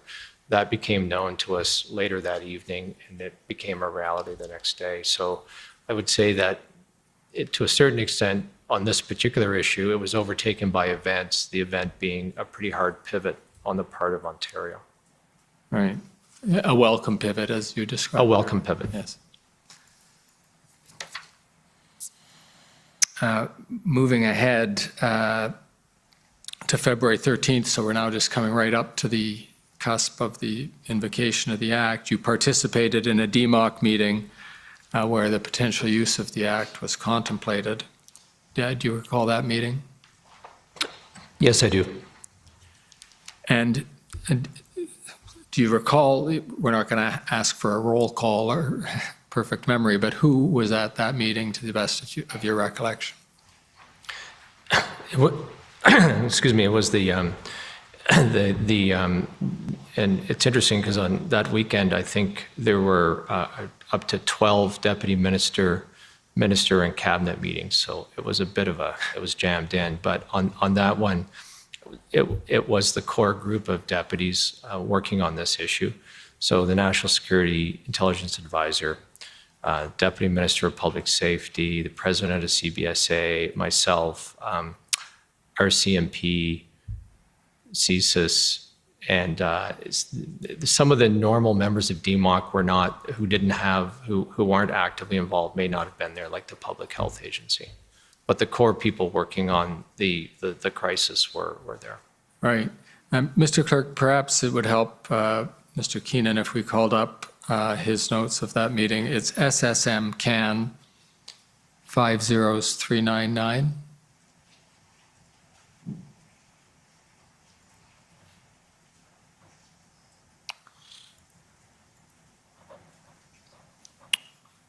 And what you can see here right at the beginning of the notes. First of all, are these your notes? I assumed that, but I should get you to confirm it. Yes, because it's for Rob and I, and the I here is me.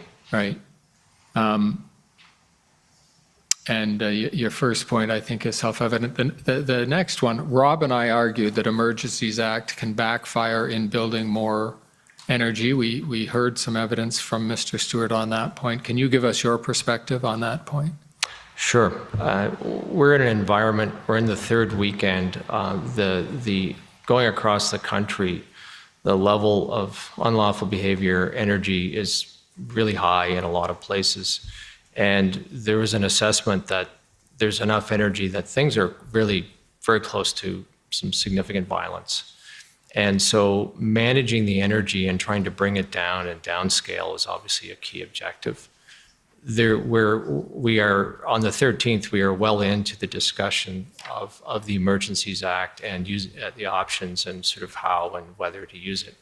And there was a discussion about the implications of what we would gain in terms of necessary tools to resolve the blockades and occupations, and whether invoking the act itself would add energy to the blockades and the options.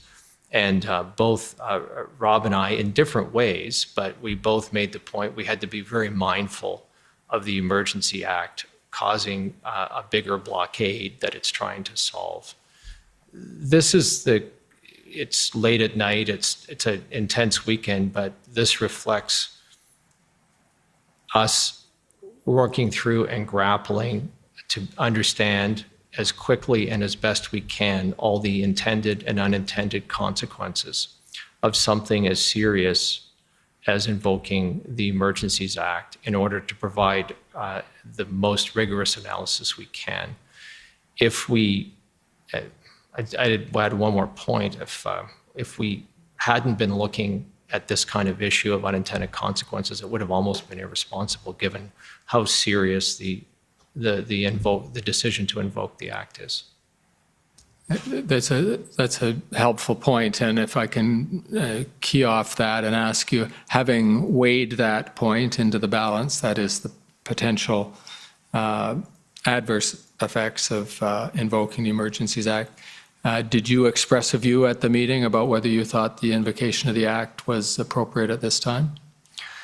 I certainly expressed view on implications, and I expressed I brought into it a clear analysis of the impact of the I brought into it a clear analysis and on what the Emergency Act could do to solve the tow truck problem. I didn't provide an overall comprehensive view on the Emergencies Act for the following reason. There was a number of potential powers that were being considered and authorities that were being considered, and I didn't feel I had the expertise to assess the total sum of it. But on the tow truck issue, it was very clearly would solve the problem. Thank you. That's a very helpful answer, and I'll use that to just ask the last question, which is, having been in the position you were, which appears to have been very senior in the federal government and very intricately connected with your counterparts at the provincial and territorial governments on the transportation portfolio, which turns out to have been quite involved in the government's reaction to these events.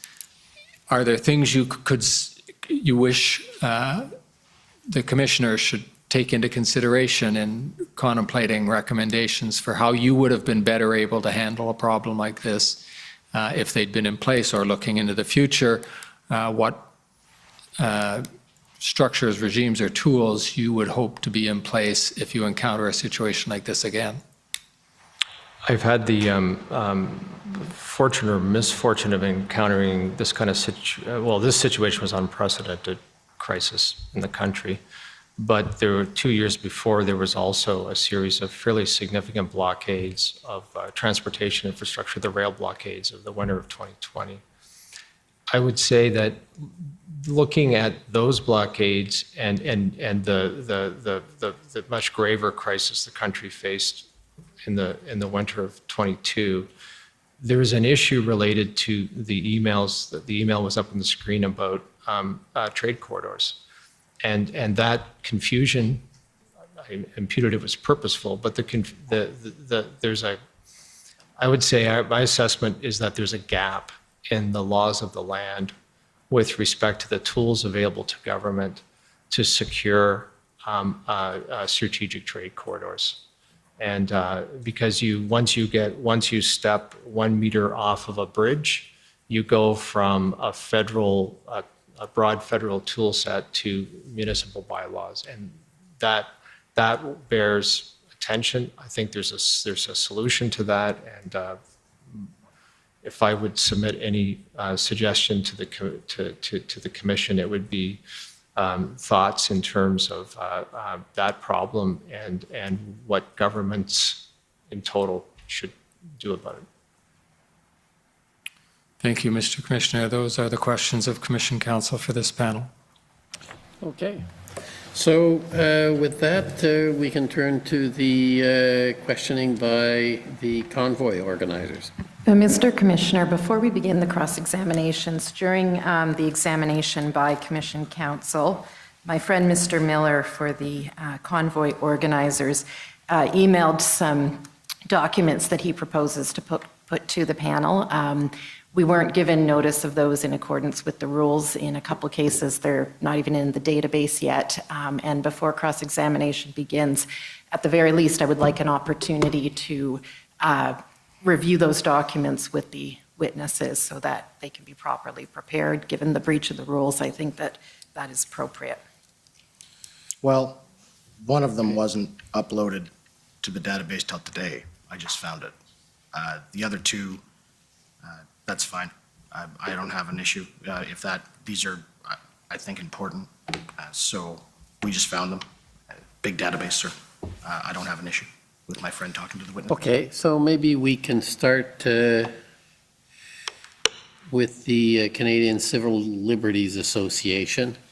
And what we'll do is you can speak to the witnesses at the break, when we take the break. Is that agreeable? Yes, that's fine. Thank you very much. And we'll simply go to the convoy organizers after the break. Okay, so. Thank you. Good afternoon. Can you hear me okay? Yes. Can you see me, hopefully? Great. Good afternoon. My name is Kara Zwiebel. I am counsel for the Canadian Civil Liberties Association. A lot of the questions I'd intended to ask you have been covered, so I just have a few things I want to take you through, and they are relevant to some of the issues that Mr. Cameron was just talking to you about. That trade corridor email, and if you want, we can pull it back up, but you might be able to answer this question without it. But there was, I think you described it just now as a provocative suggestion in there about letting Ontario know that if they wanted the federal government to take some sort of action, Ontario would have to declare an emergency. And I take it it was your view that the federal government would not really be in a position to declare an emergency if Ontario, where probably the most significant of the blockades were taking place, had not yet taken that step. Is that accurate? I apologize. Could you just clarify the question? Sure. So I'm just, there was the suggestion in this email, I think you talked about sort of this poison pill where Ontario needs to be made aware that if they expect the federal government to step in, they will have to declare an emergency. So leaving aside, I guess, that sort of characterization of it, was it your view at the time that the federal government could not or would not be in a position to make use of the Emergencies Act unless or until Ontario had declared an emergency?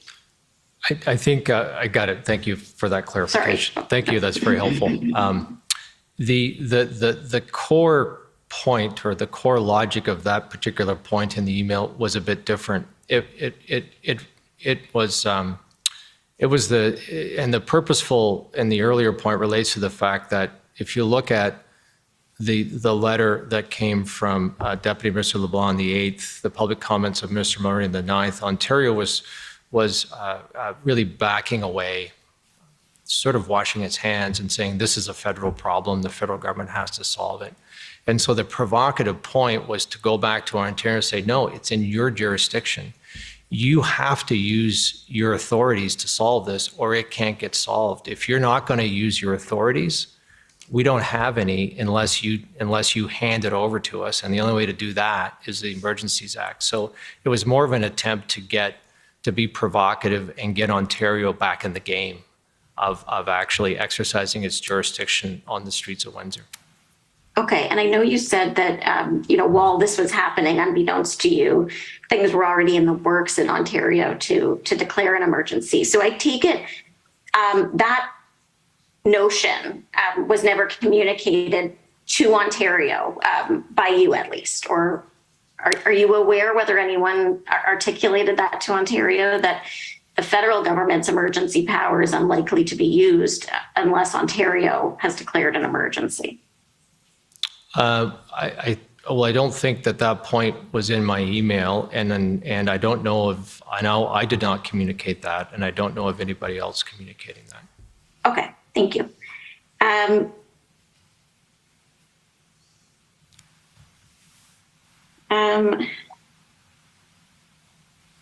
Sorry, just eliminating things that have been covered.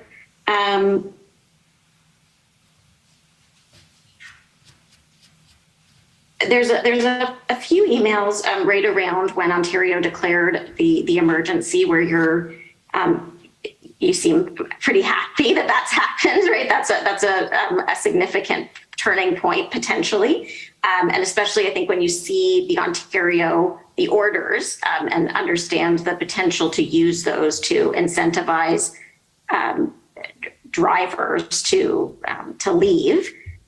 Those seem to be useful powers to you.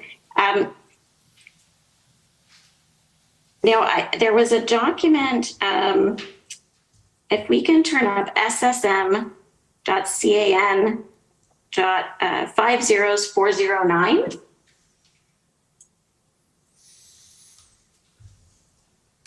And just while it's coming up, I think this is an email from, so I think this is a different, I think there's a Doug Jones, oh no, sorry, there's a Mike Jones that we've heard about. This is a Doug Jones, who I think is in Ontario at the Ministry of Transportation. And we can scroll down to the bottom just so Mr. Keenan can see where this starts. So this is on the 15th of February. And Mr. Jones from the MTO has written to you, further to our discussion this morning, I was in contact with Deputy Minister DiTomaso. He advised that he had a similar conversation with the OPP leadership earlier today. I suspect that we will see more field action related to vehicle registrations in the very near future. And then just scrolling up, you note that on the federal side, you appreciate the update. It's a positive development. On the federal side, the regulatory orders under the Emergency Act are just now signed, and you've briefed infrastructure operators. I think there will be some early actions on freezing financial accounts used to fund illegal blockades. The combination of Ontario and federal measures should, I assume, really help restore law and order on the streets in Ottawa and make it easier to keep the bridges to the US open. And he writes back, great news, I'll be watching for that. So first of all, can you tell us, do you recall that discussion that's referenced further to our discussion this morning, where Mr. Jones says Mr. DiTomaso had a similar conversation with the OPP leadership? Do you have any recollection of what that's about? Well, I think if you scroll down, I'm not sure what the similar refers to, but my guess is it's covered further down in the document. It's not. I think this is the end. Yeah. Well, it's clearly. I know it's a long time ago, so if you can't remember, that's fair enough. I just thought I'd. Well, there's clearly a cutoff in the email chain because similar is referring to something that follows. I think that in general, I should clear that Doug Jones is the Deputy Minister of MTO, the Transportation Ministry in Ontario. Laurie LeBlanc was long scheduled to retire, and she delayed it and delayed it, but she ultimately retired and transitioned to Doug. So Doug is my new colleague. And without seeing the email that came before, I'm not 100% certain what similar is referring to, but in general, this is an exchange between me and my new Ontario colleague updating each other on developments. And this is the 15th. So this is, I think, the day that the federal regulations were issued under the Emergencies Act. Okay, and so I think what the similar is referring to is it's further to our discussion this morning, the way it starts. So I don't know if that means you had maybe a phone call or something, and this is an email follow-up. But do you know? I think I did have a call with Doug around there. Okay, and do you know? I mean, so we're at the 15th now. The provincial state of emergency was declared 4 days ago. Do you know sort of why we're just talking now about seeing more field action related to vehicle registrations, why there hadn't been any related to vehicle registrations prior to that? Well, there's two things. The regulations, as I remember, the regulations under the Ontario Emergency Declaration came out on Saturday, the 12th. Okay. And so this is the 15th. This is 3 days later. And so it's not that long since they started doing this. And with a lot of these things, you have to figure out how you're going to operate the new authority. And the other thing that's interesting in the email, and it reveals our thinking at the time, I think this is the 15th, I think on the 14th, traffic was restored to the Ambassador Bridge. But the briefing from the police is they were not 100% certain they could keep it open. And so there is a continued vigilance looking and a concern about what it would take to keep that bridge open. And hence the point that the combination of the two authorities would make it easier to keep it open. If the bridge had closed again, our estimation, because of the previous comment I made about investor confidence and reliable trade partner, a second closure right away would have been probably worse than the first closure. Okay. Do you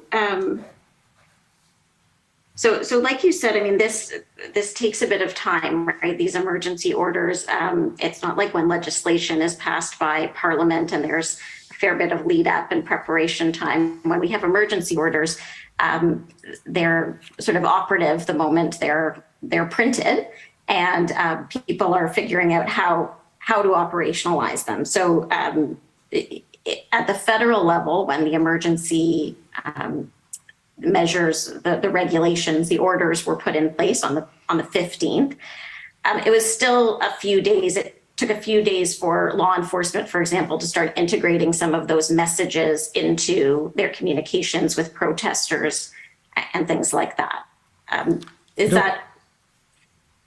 Sorry, go ahead. Sorry, I didn't mean to cut you off. Go ahead. No, I'm just wondering if that's, I mean, you know that there's a little bit of lag time, right? It takes a little bit of time for these new powers to sort of make their way to the street. It depends on the nature of the power. Interestingly enough, in this context, I would say because there was an acute national crisis with significant risk to safety and the economic security of the country, there was a real urgency. And I'll give you, I'll talk about the federal orders because I'm a bit more familiar with their implementation than the Ontario orders. So on the 15th, the proclamation of the emergency by the Government of Canada was the 14th. The regulations were issued on the 15th. On the same day the regulations are issued, Transport Canada assembled all of the key transportation operators in the country, and with our partners at Public Safety, briefed them in detail on these authorities, because we remain significantly concerned about slow rolls at airports, blockades of railways. And on the 16th, there was Transport Canada joined Public Safety senior officials in a detailed briefing of all all provincial transportation, all provincial transport officials, all provincial sole gens, all provincial police forces and the major city police forces, police services, excuse me, running them through in detail all of these orders. And so within 24 hours, there was an extensive promulgation to all operating partners on the orders, and some of them were being used as early as the 16th, 17th. So it was, I would characterize that. I've done a lot of implementation of regulations. This is the fastest I've ever seen anything implemented. Right, which makes sense, right? The idea obviously behind using these emergency orders is that they need to be implemented quickly. So I think, and I know your colleague, Mr. Stewart, did tell us about the briefings. It sounds like there's quite a lot of them to various stakeholders and to including media and things like that. Were you aware that Ontario may have been a little bit slower in terms of carrying out some of the powers that it had under its emergency order? When Mr. Freeman from the Ministry of Transportation testified before the commission, I'm not sure if you had an opportunity to review his testimony. Did you? I have not. Okay. So Mr. Freeman, he was taken to a document where it's the suspension warnings that the Ministry of Transportation in Ontario is sending out to operators, saying that they might be, their licenses may be suspended if they don't stop engaging in unlawful behavior under the emergency orders. So those are not sent out until the 17th of February. Is that timeline? Is that something that you were aware of at the time? Did you know that there was this? I suppose what I'm getting at, and maybe I'll just come out and ask you. One of the questions for me is whether Ontario's orders might have been enough had they been given some time to work. Now, there's a question, I think, whether they weren't prepared to sort of engage in more serious enforcement until the federal government's emergency had been declared. That's a question only Ontario can answer, and we can't ask them. But do you think Ontario's powers, had they been exercised and given a bit of time to work, might have addressed the main problems being Windsor and Ottawa? Couple of things. So sort of a hypothetical, but just have to be careful not to be speculative. But I didn't have the sense you're describing that Ontario was like slow walking the orders. I didn't have that sense. Okay. In fact, I thought that the Ontario Declaration and the regulations were used almost instantly in communicating to the blockaders in Windsor, and so in that sense they were put to use instantly. If you go back to our strategic enforcement strategy, that was textbook sort of how to do that, and in fact we had incorporated that in real time. And the second is that so I didn't have a sense they were slow walking them, and I think in terms of all of the problems that tools were deployed for under the Emergencies Act, I'll focus myself to tow trucks because that's the one where I sort of had developed over 3 weeks some instantaneous expertise. And on that one, I didn't see how the Ontario orders were going to solve that problem, even if given lots of time. Okay. Okay, now you're well out of time. I don't know if you can wrap up. I'm sorry. The one last question I could ask. Did the federal government ever consider purchasing tow trucks, or has it purchased tow trucks since this incident happened? Is that something on the table or something you might suggest would be something to consider? I could tell you we looked at a whole range of options, including purchasing tow trucks, but we didn't. And the reason we didn't is because of the problem Alberta ran into. They bought a couple of tow trucks, but then they were stuck with a couple of big pieces of equipment that they didn't have trained operators for. Right. And so we looked at it, but we didn't think it would solve the problem. Thank you. Thank you, Mr. Keenan. Merci. Thank you, Mr. Commissioner. Okay, well, maybe this is a good time for the morning break or the afternoon break. I'm back into that bad habit. So the afternoon break will take 15 minutes, and during that time, perhaps you won't get a break because you'll be reviewing documents. If you need more time, please indicate it to Commission staff, Commission Council, and we can accommodate small additional time if needed. The Commission is in recess for 15 minutes. La Commission est levée pour 15 minutes.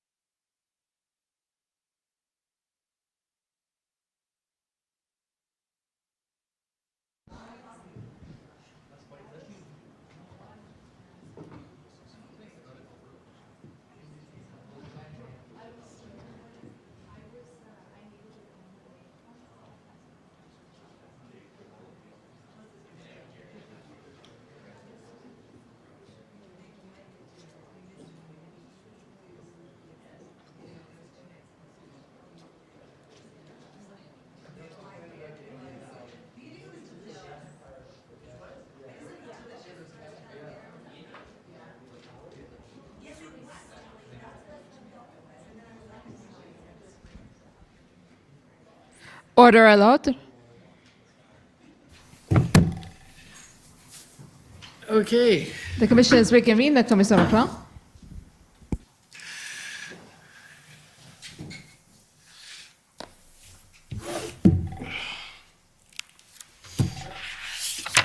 Go ahead.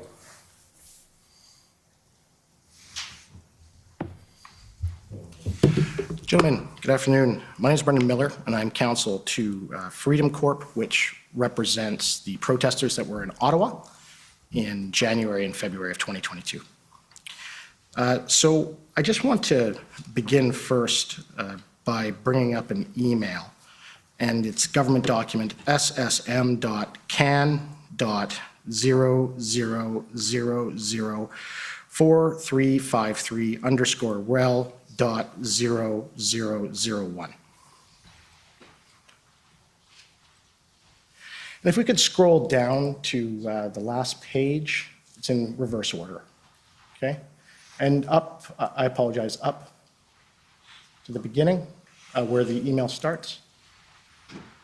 Okay, so this is an email from Ron Renas. Are you familiar that he's the GM of the Peace Bridge? He's the general manager of the Peace Bridge. Yes. Okay. And then the other individual who the email is sent to is Vance Badway, and I take it you understand that's Vance Badway is the Member of Parliament for Niagara Centre? Yes. And are you familiar with Tim Clutterbuck? He, I understand, is the recently retired president of ASW Steel. Are you familiar with him? I don't think I know this person. Okay. So I want to go through this email with you briefly.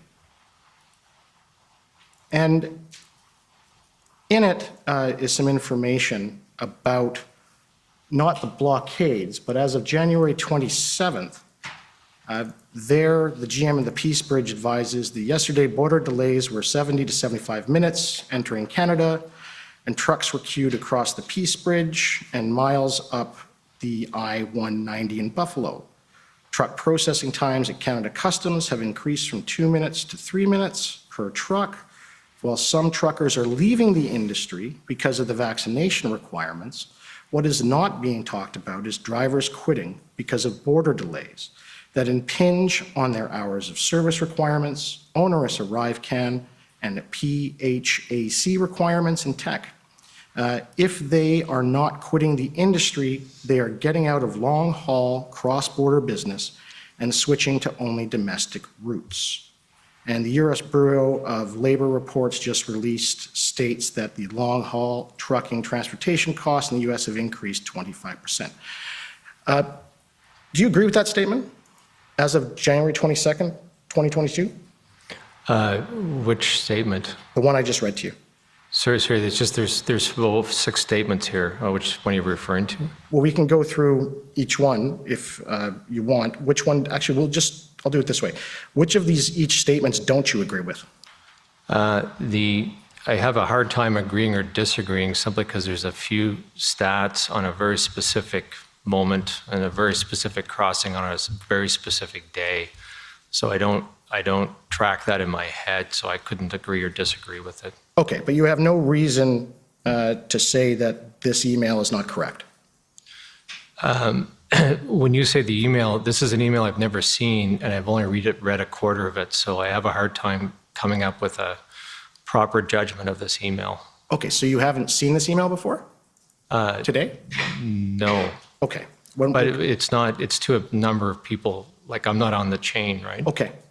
And it states there under the link, if we can scroll down, it says, steps need to be taken immediately to reduce the processing time to pre-pandemic levels, rethinking the necessity of asking multiple health-related questions as they are not being answered honestly anyways, and adding a field of a driver's fast card to indicate vaccination status are a couple of suggestions.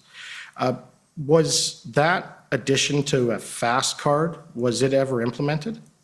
So this would be a question that you would need to put to CBSA because it has to do with the details of the operations of a border point, which is their responsibility. Okay. And if we can scroll down where it discusses ArriveCAN, and we'll just hop right to the points there, beginning as traffic returns. So there, the GM of the Peace Bridge says, as traffic returns to normal, the longer processing times associated with ArriveCAN and travelers not filing or not filling or improperly filling will result in border gridlock. Did that happen? The characterization of border gridlock at this time is not consistent with my memory or our analysis of the transportation trends. Okay, and it says there too, ArriveCAN is not a binational program like Nexus and FAST and is unknown to the U.S., meaning many American visitors will arrive at the border unprepared. Is that true? I think it is certainly true that ArriveCAN is not a binational program. It's a national program. It's a tool of CBSA, so it's a national program. And in fact, actually, ArriveCAN is not a program. ArriveCAN is a border facilitation tool. What about the statement there that they state that these mandates essentially will adversely impact travelers, particularly the elderly who do not have smartphones? Would you agree with that? Sorry, sorry, I might have skipped Can you one. just point out, because I'm oh yeah, so will you adversely... You have to give me a break because this is a document I've never seen before. Right, okay. So which point? So where it says will adversely impact travelers, particularly the elderly who do not have smartphones. And that point relates to what? The essentially vaccine mandates and as I understand it from reading it, the essentially administrative process now put in place by the federal government in trying to cross the border. My general impression of vaccine mandates is vaccinations protect the elderly. Right, but would you agree that it adversely impacted travelers, particularly the elderly who do not have smartphones? Can you agree with that statement? I can't agree or disagree because I don't really get the context in which it's sort of asserted. Okay. Would you agree that the experience with the border from the general manager, as he states, is that requirements that impose additional steps, more documentation, providing more information create border delays, and as a result, border avoidance, so avoiding going across the border? Can you agree with that? Well, I would agree they're his statements, but there's some generalities here that I have a hard time sort of agreeing with or disagreeing with because of the context is unclear to me. Okay, and so if we can scroll up then to page number, the one directly before the email, because these are in reverse. Okay, and so in this email, I take it you know who these folks are. It's Mr. Badaway forwards the email to the following people, and that's to Minister Mendocino, the Minister of Public Safety. You know who he is? Yes, I do. And he also forwards it to Minister Algara, the Minister of Transport. I know Minister Algara well. Right, and he's the minister that you report to. Yes. Right. And he didn't pass this on to you? To my memory and knowledge, he did not pass this on to me. Right, but you know, as the Deputy Minister of Transport, as the highest, essentially, civil servant within that ministry, isn't this sort of information something important that you should know? I think you have to understand the context. Transport Canada, the Minister of Transport gets a massive amount of correspondence. I get a massive amount of correspondence on something like this, on an exchange between an MP and the minister. I may or may not see it depending upon the nature and the context. So it's neither surprising nor it wouldn't be surprising for me to get it, and it wouldn't be surprising for me not to get it. And this one, I do not recall this being forwarded to me. Okay. Can you agree that having this forwarded to you would have been of assistance in carrying out your duties as the Minister of Transport? No. All right. So in your evidence earlier today, you talked about the economic impact of the protests at the border. Is that right? not of the protests at the border, of the blockage of the transportation of commercial goods. Right, and all of that evidence, can you agree with me that most of it was hypothetical and that you haven't done an ex post facto analysis? It wasn't hypothetical because the blockade was an actual thing. Well, I understand that, but... And the concerns, the impact was an actual impact, and the stress and the adverse sort of impact on assessing Canada as a place to invest in sort of auto production was an actual impact. So they were actual impacts, not hypothetical ones. Right, but you can agree that those things I just showed you from the GM of the Peace Bridge, those would also impact the issue with respect to being able to get across the border in a timely manner. People were quitting trucking because of delays. So that's an adverse impact, is it not? The issues that list of issues you raised were ones that we were monitoring closely with our colleagues at CBSA and other departments. And in fact, we were tracking over the course of, we were tracking over the course of January the trends in truck traffic across the border. Okay. Things like sort of congestion and gridlock. I don't think we, right, until the border blockades caused by the Freedom Convoy, I don't think we were observing gridlock. Right. What we did see was actually that the trucks were flowing at about the rate you would expect given this time of year. Okay. So we analyzed it. I understand. And our conclusion was different I thank you for your answer. Suggesting. But you're familiar with the government agency Statistics Canada or StatsCan, is that correct? Yes. All right. And StatsCan is the National Statistical Office. It's the agency that ensures Canadians have key information with respect to the economy. You understand that? Yes. And StatsCan comes under the Ministry of Innovation, Science and Industry, you're aware? Yes. And it's accountable to Parliament through that minister, who's currently Minister Champagne, is that correct? Yes. Okay. If I could please bring up POE.HRF 0000009.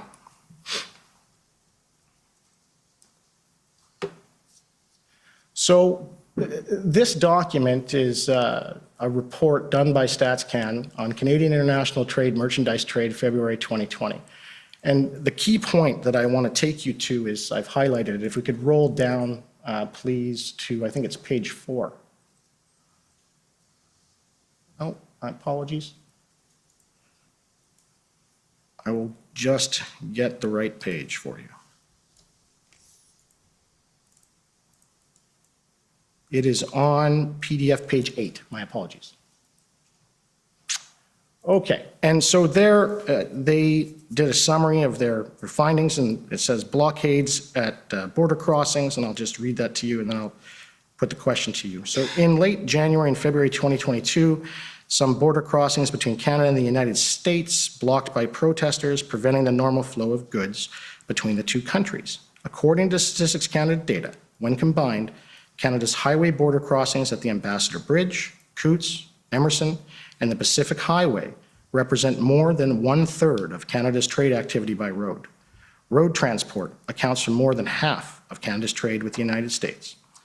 In customs basis figures for February, trade activity by road transport at these border crossings fell 8.8% compared with February 2021, with the Ambassador Bridge and Coutts crossing postings the largest decline. However, increased trade activity was observed at other crossings near the ones that were blocked, partly offsetting the decline in traffic.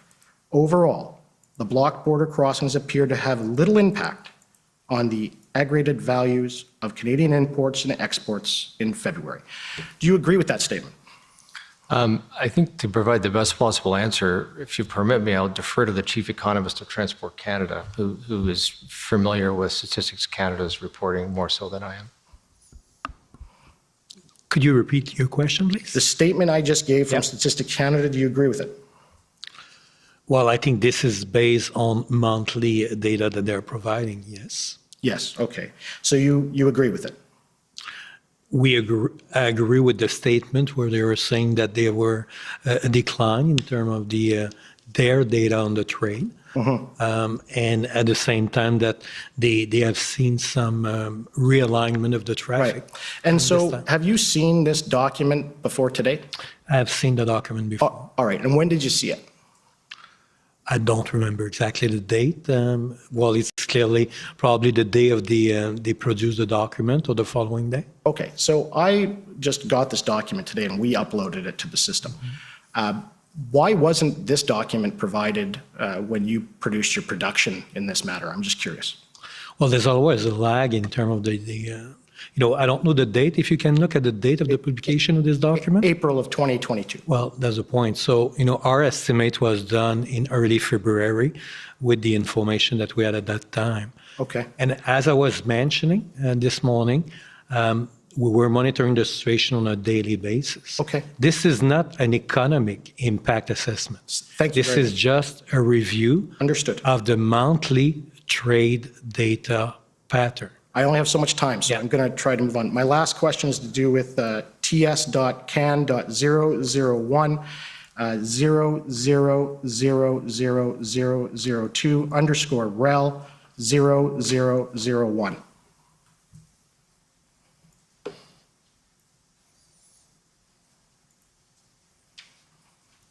So this is for you, Deputy Minister. So this document was uploaded by the Department of Justice just today, and I happened to just see it. What this is essentially a decision chart on whether or not to decide if there is what's referred to as a Section 2 CBSA Act threat. And I understand you're not an expert in this area, and I'm not going to put anything in here to you per se, but have you seen this document before other than today? I think I may have seen this document in the course of my work, but I don't have any familiarity with it, and I have not done a detailed review of it. Right. Can you remember, because you were at the IRG meetings and you dealt with this matter, was this document provided to members of the IRG? Do you know? I think it was definitely not provided by Transport Canada, and whether it was provided by somebody else, CSIS, for example, would be a question best put to CSIS. Right. So you don't recall seeing this during the IRG meetings? Do I recall seeing this document during an IRG meeting? I don't think no, I do not recall seeing it. Thank you. And you can see there, and I don't want to put this to you, you're familiar in public administration and governance generally and deciding. Are you familiar with the OODA loop? Sorry, can you say that again? The OODA loop process. Are you familiar with it? The OODA loop, it sounds like an acronym for something. Observe, Orient, Decide, Act. You've heard of that before? I've heard, yes, I've heard of that and many variations for analytical processes. Right. Well, you'll see in here it says identify, assess, decide, act. So it's essentially the OODA loop. And on the second part, it actually outlines what you have to do before you can move to the third. And it says means and affect societal change. In order to do a Section 2 CSAC threat, it has to be a finding, according to CSIS or this document, willingness to kill or inspires others to kill, right? I take it during your IRG meetings, you didn't hear any evidence of the protesters in Ottawa with any specific persons saying that they were willing to kill or inspiring others to kill, did you? I can't answer that because there was extensive deliberations in the IRG meeting protected by cabinet confidence. Right. Thank you. Okay. Next is the City of Ottawa, please.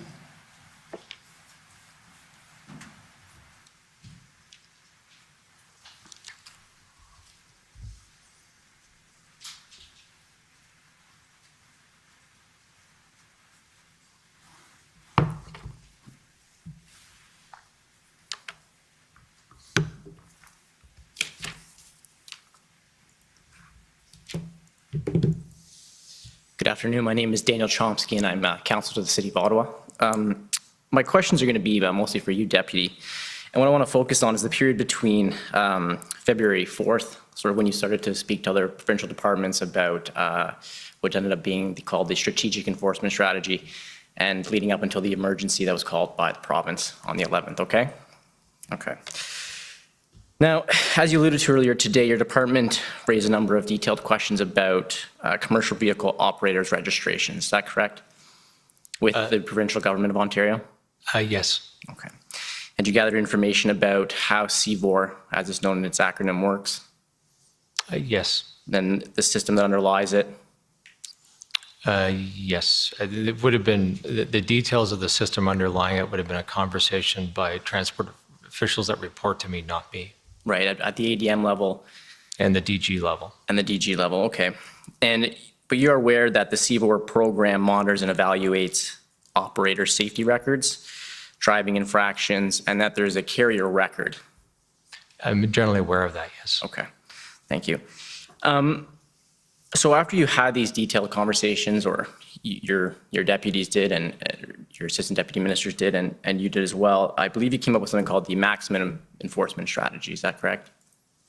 That's right. We initially called it the maximum enforcement strategy, but based on feedback from some provincial partners, we changed it to strategic enforcement strategy. Okay. And I understand that as part of that, and it was detailed in an earlier email to your minister, the registrar would communicate, and this being the registrar of motor vehicles in Ontario, would communicate to owners, CVOR, owners that have the CVOR certificate, and they would to suspend CVORs for any vehicle participating in blockades and demonstrations by a particular date. Is that correct? Could you give me a bit more context for that question? For sure. Are you talking under the normal course of events or the emergency orders of Ontario? So I'm talking in the ordinary course of events. So before the emergency was declared in Ontario, you had gathered information from the province of Ontario, particularly the Ministry of Transportation. Is that correct? We had both made inquiries as to what is possible, and we had gathered information. Okay. And at some point, your department and you were of the opinion that you could issue notice to holders of CVORs saying that we could suspend your certificate in the event that your vehicle is participating in a blockade or demonstration and would not leave by a certain date. Again, and you're talking in the absence of the Ontario emergency rules. That's correct, yeah.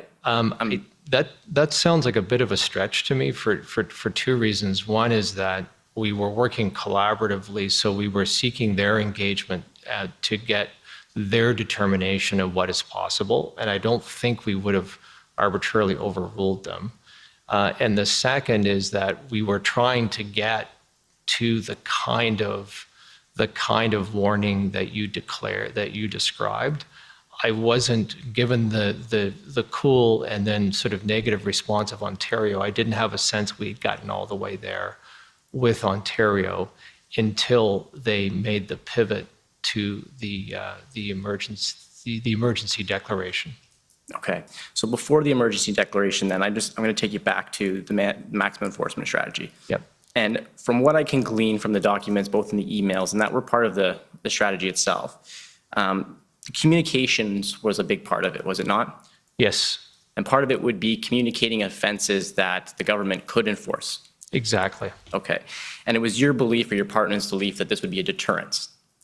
If done properly, we believe that this would help deter people from either joining or induce them to end and leave. Right, okay.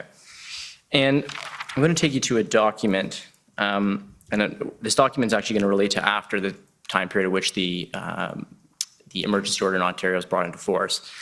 And so we're talking about February 11th, well, that's when the order was brought into place, is February 11th, 2022. And now you'll know that's in place. Now it granted the registrar of motor vehicles the power to make an order suspending or canceling plate permits, driver's license, and commercial vehicle operator registration certificates. So again, the CVOR. You're aware of that? Yes. Okay. Now I'd like, Mr. Clerk, if you could please bring up document ONT 000-00403.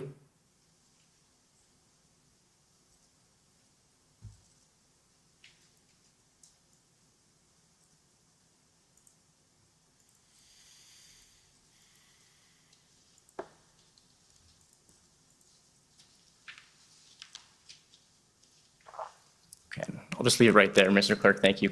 And you'll see you're not on this email chain, but if you could just scroll to the top, it's an email actually to Michael Beaton from a Ministry of Transportation of Ontario civil servant. And you'll see at the top there, Michael Beaton is the Chief of Staff to the Minister of Transport. And you'll see at the top, it says, hi, MO, which is, I think we can all agree is the Minister's office. Agreed. Okay. And it goes on to say, I wanted to provide you with a quick update on the situation in the city of Ottawa, also providing some general background information on the barricade in Windsor, further to our email last night, as well as an update on a CVOR warning letter. And if you could just please scroll down, and you'll see that header there, it says CVOR warning letter. You see that? Yes. Okay. And it says, FYI, TSD has created a warning letter for CVOR holders as another tool that can be used at the front lines for the convoy or protest. I read the second bullet. The police are aware of this strategy and supportive of the approach. The Police Command Center in Ottawa will be providing the list of the carriers that they want MTO to send letters out to. All of this, and this is the important point, all of this will be tracked and can be reported on. The other option of suspending plates license CVOR remains. This will just give enforcement additional tools to manage the situation as they see fit. Now, this letter is similar to the letter that your department had proposed, could have been used before the emergency order, correct?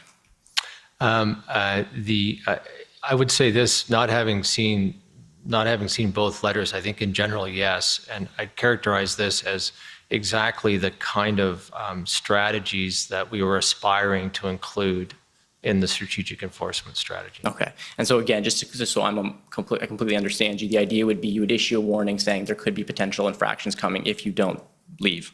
Yes. Okay. And did the government of Ontario ever tell you why they did not issue any warning letters before they brought in the emergency order? I think the letter from Deputy Minister LeBlanc to me on February the 8th had, in a certain fashion, an explanation. Okay.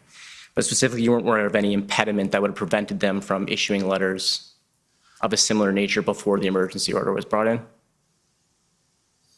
I would say that when we reached out to them on the 5th, the 6th, and the 7th, we were searching for their engagement and creative solutions to do something like sending a letter. Did you know if you have 3 Highway Traffic Act infractions like this, you could lose? And so we were hopeful of something like that. Their response on the 8th said that they had I don't want to put words in their mouth because the letter's on record, but they essentially said, we have a process, it's fixed, and we have to follow it. So there's nothing to, we see no opportunity to do anything there. Okay. Thank you very much, Deputy. Those are all my questions. Okay, thank you. Next, call on the OPS.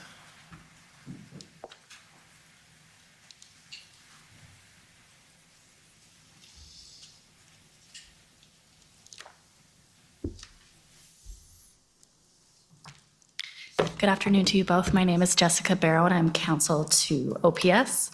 My questions are for you, Deputy, as well. I want to focus primarily on the enforcement strategy and how it impacted or didn't impact operations on the ground in Ottawa, but I want to touch base on a statement you made in your witness statement before we get into that. First of all, obviously the enforcement strategy was created after the occupation in Ottawa had been entrenched for some time. Is that correct? Yes, it is. Right. And in your witness statement, you commented on the fact that both Toronto and Quebec City were successfully able to deter occupations from their downtown cores, and that some of the tools they implemented were similar to what you suggested in the enforcement strategy. Is that fair? Yes. The events in Toronto and Quebec City, however, both occurred after the event in Ottawa was well underway. Is that right? Yes, indeed. And so we've heard testimony from various other witnesses to the effect that other jurisdictions were able to take lessons from what occurred in Ottawa and apply those lessons to their own planning. I take it you would have no reason to disagree with that? No. And many of the witnesses we have heard from also testified that the tactics used by protesters in Ottawa were unprecedented at the time of the convoy's arrival in Ottawa. And I take it you similarly would not have any reason to disagree with that evidence? The tactics, I'm not sure if the tactics were unprecedented, but I would say the absolute sheer scale and intensity by which they were applying these tactics was, Fair enough. by I think all accounts, unprecedented in the history of the country. And cities like Toronto and Quebec City enjoyed a benefit that Ottawa did not, and that's sort of a fuller appreciation of what the group was capable of, what their intentions were, and what police tactics were and were not going to be effective in respect of that. Would you agree with that? I would generally agree with that, but I'm not an expert in the details of law enforcement and tactics, but I think in general. Fair enough. And I think you would also agree with me that the convoys and blockades in the various jurisdictions were all quite different from one another in terms of their scope. Is that fair? I think my sense is there were a lot of similarities, and there were some big ones in multiple places, but they did vary city by city, and they varied over time. It was a very dynamic and unpredictable series of blockades and occupations. Of course. And if we look specifically at Ottawa, I think you would agree with me that the size of it, we can agree that there perhaps were similar behaviors, but if you look just at sort of the footprint of the protest, it was much larger than any of the others. Is that fair? I think that's fair, but I didn't do any detailed analysis of footprints, but that seems quite reasonable. Okay, thank you. And so it wouldn't necessarily be fair to compare the successful use of the strategies from the enforcement strategy by some jurisdictions with what was occurring in Ottawa, given these significant differences. Is that fair? I think so. Could you repeat the question? Because let me say this, and maybe this answers the question. If not, tell me it doesn't. That there is no attempt in my witness statement and the statement or in our enforcement strategy to say one city, it was no attempt to actually grade the police responses. It was simply an attempt to take stock of the challenge and help police deal with unprecedented challenges that were overwhelming them. Of course. So your strategy was intended to address the challenges that OPS was already experiencing and which others had not yet experienced. Is that fair? I would say to a degree, except that it was sparked out of that really stark assessment and sit-rep that I participated in with the city of Ottawa. So the spark was from Ottawa, but the intent of the enforcement strategy, the tow truck strategy was national, because we saw this as a rapidly evolving national problem that needed to be dealt with really from coast to coast, and it was just a matter of one day to another where a blockade or an occupation would hit. Right. And so if we look at the specifics of the enforcement strategy, and I don't think we need to turn it up, but I'm happy to if you think that's necessary. It had the messaging component as well as the enforcement component, correct? Yes. And I think you've testified with respect to the messaging component that the purpose of that component was to communicate the illegality of the actions of the protesters, right? I think the illegality, which a number of people involved in illegal activity seemed to be confused about, but also the consequences and appealing to their self-interest to end. Right. And just so that we clear this up in terms of the purpose of that messaging, we've heard a lot of evidence about PLTs. I don't know if you're familiar with the work of PLTs. I'm familiar with the term, and I'm generally familiar with the work, but I'm not an expert. Fair enough. And so we heard a lot of evidence about the purpose of the PLT program and the need for a measured response and consistent communication as between sort of like corporate communications and what PLT are engaging with on the ground. Do you have any reason to dispute that evidence? No. And so I take it that you wouldn't necessarily say that the communication strategy that you were proposing as part of this, the strategy that we're talking about here, that it was intended to overshadow the work of PLTs. The communication strategy you're referring to the communication component of the strategic enforcement strategy? It was based on, I would say, a premise that part of the solution was having a much more comprehensive, much more robust communication with the blockaders and occupiers to pierce through the fog of the event so they understand what they're doing is illegal, has significant consequences that could affect them, their commercial viability, even their ability to go to the US, and that our estimation from a strategic level, we weren't on the street, was that there was a lot more to do to accomplish that goal than what had been done to date, quite frankly, in any city. And so you're talking sort of a global strategy to all protesters and blockaders from coast to coast that may be thinking of engaging in that activity or already are engaging in that activity. Is that fair?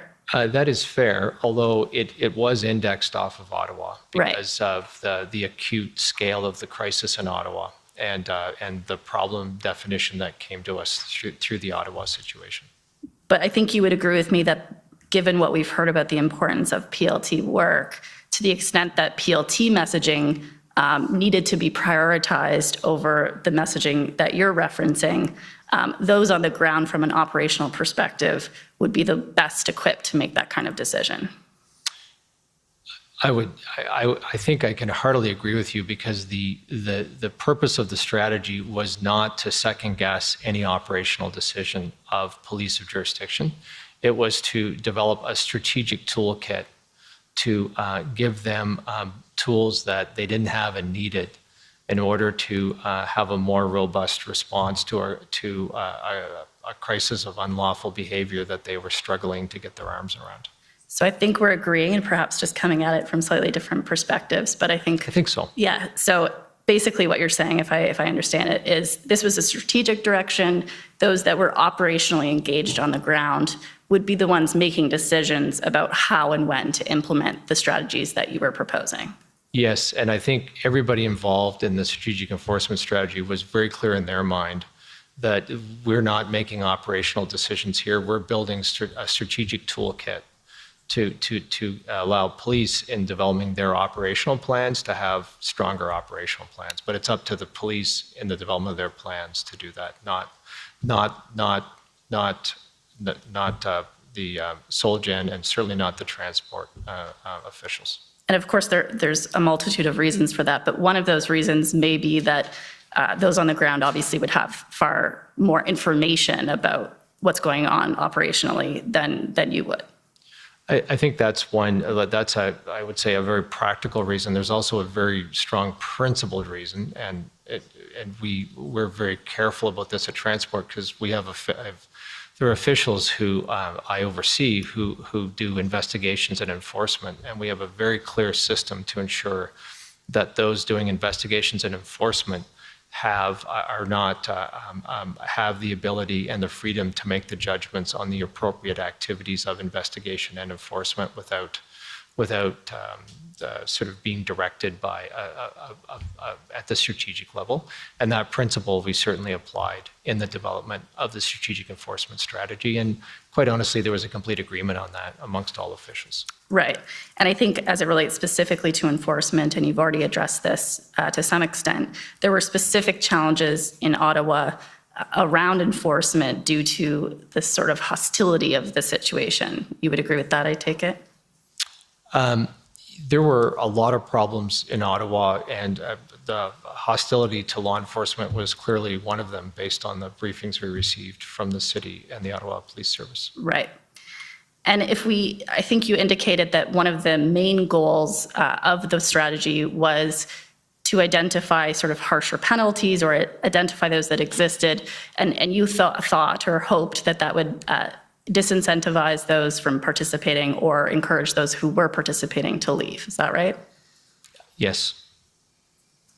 And obviously, we do know that ultimately harsher penalties and more significant enforcement tools do come into place both through the Ontario legislation and the federal legislation, right? Yes, but I think it may be helpful to point out that the development of the strategic enforcement strategy was predicated on initially using existing authorities Right. And only in the early versions of it, for example, I'll talk about Highway Traffic Act, Criminal Code, et cetera. And then once Ontario made its emergency declaration, we folded into it the additional penalties under the Ontario Emergencies Act. Right. And so the goal was to either highlight those existing tools or ultimately, once there were new ones, to highlight those, and hopefully there would be a change of behavior as a result. I'm wrapping up. Yes. But ultimately, I think you would agree that although that may have had some impact on the numbers in Ottawa, what we saw ultimately was a massive POU operation that was required to remove the majority of the protesters. Is that fair?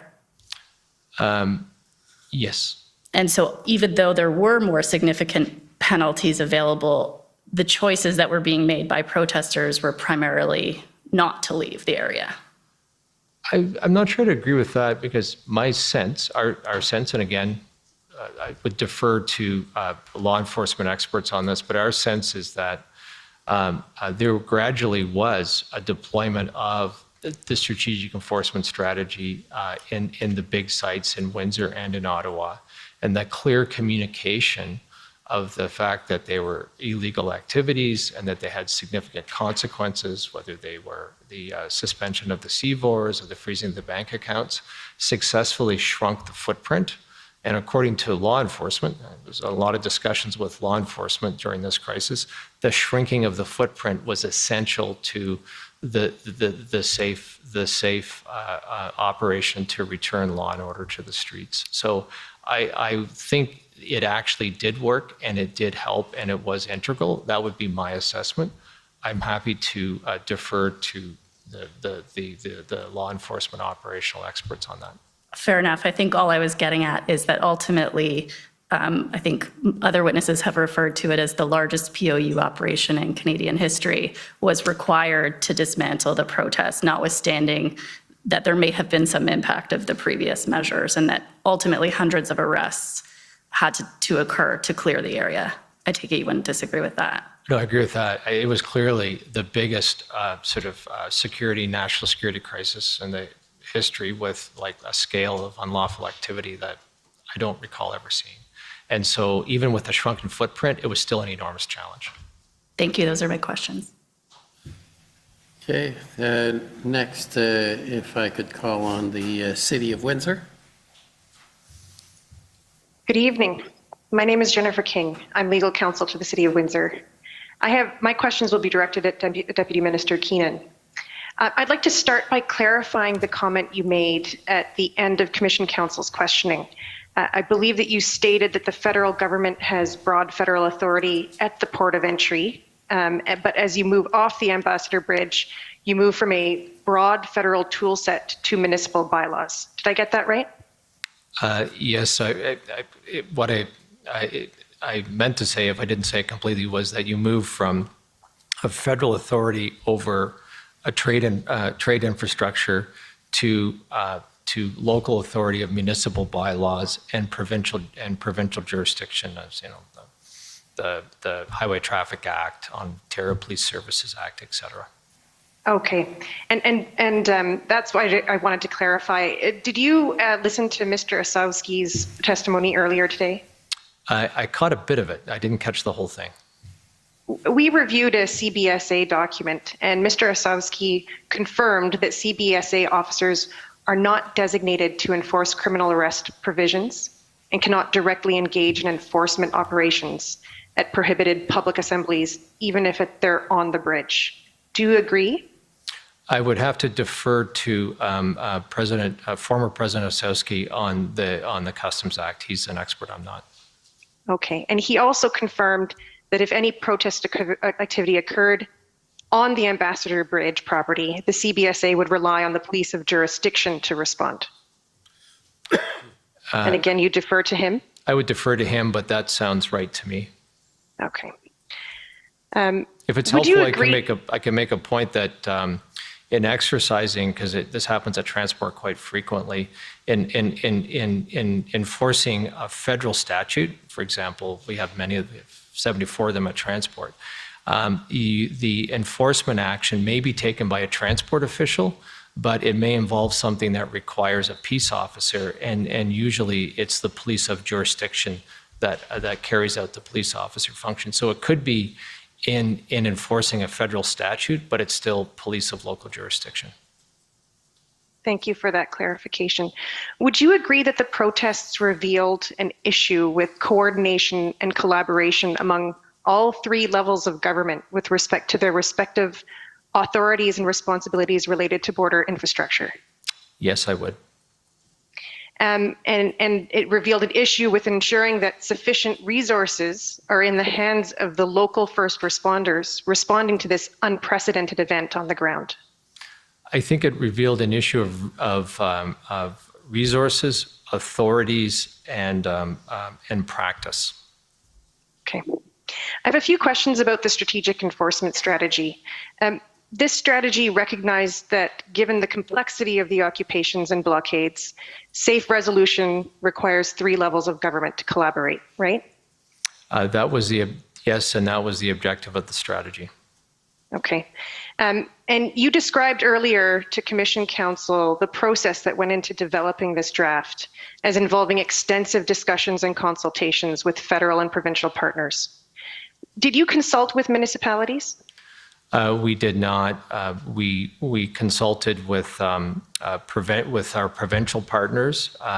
We consulted a little bit probably with the City of Ottawa because there was a particular tripartite process. But in general, we did not consult directly with municipal partners. And we we consulted beyond the RCMP and the occasional discussion with the OPP. We didn't consult directly with police either. We left both of those to our provincial colleagues. Are you aware of whether your provincial colleagues reached out to their municipal partners and asked for input? I'm not. Okay. Was the strategy shared with Windsor after it was finalized on or about February 13th? It would not. It was not shared by Transport Canada. We were relying on our provincial partners to share it as they saw fit, and I don't know whether anybody from the province of Ontario shared it with the City of Windsor. Well, the strategy refers to communication and communication that should be coming from municipalities. Did you ask your provincial partners to share the strategy with the City of Windsor? We asked them to share it with appropriate partners, but I don't recall specifying that they should share it with the City of Windsor. Okay. I haven't seen any evidence that this was shared with the city after it was finalized. Mr. Keenan, can you help clarify for me which federal ministry is responsible for emergency management with respect to critical infrastructure like the Ambassador Bridge? If you break that into three parts, emergency management in general is public safety. If you, generally speaking, critical infrastructure, again, public safety. When you get into transport infrastructure like the Ambassador Bridge, Transport Canada. And that's as specified in the Federal Emergency Response Plan. Right. And so does Transport Canada have a plan for prevention, mitigation, response, and recovery with respect to the Ambassador Bridge and other border infrastructure? We have plans of a different level for different points of critical trade infrastructure like the Ambassador Bridge.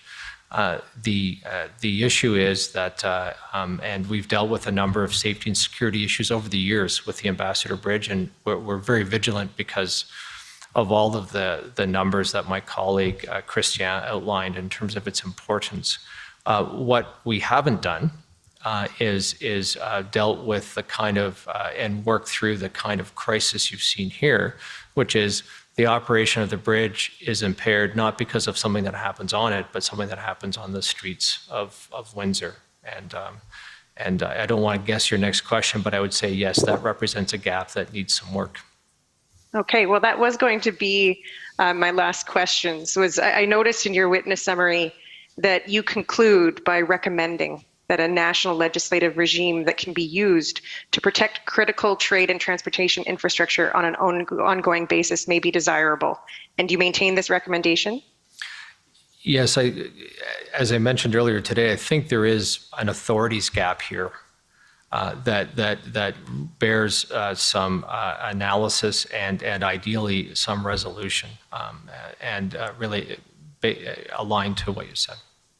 Okay, and so in addition to an authorities gap, would you also agree with me that in addition to a national legislative regime, a specific emergency management plan should be developed by all 3 levels of government for international border crossings? I think there is merit. I wouldn't jump to that specificity, but I would agree with you that there is, and we've seen this now in 2 or 3 different events. The crisis we just got, that this inquiry is on, the rail blockades of 2020, even the outage of the rail lines that cut Vancouver off to the rest of the country. I think there is a need for better plans that include all levels of government in those plans in advance. And so I think it's an issue for the Ambassador Bridge, which is one of the probably the most important trade crossing, but it's a broader issue across the country. So in that sense, I would say yes.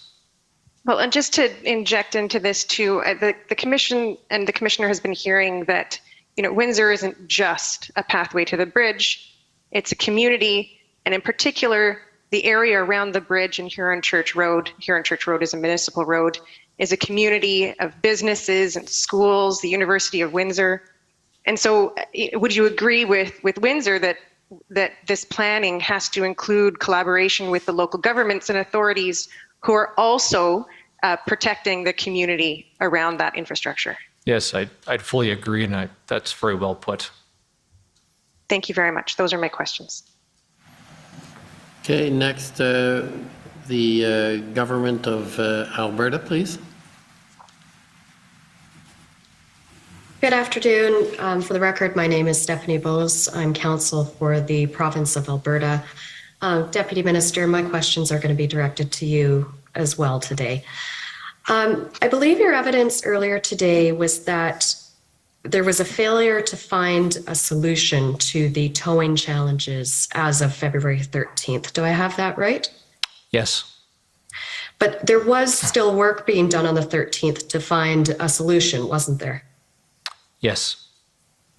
And I'll ask that the clerk please take you to document ALB 401429.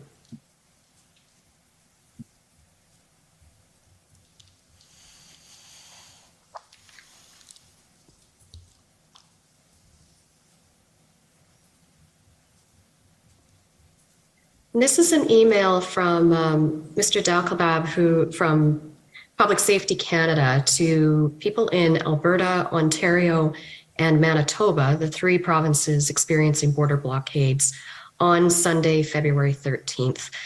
And in this email, he indicates that he and Transport Canada were looking to have a small group discussion on the work that they were advancing to ensure a clear escalation protocol is in place to remove trucks blocking roads and bridges. And then you'll see in the second paragraph, it indicates that there would be a presentation of the strategy before moving it up the chain for approvals. So I take it that at this time, Public Safety Canada and Transport Canada had developed the strategy, that they were checking in with their provincial partners, and then they were going to seek the approvals that they needed. Is that your understanding?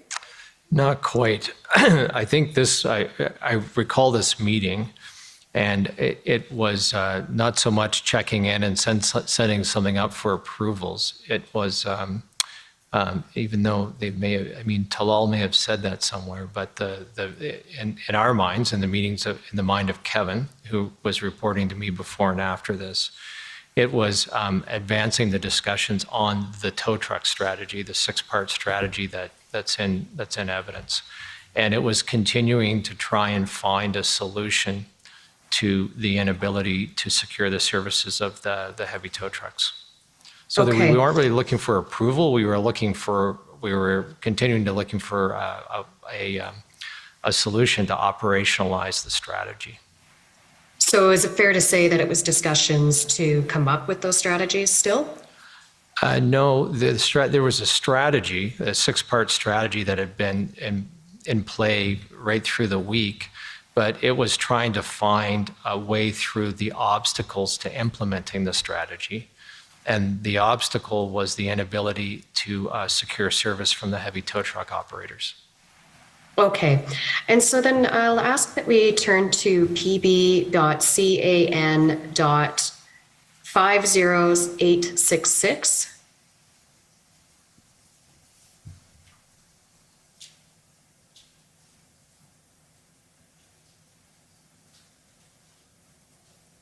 And this is the tow truck vehicle removal strategy you're talking about, is that right? Yes, I think one iteration had 6 parts, but here it obviously has 5. And it says that this is the working draft on February 13th. You understand that on the 13th it was a 5-part plan, is that fair to say? Yes. Okay. And I understand that nowhere in this document does it contemplate the use of the Federal Emergencies Act, is that correct? I think that is correct. Okay. And I'd just like you to scroll down, if you could, Mr. Clerk, to page 2. And we'll go to item number 4. This is the tow vehicle to a secure location step. And if we take a look at D, if tow trucks are available, example, Alberta is already procuring them, but operators are not, identify and deploy municipal, provincial, and federal, including CAF employees for specialized skills. Do you know if, as of this time, so on February 13th, any work had been undertaken to identify federal employees that may have skills to operate tow equipment? Yes. What work was done to identify those employees? The people at Transport Canada working on this, Kevin Brousseau, Aaron McCrory, Melanie Van Stone had consulted with some colleagues and were scoping out to try to identify a pathway to building a roster of people with skills. They quickly, I should say that some of this came because the day before there was a series of calls with Alberta where Alberta head officials had come to us, and that was on the 12th, the 11th or 12th, I think it was the 12th. They had just bought, I think 2, but I can't remember how many heavy tow trucks. And they realized that they couldn't do anything with them because they didn't have the skilled operators, so they were coming to us to see if through the CAF or anywhere we could supply skilled operators. And so there was a whole conversation over the 12th and 13th trying to figure out, can we find skilled operators for heavy tow trucks? And the conclusion at some point on the 13th was no, it wasn't a viable. It turns out that you don't have in the government people who have that particular skill set. And did that include the CAF? Yes, I believe it did, but okay. the exact scoping and who exactly was engaged in that was something that my team did. Okay. And then I'd like to look at document SSM.CAN.50410.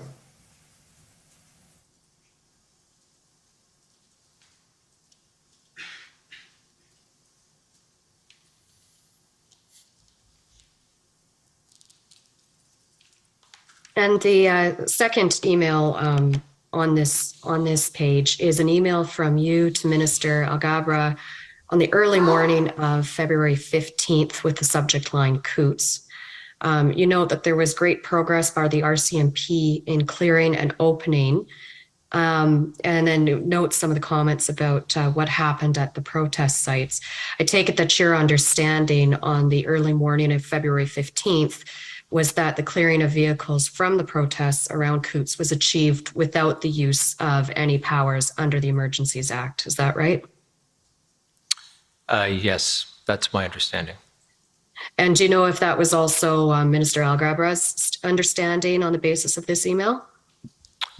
I can't speak to Minister Alghabra's understanding, but I think the email is relatively clear and speaks for itself. All right.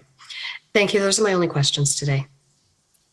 Okay, thank you. Next is the Government of Saskatchewan.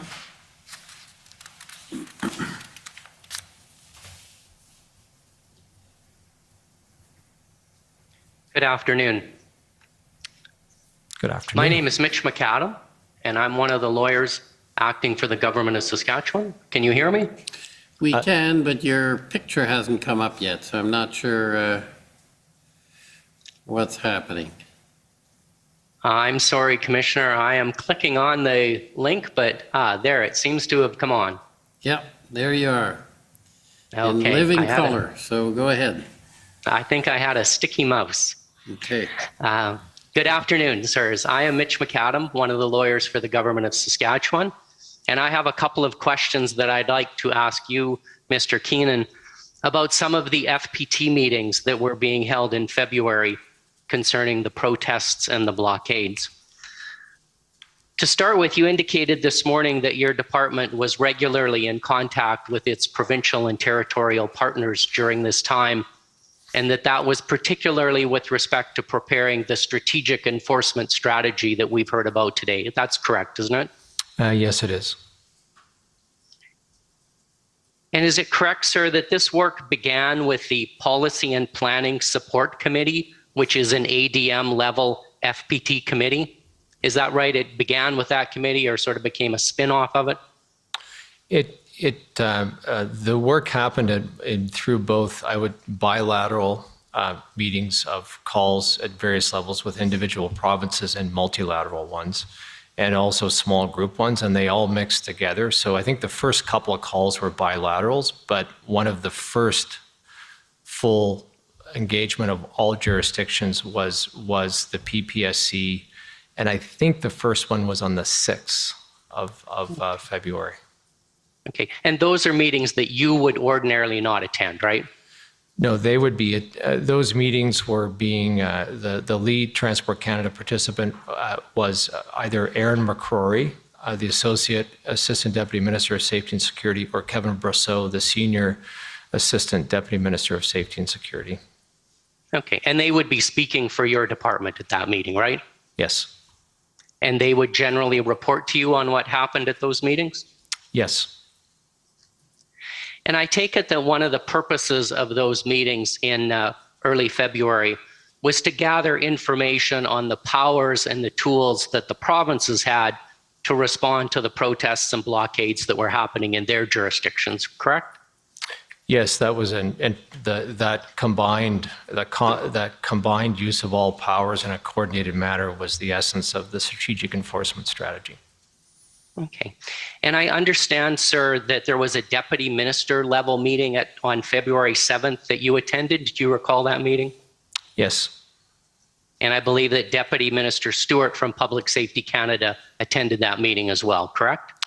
Yes. And I think you said this morning that you began to lay out the strategic enforcement strategy at that meeting, correct? Yes, that's correct. And you'll agree with me that the Federal Emergencies Act was not discussed at that meeting, was it? That's correct. It was not discussed. And sir, there was another FPT meeting on Friday, February 11th that was attended by Aaron McCrory from Transport Canada. Are you aware of that meeting? Yes, I am. Okay, and my understanding is that at that meeting, Mr. McCrory laid out a more fulsome version of the strategic enforcement strategy. Is that correct? Yes, in addition, the tow truck strategy. Okay. And at that time, the strategy was looking at a coordinated and consistent approach to enforcement based on existing municipal, provincial, and federal laws, correct? Yes, that's right. Okay. And again, at that meeting, there was no discussion of potentially invoking the Federal Emergencies Act, was there? No.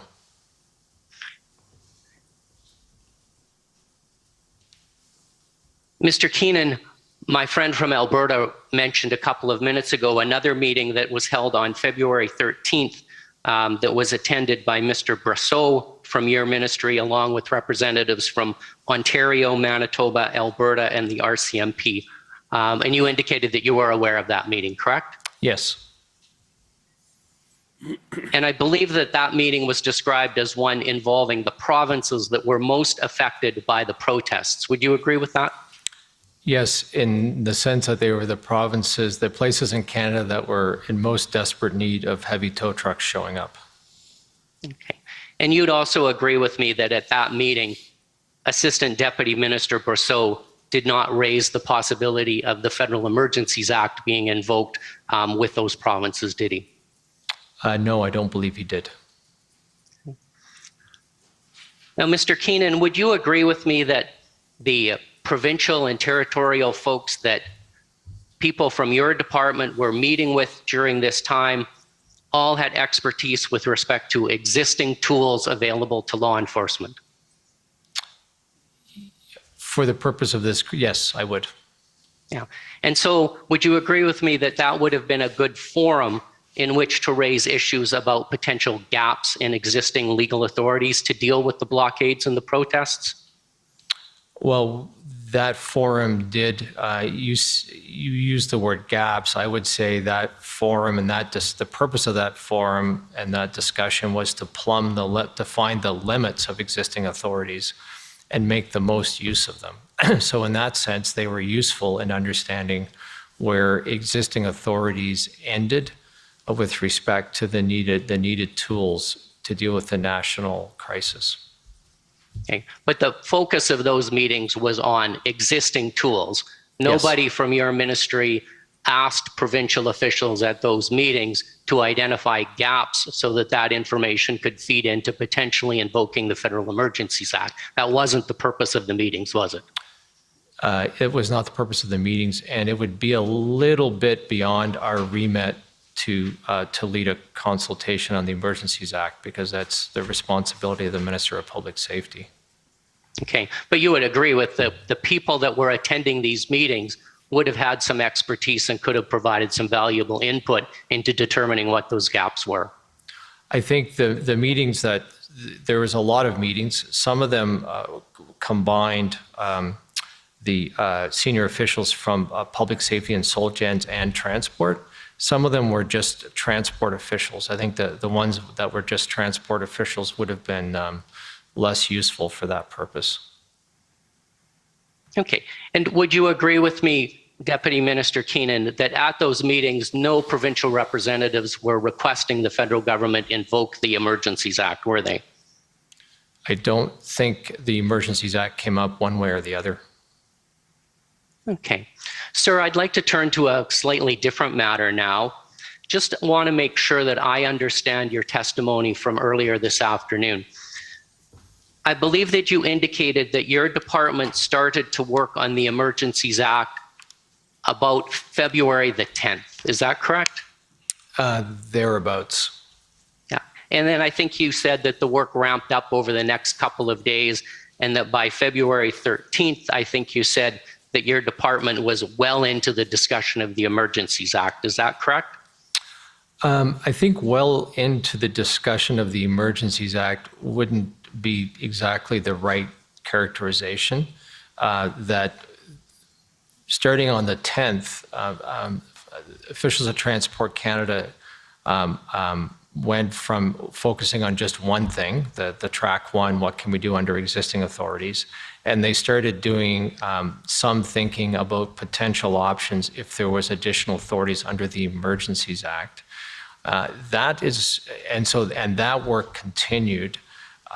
That's a little different than being full on into the development of the Emergencies Act. The locus of that activity was in public safety and justice.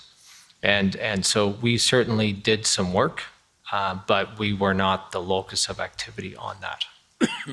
Okay, so but it would be accurate to say that by February the 10th, the Emergencies Act was on the table for your department and your department was doing some work on it. Yes, because it was part of what was beginning to be a track 2 set of options, and if the track 1 set was not going to work. Okay.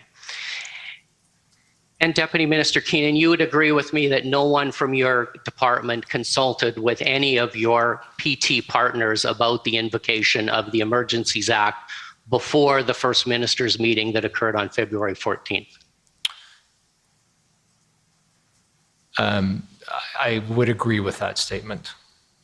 Okay. And the first time that you would have talked to your PT partners about the Federal Emergencies Act was when you did the briefings to advise them of what the powers were and what the authorities were that were contained in the act that happened after the act was invoked, correct?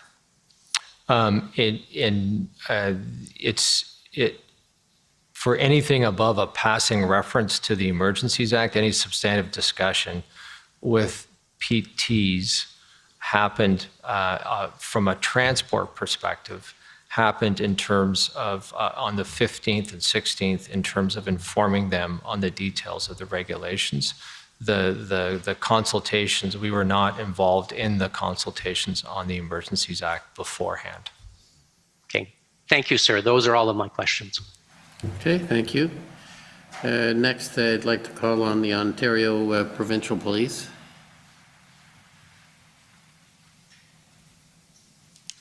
Good afternoon, Commissioner. Janine Kabursi for the Ontario Provincial Police, and I have no questions for this panel. Thank you very much. Thank you. Next, I'd like to call on former Chief Slowly's counsel.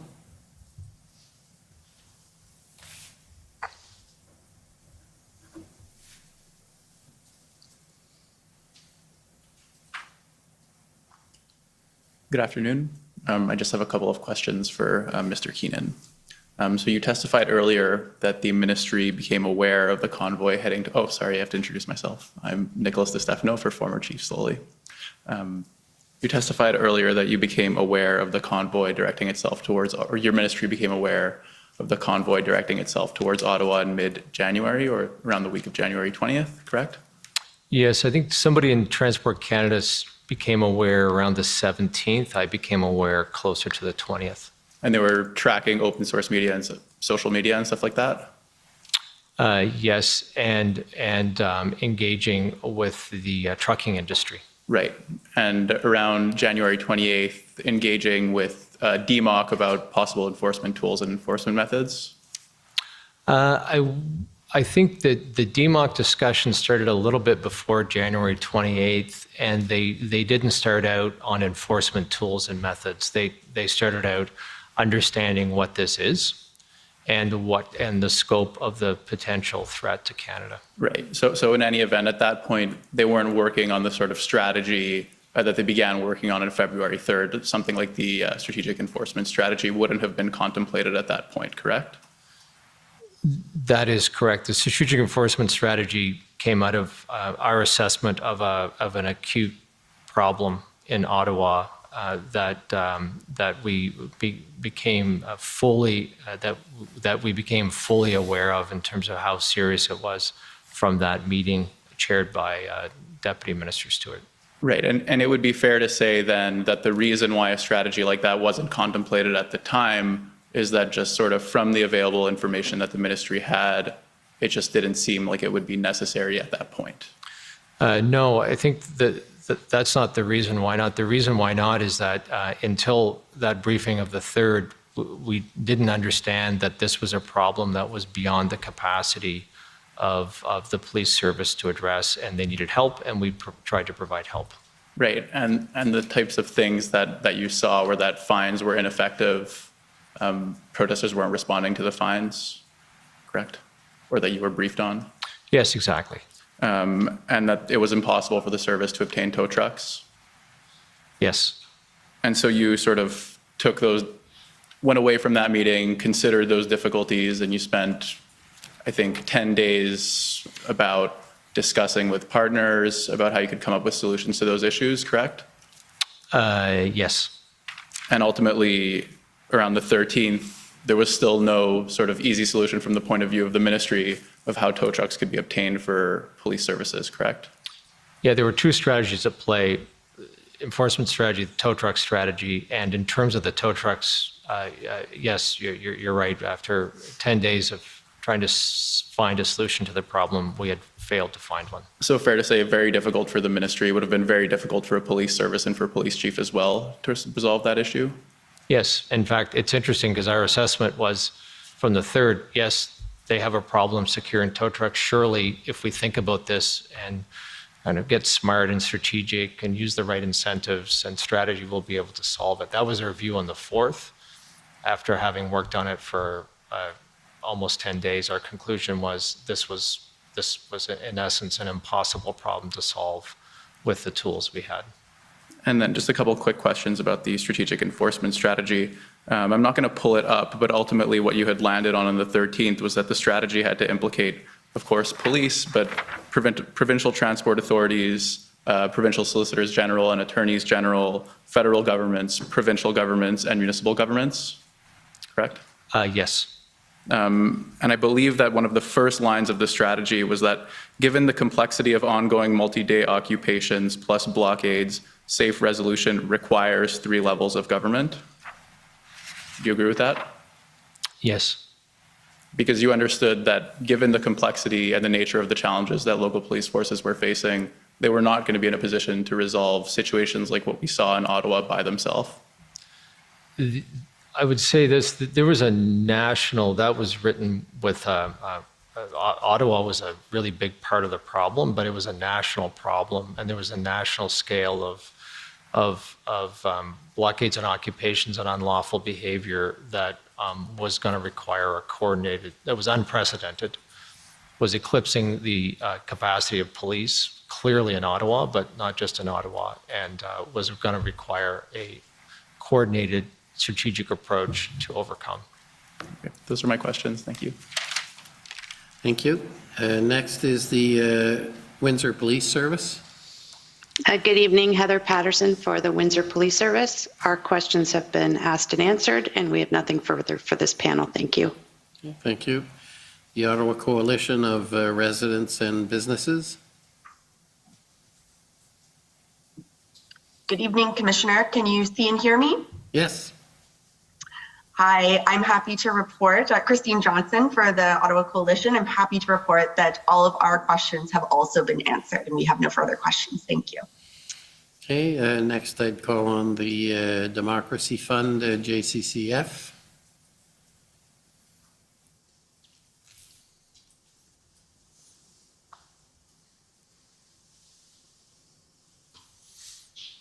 Good evening. My name is Hatem Kir. I'm counsel for the Justice Center for Constitutional Freedoms. My answers will be focused on you, Deputy Minister Keenan. So you're aware that the Windsor protest was cleared on the 13th of February, correct? On the 13th, the Ambassador Bridge opened the 14th, so I think it cleared sort of overnight between the 13th and 14th. Right. And are you aware that the Windsor police actually turned away tow trucks from the United States because by the 13th, they were already satisfied that the company in Windsor was up to the task? I know there were tow trucks that came across the bridge. I wasn't aware of the details of which tow trucks were used in the Windsor operation. Okay, but you were aware that they were able to obtain tow trucks to do what they had to do? Yes. Okay. And with respect to Ottawa, we've heard from other witnesses that the OPP obtained tow trucks, so much so that the OPS incident commander felt that by February 13th, they were good. If I recall correctly, earlier in your testimony, you stated you weren't aware of that, right? No, we'd been working on the tow truck strategy for 10 days and had engaged a lot of partners, and nobody had provided any information like that to us in the course of that work. Now, you stated that around the 10th going forward, the Emergencies Act was being discussed, correct? Options under the Emergencies Act began to be considered starting the 10th, yes. Right. And I mean, you'd agree with me that the Emergencies Act is an extraordinary power, right? The extraordinary power, yes. And if alternatives are available, they should be, as a matter of policy, be used first, right? I'm not an expert on the act, but the working framework I have is exactly that. If you can, it's not meant to be used if you can solve the crisis using any existing authorities. Mm-hmm. And to that effect, it would be important to be aware of what alternatives were available and workable. Alternatives of what to what, sir? whatever it is sought to be done under the Act. If there's an alternative under existing law or that can be done without the use of the Act, it'd be important to be up to date on that, right? Yes. Okay. And so given that your agency as a whole wasn't aware that the OPP had tow trucks, what steps were actually taken to get that information from the OPP, knowing that they were actually looking into the issue themselves? So from the 4th to the 13th, sort of exhaustive steps of working with our federal partners, our federal policing partners, procurement partners, security partners, all provinces, small caucus groups of provincial officials, and working through trying to find a way to execute the 5-point plan and the tow truck strategy. So I would say, in short summary, there were probably 40 engagements by myself and my senior officials with partners trying to sort of unlock the tow truck strategy. So I would describe it as a pretty exhaustive effort, right up to and including meetings on the 13th. So my understanding is that there was a DMOC meeting on the 13th? Yes. Where the Emergencies Act was discussed? Yes. And so going into it, your role would be to provide Transport Canada's perspective on the use of those on emergency powers? Yes.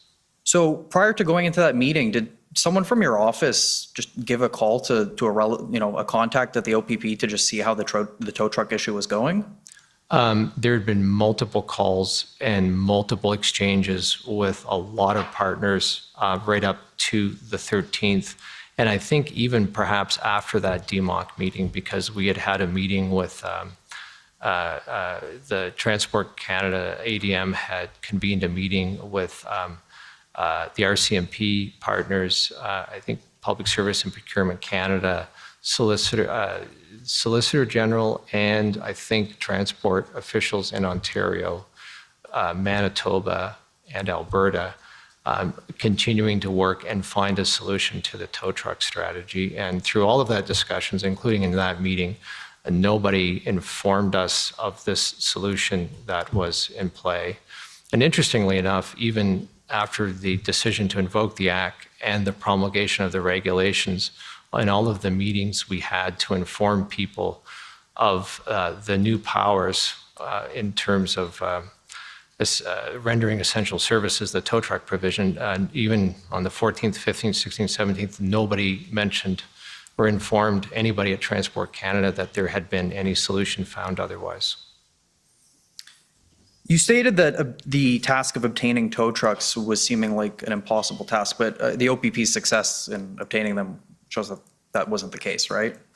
Well, I think you're going to have to be fair with the evidence. I don't think that's the evidence. So if you want to put to them what OPP testified to, you have to put the full picture.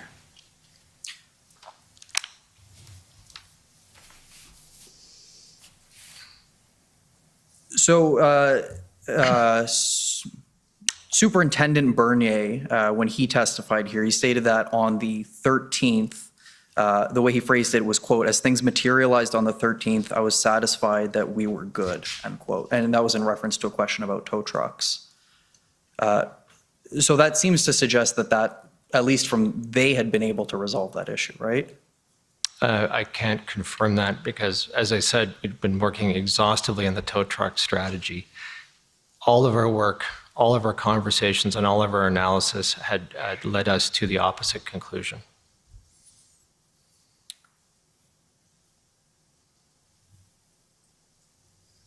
So I want to change the topic slightly. So you've referenced illegal activity in your testimony, the presence of illegal activity. Leaving aside for a moment the border protests and blocking the border, which I grant, in terms of what was happening elsewhere, are you essentially referring to things like traffic violations, bylaw violations? In terms of illegal and unlawful activity, there's two things. The strategic enforcement strategy specifically lists a whole series of examples, and including violations of different municipal bylaws, multiple violations of the Highway Traffic Act and the multiple violations of the Criminal Code as the key examples of the unlawful activity that was apparent on a wide scale through the protests, through the blockades and the occupations. Okay, and two of the criminal code, the two ones that were up front, I believe, were mischief and intimidation, which, from my understanding, were being committed by obstructing the roadways. I think mischief, intimidation, obstruction, and there was one other one that was on that list, I think. Right, but the behavior underlying, for example, a potential mischief or intimidation is through obstructing a highway, right? And the use of that highway in the case of mischief. That was one of many. For example, the swarming of a police officer, I think, would count as obstruction. Okay, but suffice it to say that all this behavior was already illegal and there were already authorities there to prohibit that activity? Well, I think that was the point of the strategic enforcement strategy, is that we saw a scale and intensity of unlawful activity across Canada that police was eclipsing the ability of police to respond. And in the case of Ottawa, when they tried to respond, they were being obstructed. And so it was an attempt to communicate at a wide scale to everybody who was either participating in the illegal activity or thinking about it that it's illegal, it has consequences, and to try and convince them to rethink their approach to, a term I learned in the course of this crisis, to shrink the footprint of illegal activity, to make it more feasible for the police to have a safe operation to return law and order. Right, and because of the existence of those legal authorities, that's why you wrote to Ms. Drouin saying that in your view, the gap was not legislative authority, but enforcement action, right?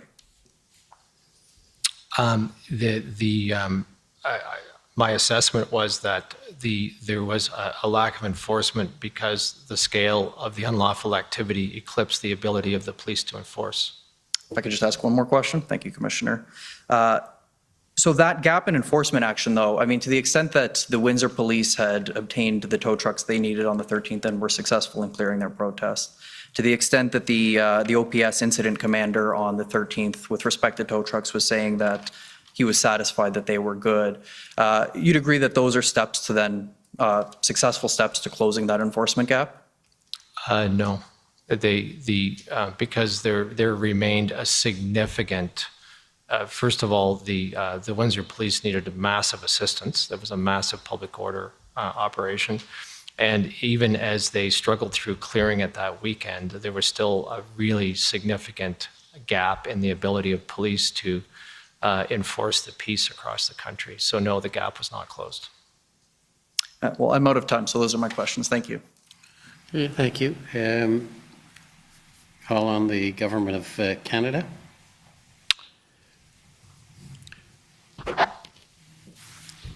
Excuse me, would it be possible to take a 2-minute break?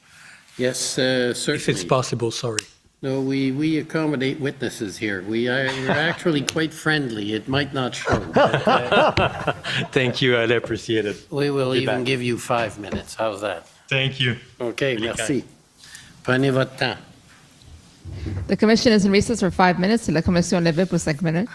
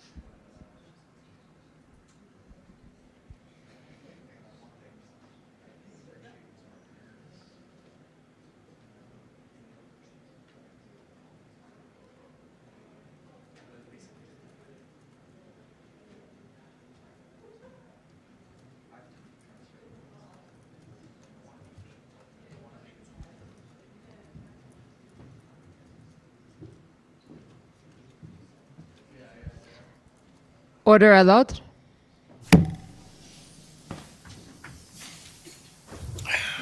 The commission is reconvened. The commissioner reprend. Okay. Thank you, Commissioner. For the record, Andrea Gonzalez, Counsel for the Government of Canada. Mr. D, I'm going to start with you. You've been sitting there very patiently, and I'm going to make it worth your while, I hope. My friend, counsel for the convoy organizers, put to you this afternoon the StatsCan trade impact document. You recall that? Yes. And in response to one of his questions, you started to say that the StatsCan report is about trade impacts, not economic impacts. But I believe you were cut off before you got around to explaining the difference. Could you explain how those two concepts are different? Yes, well, first of all, the report was just, the monthly report released by Statistics Canada about the evolution of the trade overall. Secondly, the point that I was referring is that, in the Statistics Canada report, which was published in April as well, they were very consistent with what we were saying when we were conducting the assessment in February. So they were saying basically that, they have seen some rerouting, which was part of the assumption that we were using and trying to capture with the scenario 1 on our side. And in the Statistics Canada report, the purpose of this report is just to release information on the trade evolution. It's not to provide an economic assessment at sectoral detail level about the blockade that happened during, the month of February, January and February in some areas. And when you prepared your economic analysis and that backgrounder document, did you know at the time how long the blockades and border disruptions would last? No. And were you able to project out at what the long-term recovery of those disruptions might look like? No, it was very difficult to assess at that time. Okay. And that's precisely why we took the approach of scenario as well, just to try to identify a spectrum of potential path in terms of the impact and the potential recovery associated with that. And so if the blockades continued, escalated, we may be moving from a scenario 1 into a scenario 2 or a scenario 3. Yeah, usually the dynamic on the economic side is you're starting by the most affected sector, and if it lasts, you're starting to see cascade effect and indirect impact to the rest of the other sector as well, and this is amplifying basically the net economic loss associated with that. Okay, thank you. Over to you, Deputy. You provided some evidence in response to questions from Commission Counsel about the assistance that Transport Canada, transportation of dangerous good inspectors provided to the City of Ottawa during the occupation. You recall that? Yes. And am I understanding correctly that Transport Canada inspectors have subject matter expertise as to the activities that may amount to infractions of the Transportation of Dangerous Goods Act, Transportation of Dangerous Goods Act? Yes, exactly. And to your understanding, what were the concerns with respect to transportation of dangerous goods infractions during the Ottawa occupation? The two key ones were the fact that there was a lot of movement and storage of a lot of propane, which if there's it was done improperly without the appropriate safeguards, and that there was a lot of movement of particularly diesel, gasoline and diesel, in unorthodox, unsafe manner.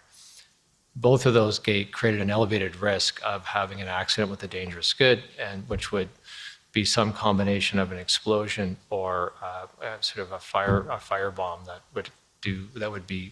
that's a significant elevated safety risk to the people around the propane and the diesel. Transport Canada inspectors provided that assistance when requested by OPS, is that right? Yes. Now, you've given a fair amount of evidence today about the strategic enforcement strategy, and I just want to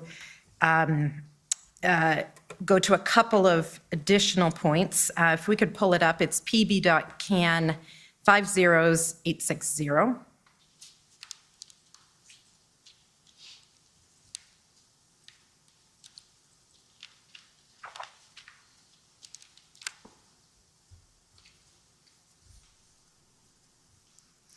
And if we start at the section on communications, which you explained was one of the two components of this strategy, communications and enforcement, is communications something unique to this strategy, or is that something that Transport Canada employs more broadly in seeking to obtain regulatory compliance? I think it's the latter. We were in building the strategic enforcement strategy, we were drawing on our knowledge and expertise as a regulatory and enforcement agency to essentially it's a compliance strategy. And so communication is always the first thing you do when you're trying to get somebody or any person or regulated entity to comply with the legal requirements. If we could go down to the next page, please.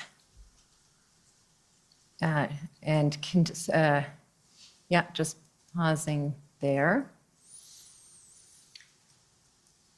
So the third bullet point that we see on the screen there says that truck owners and operators should know that by emergency order in the province of Ontario can have their driver's license, plate portion of the permit, or CVOR certificate immediately suspended or canceled.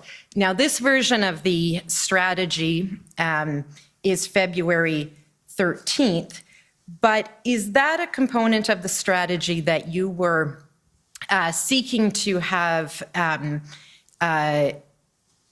adopted or pursued in Ontario even prior to their state of emergency? Yes, and in fact, the reach out to Ontario on the weekend of the 5th and 6th was scoping out what we could say to this effect under the existing law. We obviously couldn't go this far because this is an emergency authorization, but even the prospect of somebody with a commercial vehicle who, by blockading a street, is committing multiple Highway Traffic Act violations, trying to craft a communication that this could lead to demerit points and the loss of your CVOR and the ability of you to earn an income from this asset. And so we were trying to get a milder version of this, if you will, into it before the Ontario emergency declaration. The letter that came to you from Deputy Minister LeBlanc on February the 8th, let me know if you want to pull it up, but in your earlier evidence, you testified about the explanation that she gave in that letter for not pursuing action under or with respect to CVORs. And my question is, did you consider that to be a valid explanation for refusing to use provincial authorities at the time? I considered it to be a technically valid explanation in the sense that I think every sentence in that letter was technically sound and based in fact, but not a strategically valid explanation in the sense that the effect of it is they were saying they could do absolutely nothing and they didn't want to talk about it anymore with us, and they asked us to go through SolGen. I'll add 2 points. We thought, and as regulatory experts, we understand due process, legal requirements that absolutely fair, absolutely essential. But in our estimation, with measures like this, there's always a way to be a bit creative, particularly both in the execution, but particularly in the communication these sanctions, and they were declining to participate. So technically sound, strategically not so much. And that letter refers specifically to the ongoing protest in Ottawa, not the Windsor blockade, which had arisen the day before. Did you have any understanding as to whether Ontario's position was any different with respect to the situation in Windsor? Not from reading that letter, but after Windsor was, after the kind of catastrophic economic impacts of Windsor had built up over 2 or 3 days, they did do a pivot. And turning back to the strategic enforcement strategy, if we continue down, we come to the enforcement section. There we go. And under provincial transportation authorities there, point 1 says support local law enforcement in managing vehicle flows by, for example, conducting roadside safety and emissions inspections with maximum penalties for infractions. So my understanding that part of the strategy that Transport was developing included having provincial transportation authorities actually conduct roadside safety and emission inspections as a way to prevent vehicles from traveling to sites of ongoing blockades and the occupation of Ottawa? Yes. We were proposing it as a collective multi-jurisdictional effort. We weren't trying to take over their jurisdiction, but absolutely yes. Okay, and let's go to ONT 405150.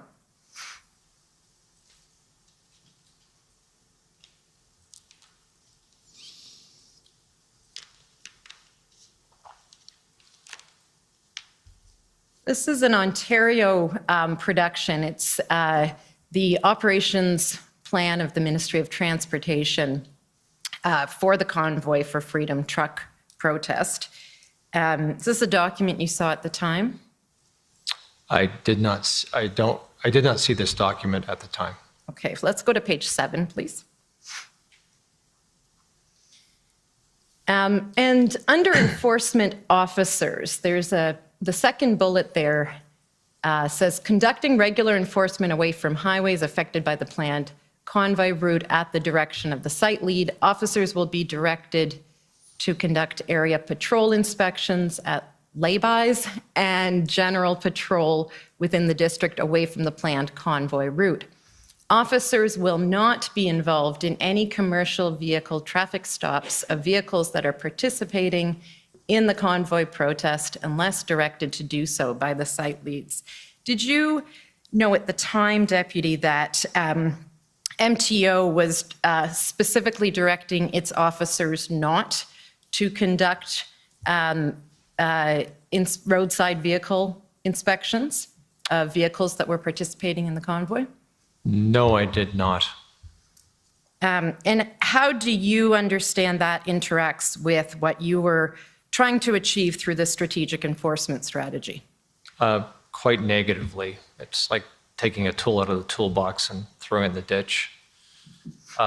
It's notable that I think the reason that was in the strategic enforcement strategy was that we had picked it up as what we thought was a best practice from Quebec. They had used that at some point, I think on the second weekend, they had used that effectively to mitigate and manage trucks heading to downtown Quebec City.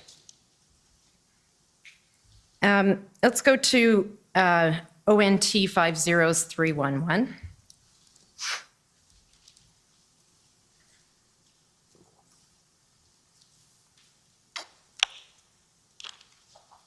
And to page 6, please. These are notes of a call that I understand you participated in with officials from Ottawa, as well as Deputy Minister Mario Di Tommaso on February 6th. Do you recall that? Yes, I do. Okay. And in the words that are attributed to you in these notes, the third sort of hollow bullet point under your name, we see an observation he provided that while Wellington encampments may be contained, it is the spiritual source of the protest movement. It is acting a fuel for the engagement of others. Can you just explain what you were trying to convey on that call? Sure. I recognize the idea. I'm not sure I recognize the words. I can't speak to the note taking, but it was essentially that this large unlawful occupation in Ottawa was both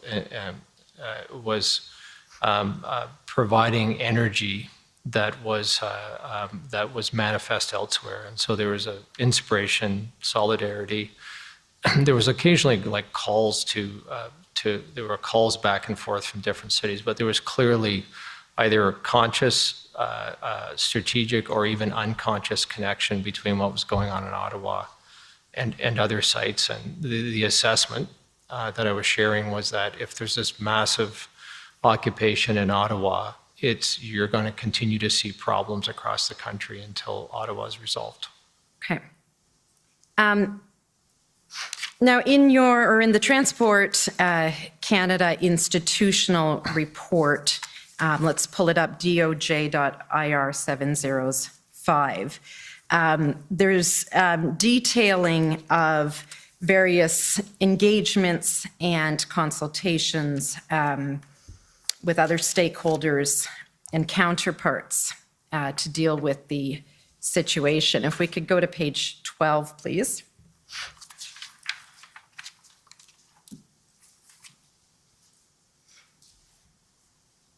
Beginning at paragraph 46.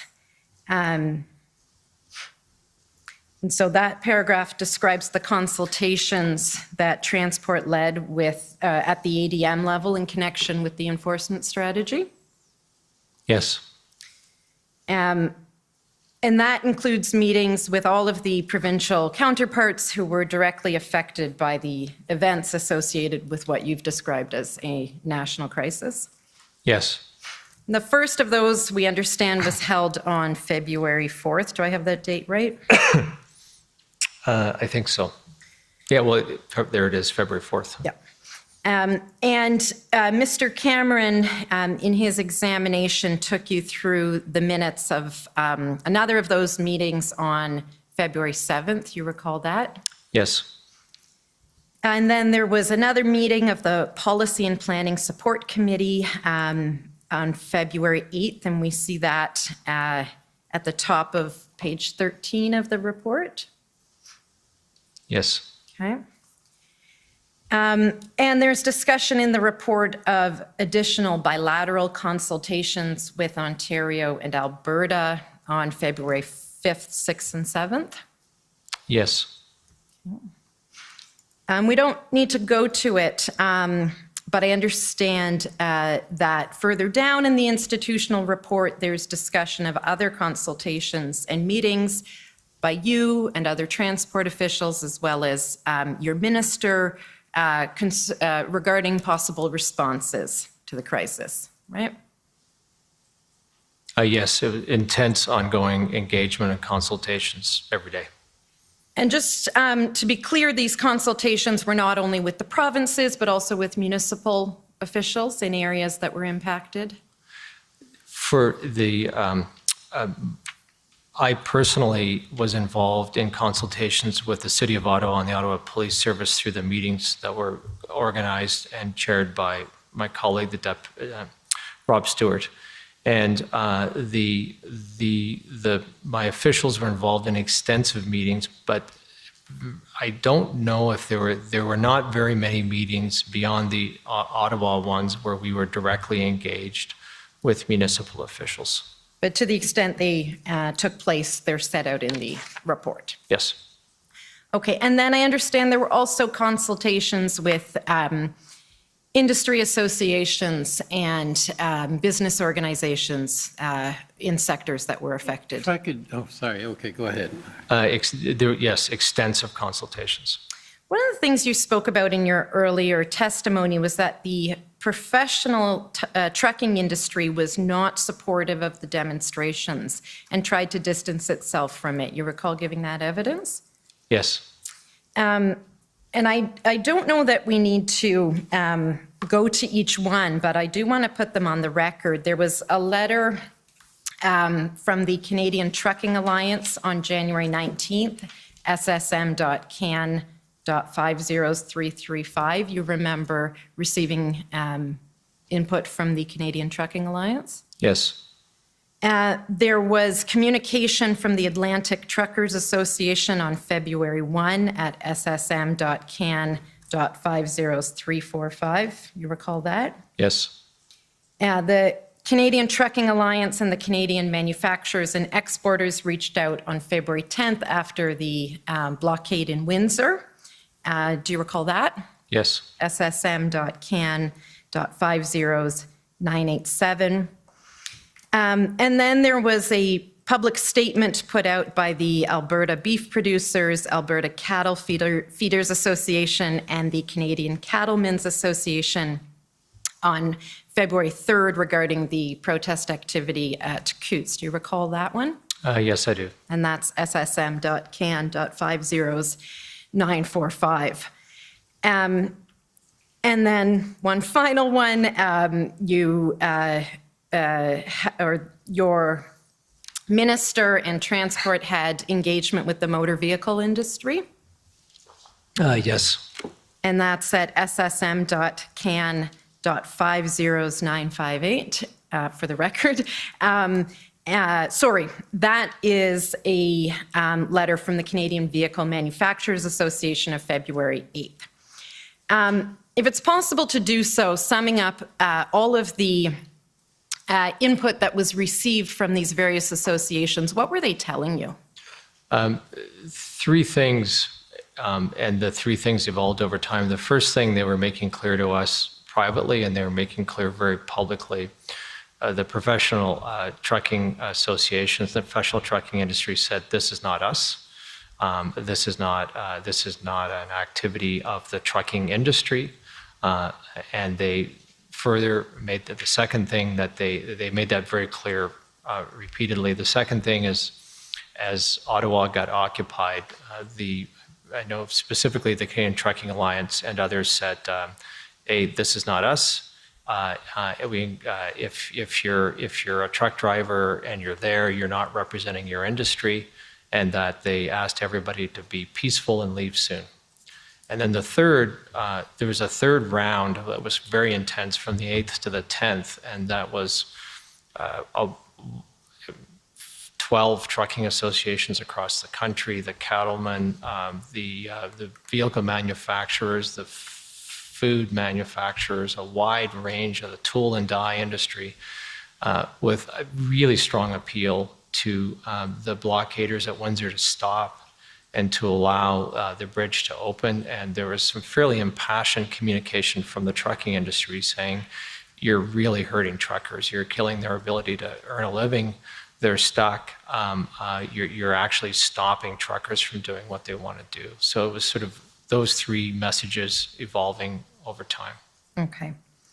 And just returning to the engagements and consultations that you were having, particularly with provincial counterparts. In your evidence earlier, you described mixed reactions, and in some cases, reactions that were cool and reserved. Do you remember that evidence? Yes. Through those consultations, did that inform your views as to the effectiveness or not of the coordinated enforcement strategy that you hope to achieve? It did. I would say that at the beginning it was a little slow going because of that initial response that has been described by Ontario, and there was a general, I would say, reluctance of provincial colleagues to jump to the front on this because it was such an awful crisis the problems were so messy, and the intensity and the anger coming from the blockades and the occupations was a cause for pause. Over time, I would say we saw more of a convergence of efforts over the course of the week, particularly after the Ontario pivot on the 10th. Okay. Now, you also gave evidence today concerning the discussions that were taking place around invocation of the Emergencies Act at DMOC and the IRG, particularly February 12th and the 13th. You recall that? Yes. And you described that, I think your words were, we're really close to significant violence. You were concerned about how things were building. And you understand that both the Ambassador Bridge and the Ambassador Bridge blockade was cleared, it was reopened, and the Coutts arrest had happened by the time the Prime Minister announced invocation of the Emergencies Act on the 14th? Yes. Did you understand those areas or the national crisis to no longer be a concern at that point? No, it was still a significant concern. And recalling that the 13th was a Sunday and the 14th was a Monday, had you seen a pattern in previous weeks of activity increasing on the weekends and then dropping off during the week? Yes. In fact, we were unfortunately, we were seeing a well-established pattern because the 12th and the 13th was the third weekend of blockades and occupations. And so there was both the weekly cycle of it getting bad on the weekend and then receding a bit on the weekdays to get worse on the weekend again. In addition to that, I think you could see a bit of an upward trend in the size of the problem. It was growing both in terms of the entrenchment in Ottawa, where the occupation was getting more entrenched and attitudes were hardening on both sides. But as we went into the weekend of the 12th and 13th, you could see a growing pattern of activity disruptions and problems across the country. So there was both the weekend effect, and then the problem was getting worse because of the accumulation of time.